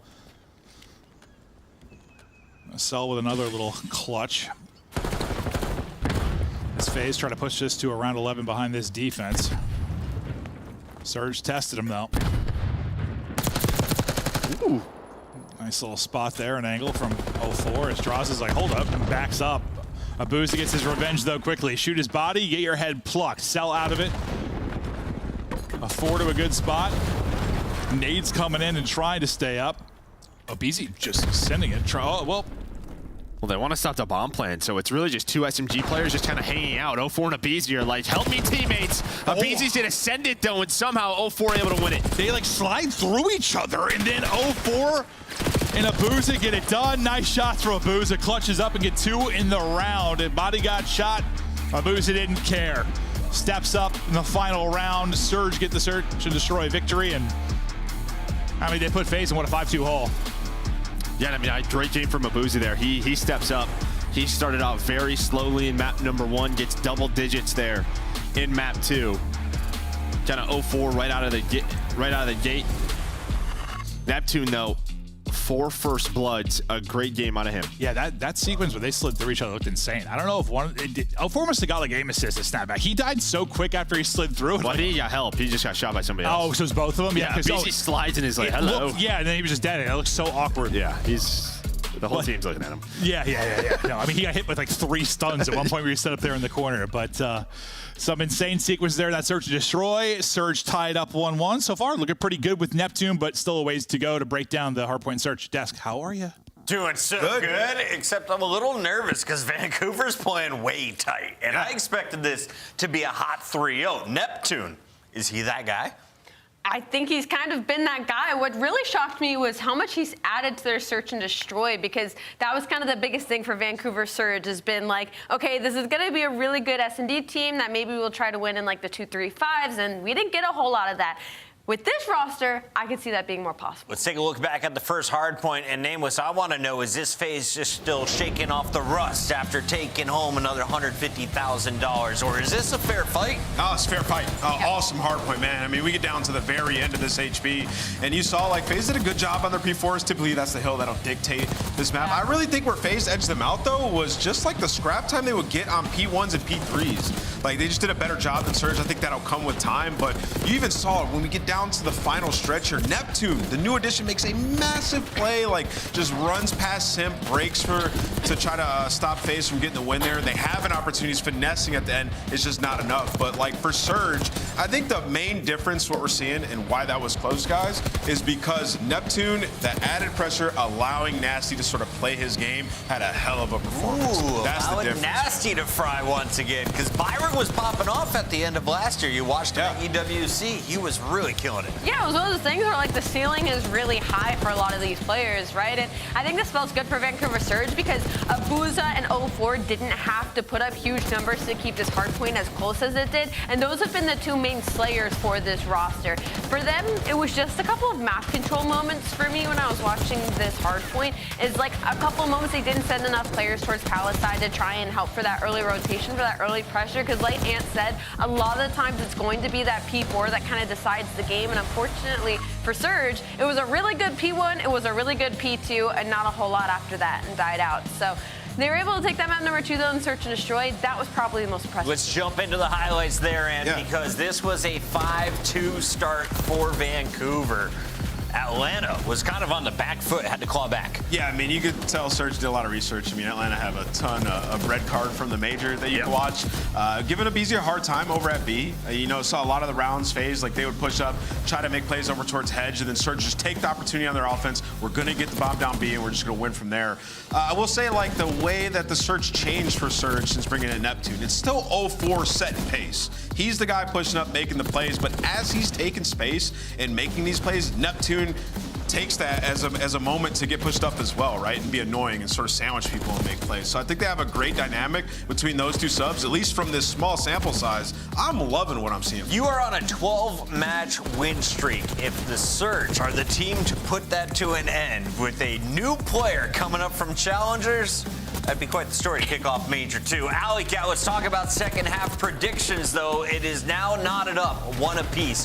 What happens when we get to Control Game 3? Well, weirdly enough, Control has kind of been the stronger game mode for Vancouver Surge, so maybe an opportunity, but again, Atlanta FaZe has been number 1 in the game. We are going to Protocol, and that's just a scary map to play against MC.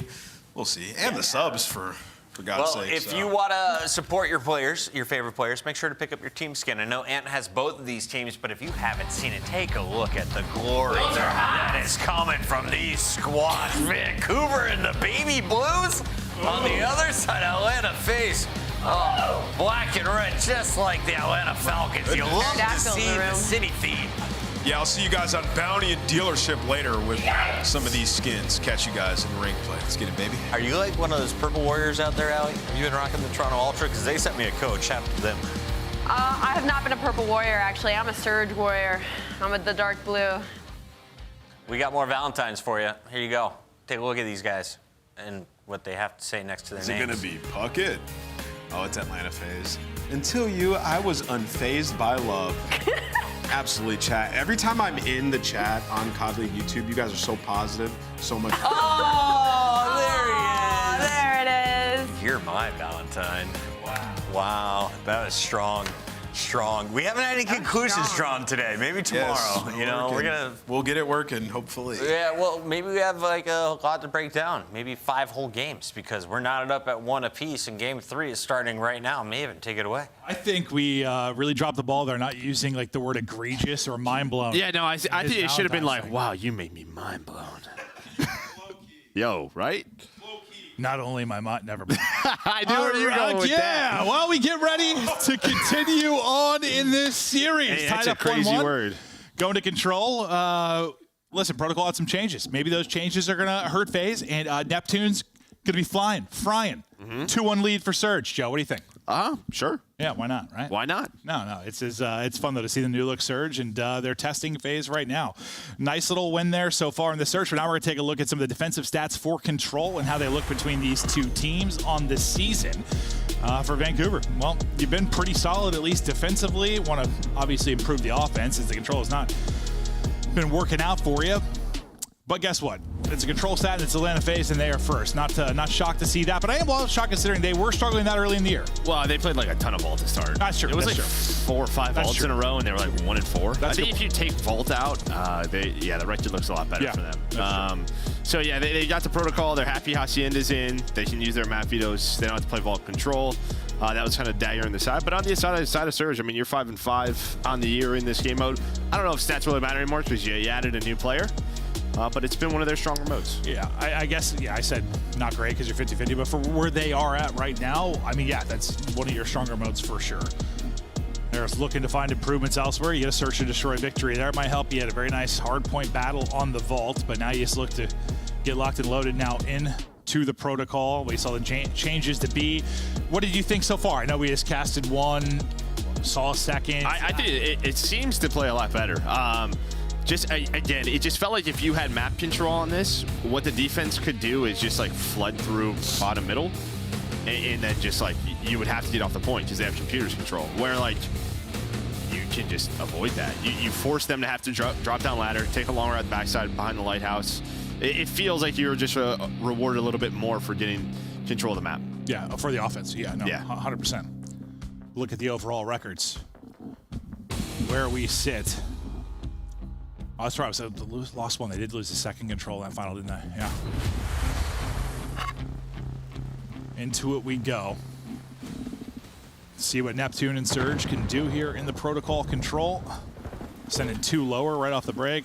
Abizi getting into the back line nearly instantly, and well, that's gonna be a frustrating one for Abuza, as he is on you quickly. Your teammates, though, step it up on the other side of things.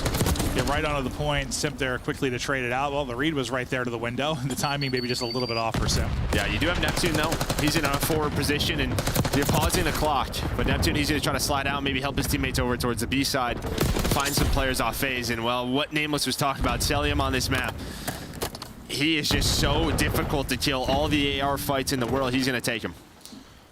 Yeah, it's like relatively easy to read. A lot of power positions he can get to. He can take over, but as he got his multi, Neptune answered back with one of his own. Missile about snap from Abizi, get damage in quickly. Didn't they go for it? Is he going to reach out in the manner that he did? Neptune just trying to race across, I think stop the clock, can't quite get there. So trying to get up top, 9 HP, but living as his teammates come in to help with a Simtex from Simp able to hit. And Abizi, well, he's going to get taken down. So Surge have done a good job just keeping pressure over towards A. Simp, though, they're going to have to deal with him. And, well, he's going to get one player off it, just not ready for the second. Neptune was hunting. Neptune up to 5 already. The biggest problem early in the round, though, right? You just don't have trophies. The nades are going to hurt. See if Neptune can lurk. Nasty there. He's popping another multi. He had a huge map 1. Neptune now set up for success to disrupt things inside of the FaZe house. As he'll just kind of look for openings, look for timings. He nearly caught, hit the 22, but staying up. Neptune maybe helping him out. Or sorry, Abuza maybe helping him out. They're about done with a minute extension. Just sticking with Neptune as he tries to be a threat, but as he's kind of dancing around, you do get that first point done. Now we focus over to B, and what? You got a 3-life edge? You're in a pretty good position here. Nasty, another big multi for him, up to 8 and 3. Yeah, now your last player alive is Abizi, and he's on a pinch. So you're just going to get on this if you are Surge. All 4 players here. And, well, Abizi hits some insane shots onto Abuza to find the double and save this round. Yeah, he doesn't do that. This one might be done. Nutty shots there from Abizi, but you've only got 6 lives remaining. All 4 players back up for both sides. Now we get into our next sequence here. Cell spotting for info down low. Nothing for him really to deal with here on the steps. The second he gets there, nearly stun checked. You lose one of your players. Now down to 5. Neptune is frying as he's gotten a double. And I think this is a great example of it. Like, if you were the defense in the previous iteration of Protocol, you could avoid a lot of these fights by just staying computers, right? Then they would have to cross the point or drop onto the point. Basically, they just left cell, right? Surge just ignore underground. They ignore it completely. Go down low, or sorry, go top middle, just drop onto the point. They'll get that opening round victory. Nice shot by Surge, kind of putting FaZe on the back foot early in a second map here. I mean, what a debut for Neptune so far. Yeah, no, it's been great. And I feel like Nasty's been playing better as a result. Well, I think, if you, Hishi's, he tweeted about it. He just wasn't happy, with his individual performance. Felt like he could have played better, but really, if a player is getting out, finding entry kills or multiple kills as an AR, that just allows you to get to your spots. Yep, makes things easier, right? Just your openings. You don't have to take harder gunfights versus Jackals. Get into your power positions, and then you start to pop off. Well, let's flip sides now. Let's see if Neptune can have the same impact. 11 kills is sick on offense. What he can do on defense. Cell, no matter what window he goes to, he's getting zapped. Worried about the opening pressure, similar to what we saw BZ do on the other side of it. Cell's able to read it, and he'll actually pick up that kill right after we swap off him.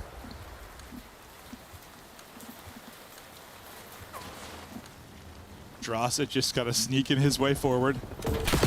Worried about pressure from top mid, but it's not going to go from top mid. He gets hit from the steps. Cell there to help, but Cell has to finish with a pistol from deep. No opening yet for FaZe. Nice shots from 04. That looks clean. 5 straight for him. Yeah, just great shots, clean. Has AR, has the SMG. He's just been, annoying to Atlanta FaZe. Just keeps taking these routes, finding the openings, getting players off a spawn, and then just kind of disappearing. And again, it's going to allow Neptune to get pushed up. He does get caught. But yeah, this is exactly what 04 is doing, just wasting FaZe's time, finding a kill. And he'll see you later. He'll reposition. Problem though is his teammate starts to drop. He's going to feel the pressure to activate. He's wrapping all the way back to get an angle. He should be able to get a freebie. Well, the angle's not the best, so some tags into Simp. Now the gig is up, at least for his position. I was real worried about that, yeah. Uh-oh. Down to 7 HP. Still holding the 6th streak. Trying to push it out.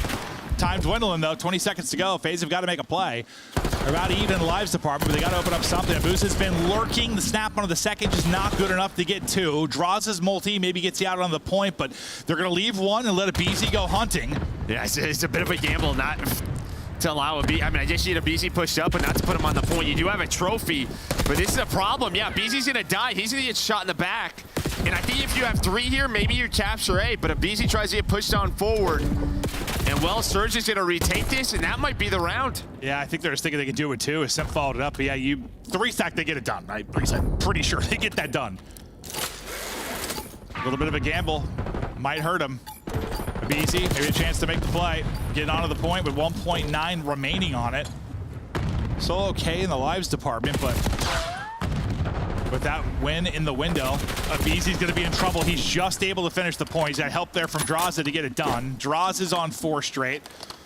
Aggressive on the other side is 04, and he's finding openings. Picks up Cell right off a spawn. Draws doing the same thing on the other side as he gets to 5 now.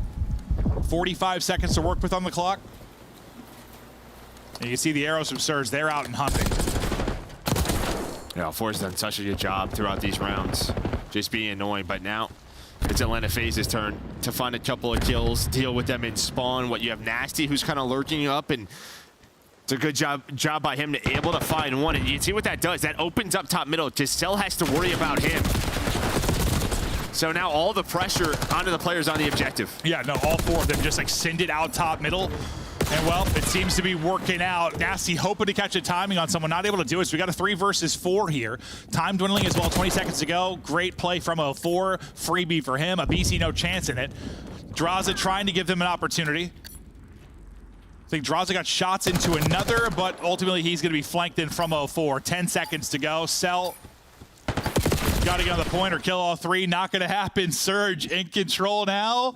Up 2-0. And well, there's just always have one more player, right? It feels like as soon as FaZe gets some map control on both ends. Well, even throughout this round, it feels like they have map control. There's one more player, whether it's 04, whether it's Nasty, just in their base, and it turns people around. Only keeps 1 on the objective, and well, it just doesn't give up the map.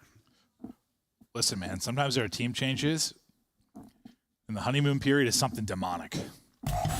They're looking good so far. 1 round away from taking a 2-1 edge. Hell, map 1 was winnable. They're close to maybe having a 3-0 in this, but now you got to prevent FaZe from pulling off 3 straight. They almost brought it back in the search and destroy, but you shut it down. Got to do something similar here. pressure here from FaZe early. Neptune trying to deal with the remnants of it, but he only gets one before falling. A 4 shooting. Yeah, great shots from 04. Again, just finding that player in the spawn. Does Seattle Surge, so nobody pushed up. This time it's going to be Celium. Neptune just trying to find players off. You have one player on it. This has kind of been the way to winning offense, is just pausing the clock and slaying throughout the year. They're doing a good job so far as Nasty's just chilling. That's exactly what they want. Neptune continues to win fights. Not sure what he's up to exactly because we got the scoreboard bug, but he had such a hot start. Hey, we got hit markers now, okay? That's true. One step at a time. That's my bad, Joe. Nice shots from Nasty. Up to 19 and 13 out of him. Just lying in wait, putting in more damage. Nasty on 20 now and working towards this second tick, and you have nearly 2 minutes to work with it. I think they've just always had like a 3-life advantage. No, they honestly have. No, it's not been anything like that insurmountable, but they just had a little bit of advantage throughout all of this, I swear. And anytime there's like a chance, like a 3-4 dead, like they're not letting FaZe turn that into more. They're just like stopping the momentum. I haven't had too many of those, honestly. Like too many like kind of panic situations. Or at least, yeah, as you said, not like chaining them together at least. I'm gonna try to push out this lead a bit bigger. Now focus on B. You got, what, 90 seconds to work with. Up a few lives, so 4 movement, and Gunny still continues to be on point. The guys are playing with some confidence. FaZe in trouble being 3-0'd here, and one of their better map and mode combinations. 4 is in his bag right now. I thought he had that one too. Goes vertical and gets shut down. As we hop off his POV, you see what Draza got 2 right before we swapped to him. I mean, this is one of those chances, right? You get a 3 dead. The one player lurking is Neptune. And well, I get it. It just feels like anytime there is this chance where FaZe are finally in your base, they just do such a good job getting them out. 04 able to find another double, does get traded. But now you're back to, what, a 4-life advantage. They just hung on to it. It's been consistent throughout. It's been just enough to close out these rounds, and they're doing it again. No respawns remaining for Atlanta FaZe. Neptune toying with draws, trying to close it out, and ends up winning it with the pistol. Neptune, he's 27 and 20, leaving his mark on this one. Abizi and Sal, only 2 remaining, trying to make something special happen out of it, but they've got to pull this off for 7 remaining lives out of Vancouver Surge, and well, Surge at least some pressure to get towards the point here soon as they got 30 or so seconds to go, but they're able to isolate one and Sal. Last guy up will be Abizi. As they look to hunt him down, shut him down, he just runs right underneath one. Oh, he just finds a timing like right through everybody, basically. Well, he still has some response. Doesn't matter. And there we go. What, you win 2 offenses if you are Surge. Looking good. Looking good. Looking very good.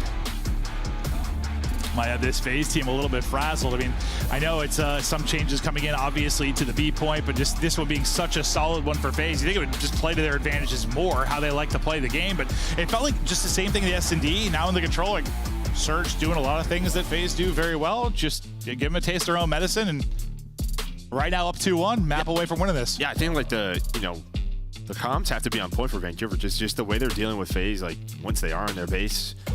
If there's a couple of players left, maybe pinching, like it just feels like they're always picking them up, or at least trading it quickly. Yeah, I'm sure you've been a part of some like team changes. Sometimes like things just click right away, yeah. Like they just do, and you're feeling, I don't know, the mentality changes around, some gameplay things get easier. Like Nasty, who is maybe struggling, is now feeling great. A great map 1, a really solid map 3 here as well. Abuza, we were expecting him to kind of have a takeover year after how he looked last year, and now he's had some moments in this one where he's looking so strong. You know, Ray's going to have these guys playing the right way, just maybe a little bit more firepower, and Neptune and some more just positivity has got these guys feeling good. Well, I think, yeah, I mean, just everyone's making plays. That's just really it. You're not relying on one player. Like an 04 pinch, it just feels like, yeah, they're all comfortable. But yeah, I think the base, maybe difference maker has been Nasty so far. Well, we were just talking about, I mean, sometimes they were getting fried, right? Like on the map. We thought they talked about the online struggles, and we thought maybe they got to land, they upgraded a bit, but they've been zapping, at least in this series. Like, they look like they are nuking people. I don't know if anything's changed for them, but they're not having any issues right now. Like, they are frying. No, and I think things changed right before the major. That's why we started to get a bit excited about Surge. Well, they won 3 straight, right? Yeah, they started to win, string some series together, and we're like, all right, here we go. But then they just kind of bombed out, lost 2 in a row. Make the change, and now up 2-1. See if they can stop this, opportunity for a 13-match win streak for FaZe. They just got to win this protocol hardpoint to get it done, or maybe we go to that map 5. Obviously, FaZe had some wild moments at the major on Vault, Search, and Destroy. But we may get the entire way. The first hardpoint, 37 at Nasty. You lose by 21 if you're Surge. You were so close. You had your opportunities, but FaZe were up just, I don't know, 40 to 50 throughout. There was chances for Surge maybe to run away with it, get back into it, but they weren't quite able to do it. Now to the map 4. I mean, I don't know. I'll be honest, Joe. I was fully expecting a FaZe 3-0 in this series, and now I'm excited about what we're seeing out of Surge. Yeah, I mean, it's obviously the addition to Neptune. It could be what we talked about, right? Just sort of first match after you win a major. This will get your blood flowing a little bit, right? I mean, it's one of those things where you're just trying to improve and play as many maps as possible. So there's a side of like FaZe. It's like, all right, let's do this. Got to lock in, but you're going to your best hardpoint map. 5-1 on the year on protocol hardpoint. Got to lock it in. They want to tie this record, their own record. Well, I'm glad we got this shot because I was kind of curious, like, what was going on. Because one of the things that really turned around, like, their struggles early in the year, you know, talking to Crowder and stuff, it was a lot of just mentality type stuff, vibe type stuff. They need to work on things in game, obviously, but they needed to start with kind of how their outlook was on things. And it seemed like they were having a lot more fun playing together.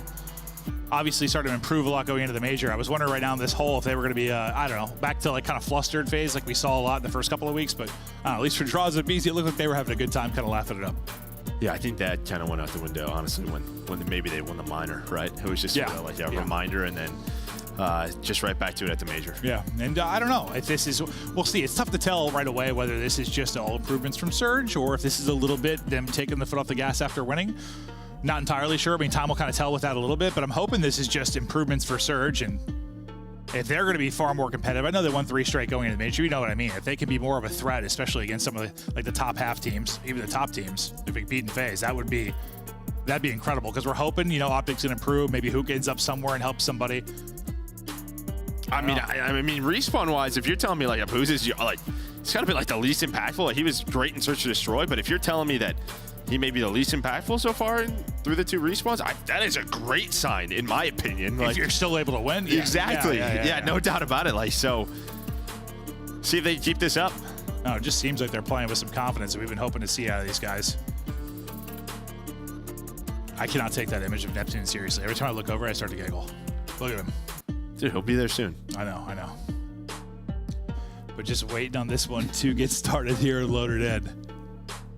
04 is chilling, bro. He was absolutely frying in that map 3. But it looks like fist bumps are out, and we're going to get going here. FaZe trying to bounce back. Surge trying to put them away and close it out. They don't want to see another Search and Destroy. Get it done here in the hard point. Almost took the map 1. Looking to take it here on Protocol. With a new look, Surge with Neptune. So far, really across all modes, have looked strong. Yeah, you just get to 2 really scary maps here for FaZe. We saw their Vault Search in the major final. The winners final, I mean, that was around 11. That was crazy. But yeah, this Protocol Hardpoint has been their best map on the year. Well, then, what was the one they won in like a minute? That was the Vault? Yeah. Which is crazy because the winners final was like that same round 11. Yeah. That's the one where I stopped watching for a second. I was wondering how a map got played. I swear I fell so fast. Now pressure to FaZe to get this to a map 5. Neptune, newcomer. He'll get his body right into the point. Gets a kill. Picking up some time. AR's looking over him. That's exactly what you want out of the opening. Beautiful there from Surge as they push it from the strong side and get a nice little setup. I'll see if FaZe can rebound back into this. Yeah, you see him taking a long route, but he's going to get hunted down. Actually, he's going to win a gunfight. I thought they were ready for him. I saw 2 players turn, and he somehow turns it into a double. But nice early time here for Surge. He already contesting again. Nasty from up top has been so good throughout this series. He's going to start off 4-1. Yeah, no, he was just in the window eater. That's what he wants, an AR. Just get up there, not exactly freebies, but you're just shooting down to your prey. Fish in a barrel as he was lining them up. But yeah, everything you want out of that P1. Now Get ready to shift focus here. Gunfight's going to go in the way of Surge, their top middle. You'll slow down one, though, as a nade is able to connect. It'll be a Beezy now. From bottom mid, looking for an opening, not going to find it. As Neptune's going to drop down and shut it down. First team into the point, Surge. In another just good showing, like as soon as maybe a P1 control or you're fighting for middle of the map, it's Neptune off spawn who finds a multi-kill, and that just allows Surge to get in these positions as he leads the way. Well, 3 of them all have 5. But it just, again, it's very similar to map 3, where they're finding these multi-kills turn the map. Yeah, Surge are like, they're not getting the streak on our watch. They're not tying the streak. They have come out with some passion. So far, so good, and right back into the point. Pushing over to get spawns was number 1 in draws. He got 2 of them to spawn with him. Wide left. Nasty, though, again, he's been kind of a multi-kill demon in some of these respawns. Finds another as he starts out 8-2. Matching him will be Neptune. And despite the fact you got the spawn out left, all those players get shut down from FaZe. Now you're spawning out deep. Another big sequence from Surge at an opportune time. I mean, they are frying them. Yeah, frying them. Yeah, this is a wild one. You're finally going to get some presence here from Abizi. But he's just going to get traded out, and the ARs are locking down now the these middle of FaZe the map. guys are like, get us back to land. They're getting just cooked. Cell is 2-11. Like, I don't know the last time I saw Cell 2-11. It's been a minute. Everything you want and more for Surge. Maybe they took a little break from scrims after the major. I don't know. Surge are just destroying them. Nasty again. Maybe they need to step up with a multi-kill. Won't have to because Abuz has got his cross. And this is just easy time. Now up 100. Surge dominant on protocol, whether it was the control or now the hard point. You gotta be loving seeing this. Rambo Ray is somewhere rejoicing. Oh yeah, he's smiling right now, but he knows not over yet. A big P4, can they find a break? This is how FaZe gets back into the game. This should easily be a full 60. See if they can do it. They'll have the last guy up. Simp able to take out the last. They have numbers they'll continue to hold here. But yeah, the full 60, as you said. Not a lead change or anything, but you're at least back into this thing. But can they continue to hold? They're going to need Cell to step it up, but they've lost the rotation battle basically every single hard point, so he's trying to, well, he's not getting to his power spots, he's trying to break. Uh-oh. You got numbers here for a second of your Surge. Here they come. Cell was weak. I thought maybe in trouble, but he's able to win it. Now trying to finesse with the pistol. Can't quite get it done. Buys enough time. Yeah, you disrupt some time. If you are Surge, you buy some time. If you are Cell, it might not be a perfect 60, but it's going to be damn near close to it. They're going to send one more wave at this, though. Hold up. Dial up a triple for Mr. Abuza. Hey, you said he didn't need to pop off for the dub, but when he needs to, he does. 16 and 8 from him. 16 and 6 from Nasty. Cell just looking to phone home or something. They're imploding. Needs a little help. He's 5 and 15. The Vancouver Surge, the new look Surge with Neptune, the mighty Surge. I want to hear the comms. It's got to be great. He's one shot. I don't need a left. Nice. Nice shot. One Megan. I'm 1 HP, bro.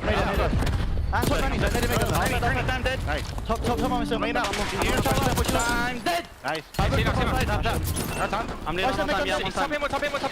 Absolutely. Nice. That's speed.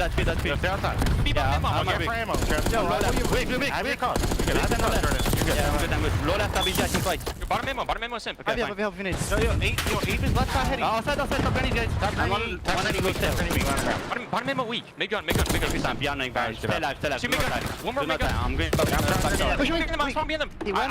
He's gone tower and one's he's top tower, P1 and 2 time. 1 HP advising you. Okay, take your time now. You get the sword. That's out there. Alright, we're good. Yo, let's kill Self. I'm going to grannies. Wait, I'm going to grannies. I'm gonna play back tower. Okay, fine. So P1s. One shot. One shot P1. You can run. Watch him across. He's left side. Blue. Give me a big gun. He's top blue. Yo, you make a That's 2 mid, lad. Go back time. One top mid gun now. Stop it. Same mid gun, bro. That's 2 here, bro. I need it. I thought you need this shit. Yo, understand. I'm mining yourself. Legend blue. I'm gonna try down, bro. I'm gonna go bottom 4. And that's 1 time. I'm busy 1 He's one on the shining back door. He's shining back door, okay? That's 3 on time. He 1 shot draws. He's alone. Leave these guys. Guns are grannies. Alright, rip. He's fucking on the ground. P1 dead. I'm coming tower. There's only 1 time. Yo, this is big time. Yeah, I'm trying now. Yeah. Dead. Yo, stay downstairs. That's big time. Nice. I'm gonna. You can push. I'm watching over you. I'll be deep. Tell me again. Okay, fine. It's nothing back right, bro. I'm gonna be top zero. He's all simp, I need it. Wait, mid, ABC mid. He's P2 left now. ABC 1 as well. 60-point advantage still for Surge. I mean, the lead's been chipped away at a bit, but you're still in control of this one. You don't want to let it slip away. You're once up 100. You got to shut this one down, and you know things are grooving early. You're feeling good, but as they slip away, you have to be able to battle back and take a few punches from FaZe. Yeah, you kind of hear in the toms like the final 15 seconds is like good time, and then they all kind of yell like 3 dead. There's like 5 seconds left. It's like, all right, yeah, we'll take that. We'll take that, but they've lost the rotation now. Cell, he has turned it around massively. When he was 3 and 12 at one point, you finally start to win some rotations if you are FaZe. Now only down about 35, still fighting for this scrap time, and well, they will take this, but this P4 rotation, you're already gonna have some FaZe members there. They'll be set up first, ready and waiting as Draws. That is a close gunfight there. It does get traded by Neptune. He tries to send it, but well, trade after trade we go. Kind of one-on-one around the point, but Abusa starts a 2-on-1. Abusa is able to take it. So yep, you win it. Now it's a chance to push your lead right back out to what you had. This probably decides the map. You hold this time if you are Surge. You are winning this. You'd be like 10 points from victory if you're able to do it. But hold up, it gets a little bit messy here for a moment, but through on the cross, it's Nasty with another big multi-kill. He gets 3, and this is the Nasty we were hoping to see this year finally showing himself. Yeah, I mean, just what a series he is having. Leading the way multiple times throughout the map with kills. Tying Abusa right now, he's at a minute 20 in the hill. They're up to 210 points. So he's doing it with both weapons as well. It's a great flex player, and well, Surge fans happy to see this performance from him. Oh, absolutely. He has been terrific, and well, we'll see what remaining time they're going to get here. Tail end of this might go to FaZe, or will it be a Neptune multi? There's still one more player in there. He gets hit to 14, so he's going to lay down for now. Time now contested. They send it forward, relies on 04 for the help, and well, they'll get the final couple of seconds. So they're going to be, what, 28 away for the victory. Cell there with the read at the grapple, though, and now we get back to our opening hardpoint. Everybody getting it done. I mean, 04's had kind of a rough one from the get-go, but the other 3, you're just talking about raw slang and trying to match the talent you're getting out of FaZe. They are doing it right now. And somehow, I mean, I thought they were losing rotation to P1, and Abusa just kind of stayed alive near the hard point and won a gunfight, and then his team collapsed. That's now 6 kills in a row. And well, they're 5 seconds away from taking down FaZe. Yeah, this has been a terrific series. They said nobody saw this coming. Streak. No 13 streak for FaZe. They're looking to shut it down, close it out, and in the map, but they do just that. Vancouver Surge. Wow. With Neptune in the lineup, 04 is fired up. Surge looking great as they get a victory there. And maybe FaZe come out a little flap. I don't know. Surge just looked like they were clicking, brother. I mean, they were melting. Just frying. They were melting. Like, did they get Bell Fiber or something? What is going on? Those guys were frying. Might be in Toronto, dude. I don't know. It's just, what's the team that's like, you know, said they've had some struggles with online, but they were frying. Looking good there. My God, Surge.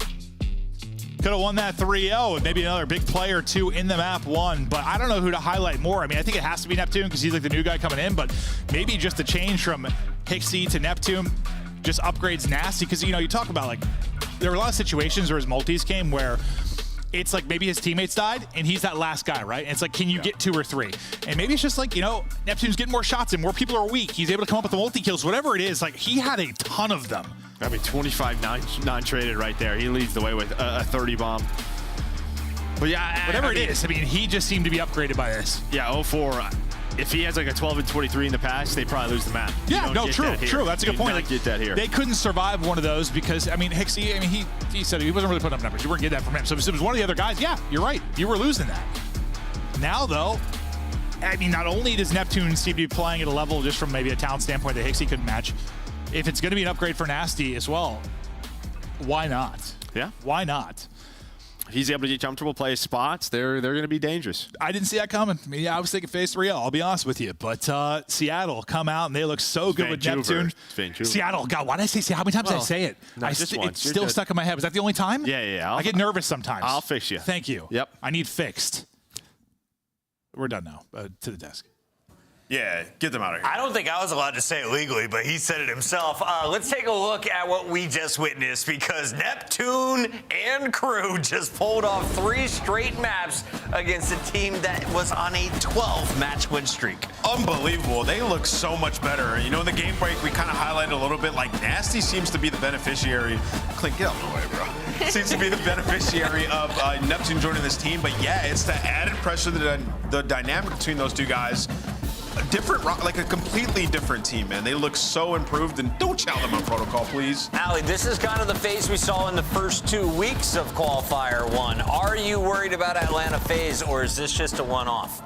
I wouldn't say I'm worried about Atlanta FaZe at all. In the same way that I wouldn't sit here and be like, oh my goodness, Vancouver Surge is fixed, right? It's the first match back. I mean, why not if you want to be positive? I 100% want to give Vancouver Surge their flowers. They look unreal. This was an unbelievable series out of them to come back after the performance in Madrid, after all the talk online as well, to beat Atlanta FaZe after their win.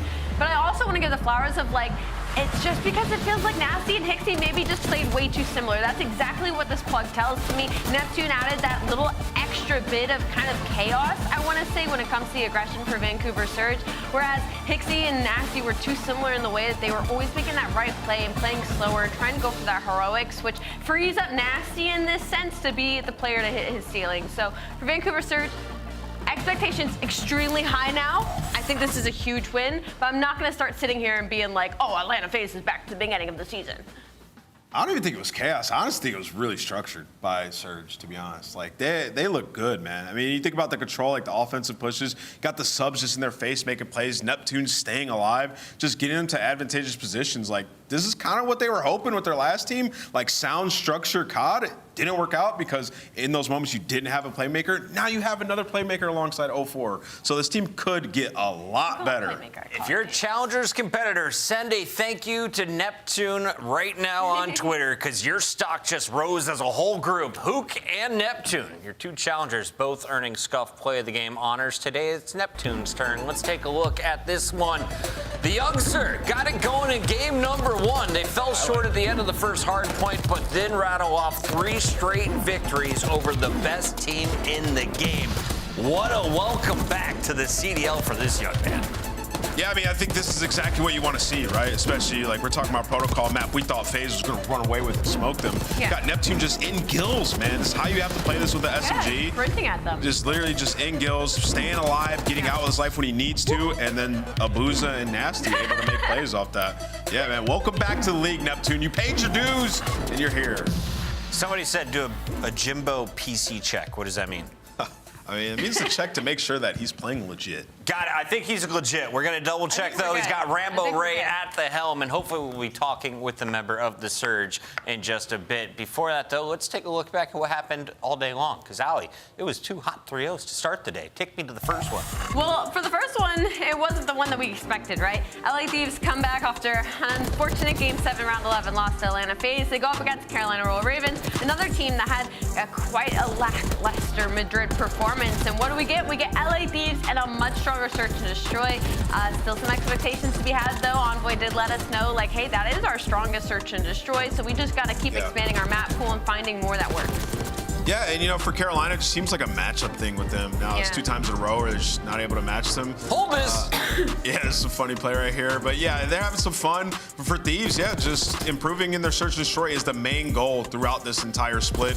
If they can figure out their Search and Destroy, definitely could be a championship winner come Major 2 time. Shout out to Hydra. He sets the CDL record of first assassination attempt caught on broadcast. Great work here for the 2025 season. LA Thieves taking care of business.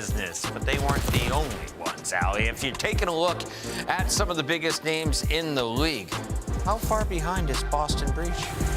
Ooh, Boston Breach is kind of far right now when you're looking at numbers like this from Ghosty and Scrap. I mean, just unreal across the board. Don't know if you guys like Angel numbers. 1.11 from the side of Dan Ghosty. He's also been meowing in Hill lately. That's why their heart rates have gotten so much better, as that is your prime Hillkin. 2.0 and a 1.75 Search and Destroy has been great for LA Thieves. And Boston, well, they look pretty strong in Search as well, taking care of the Falcons. Wixel back in the lineup, Roxas on the bench. But King and crew did pull off a Game 3 victory in a very tight Game 4.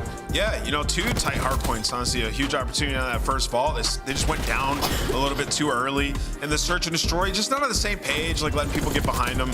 And then obviously they take that control, which was the best performance we have seen from Vegas as a team. We've seen great individual performances, but as a team, just like executing exactly what you probably imagine they go over in practice, especially on their offenses.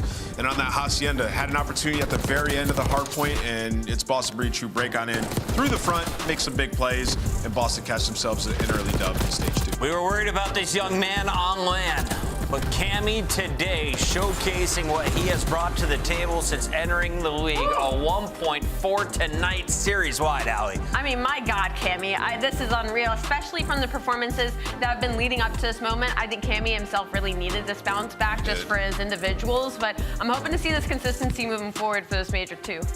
It's great to see Cammy back to his winning ways, and same thing can be said about this guy. Welcome to the show, Byron Plumbridge, a.k.a. my favorite player from the UK. Nasty, welcome. How are we feeling? How's it going? I'm doing super good. It's a great win. Yeah, I'm so dubbed up. Can you talk to me about your new teammate?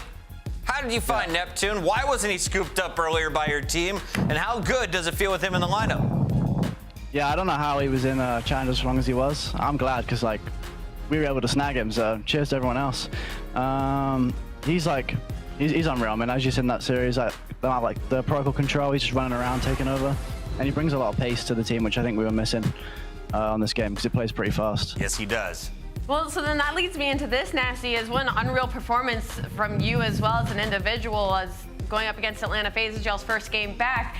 Did you find that this has been something that numbers you've been putting up since Neptune's been added to the roster? Is this how scrims have been looking, or did you just have an unreal match today? I would say Nep helped a lot, like with our pacing and stuff. I feel like we were slow when we needed to be fast, and then fast when we needed to be slow before, and we'd be stuck in like bad situations, and I feel like it affected everyone. Yeah. I had a pretty shit stage, last stage, I'll be honest, like individually. So I've been putting a lot of work in at the same time. So it's like a bit of both.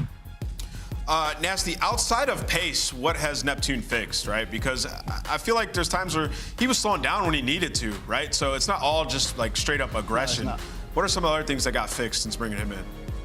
Well, he's bringing a lot more kills, and his challenger team obviously was like really good. Yeah. In challengers, and they had like a lot of good like search strats, and he's a good search player, so I felt like he elevated our search a lot. I mean, we were struggling on red card before, and we played it pretty clean today, so it was a good showing. You did. Yeah. Dude, you went up against a squad that was on an 12 match win streak. They just won Major 1. You were the huge underdogs. Everyone said you were going to get bopped. Were you worried about this matchup? Was it that game 2 that gave you confidence? When did you think when did you know you could win this series? Well, we didn't even get like a lot of practice because Nep had food poisoning. Wow. So we were kind of coming into this like we had nothing to lose. They just won the event. We just made a change.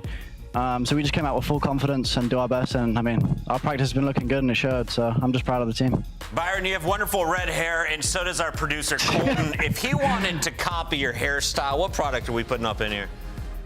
You need like a styling powder, like any will do. There's a little bit on the front, you know, and just a little frizzle on the front. I like that. Yeah, We'll take care of you. Don't you worry about that. Sorry about your Chiefs. Congratulations on your win tonight, unlike the Chiefs, Nasty. I appreciate that.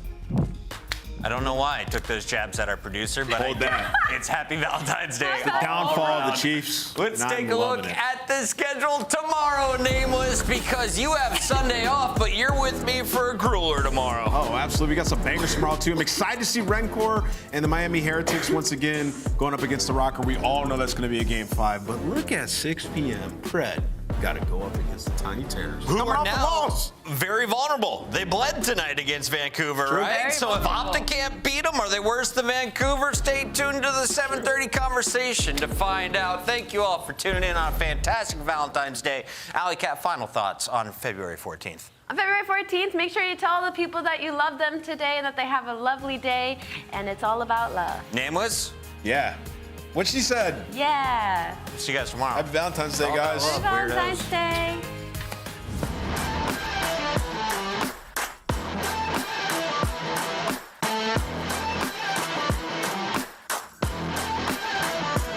Baggage full of cabbage and I think they lost my tempo. 36 Mickeys on the candy cane bento.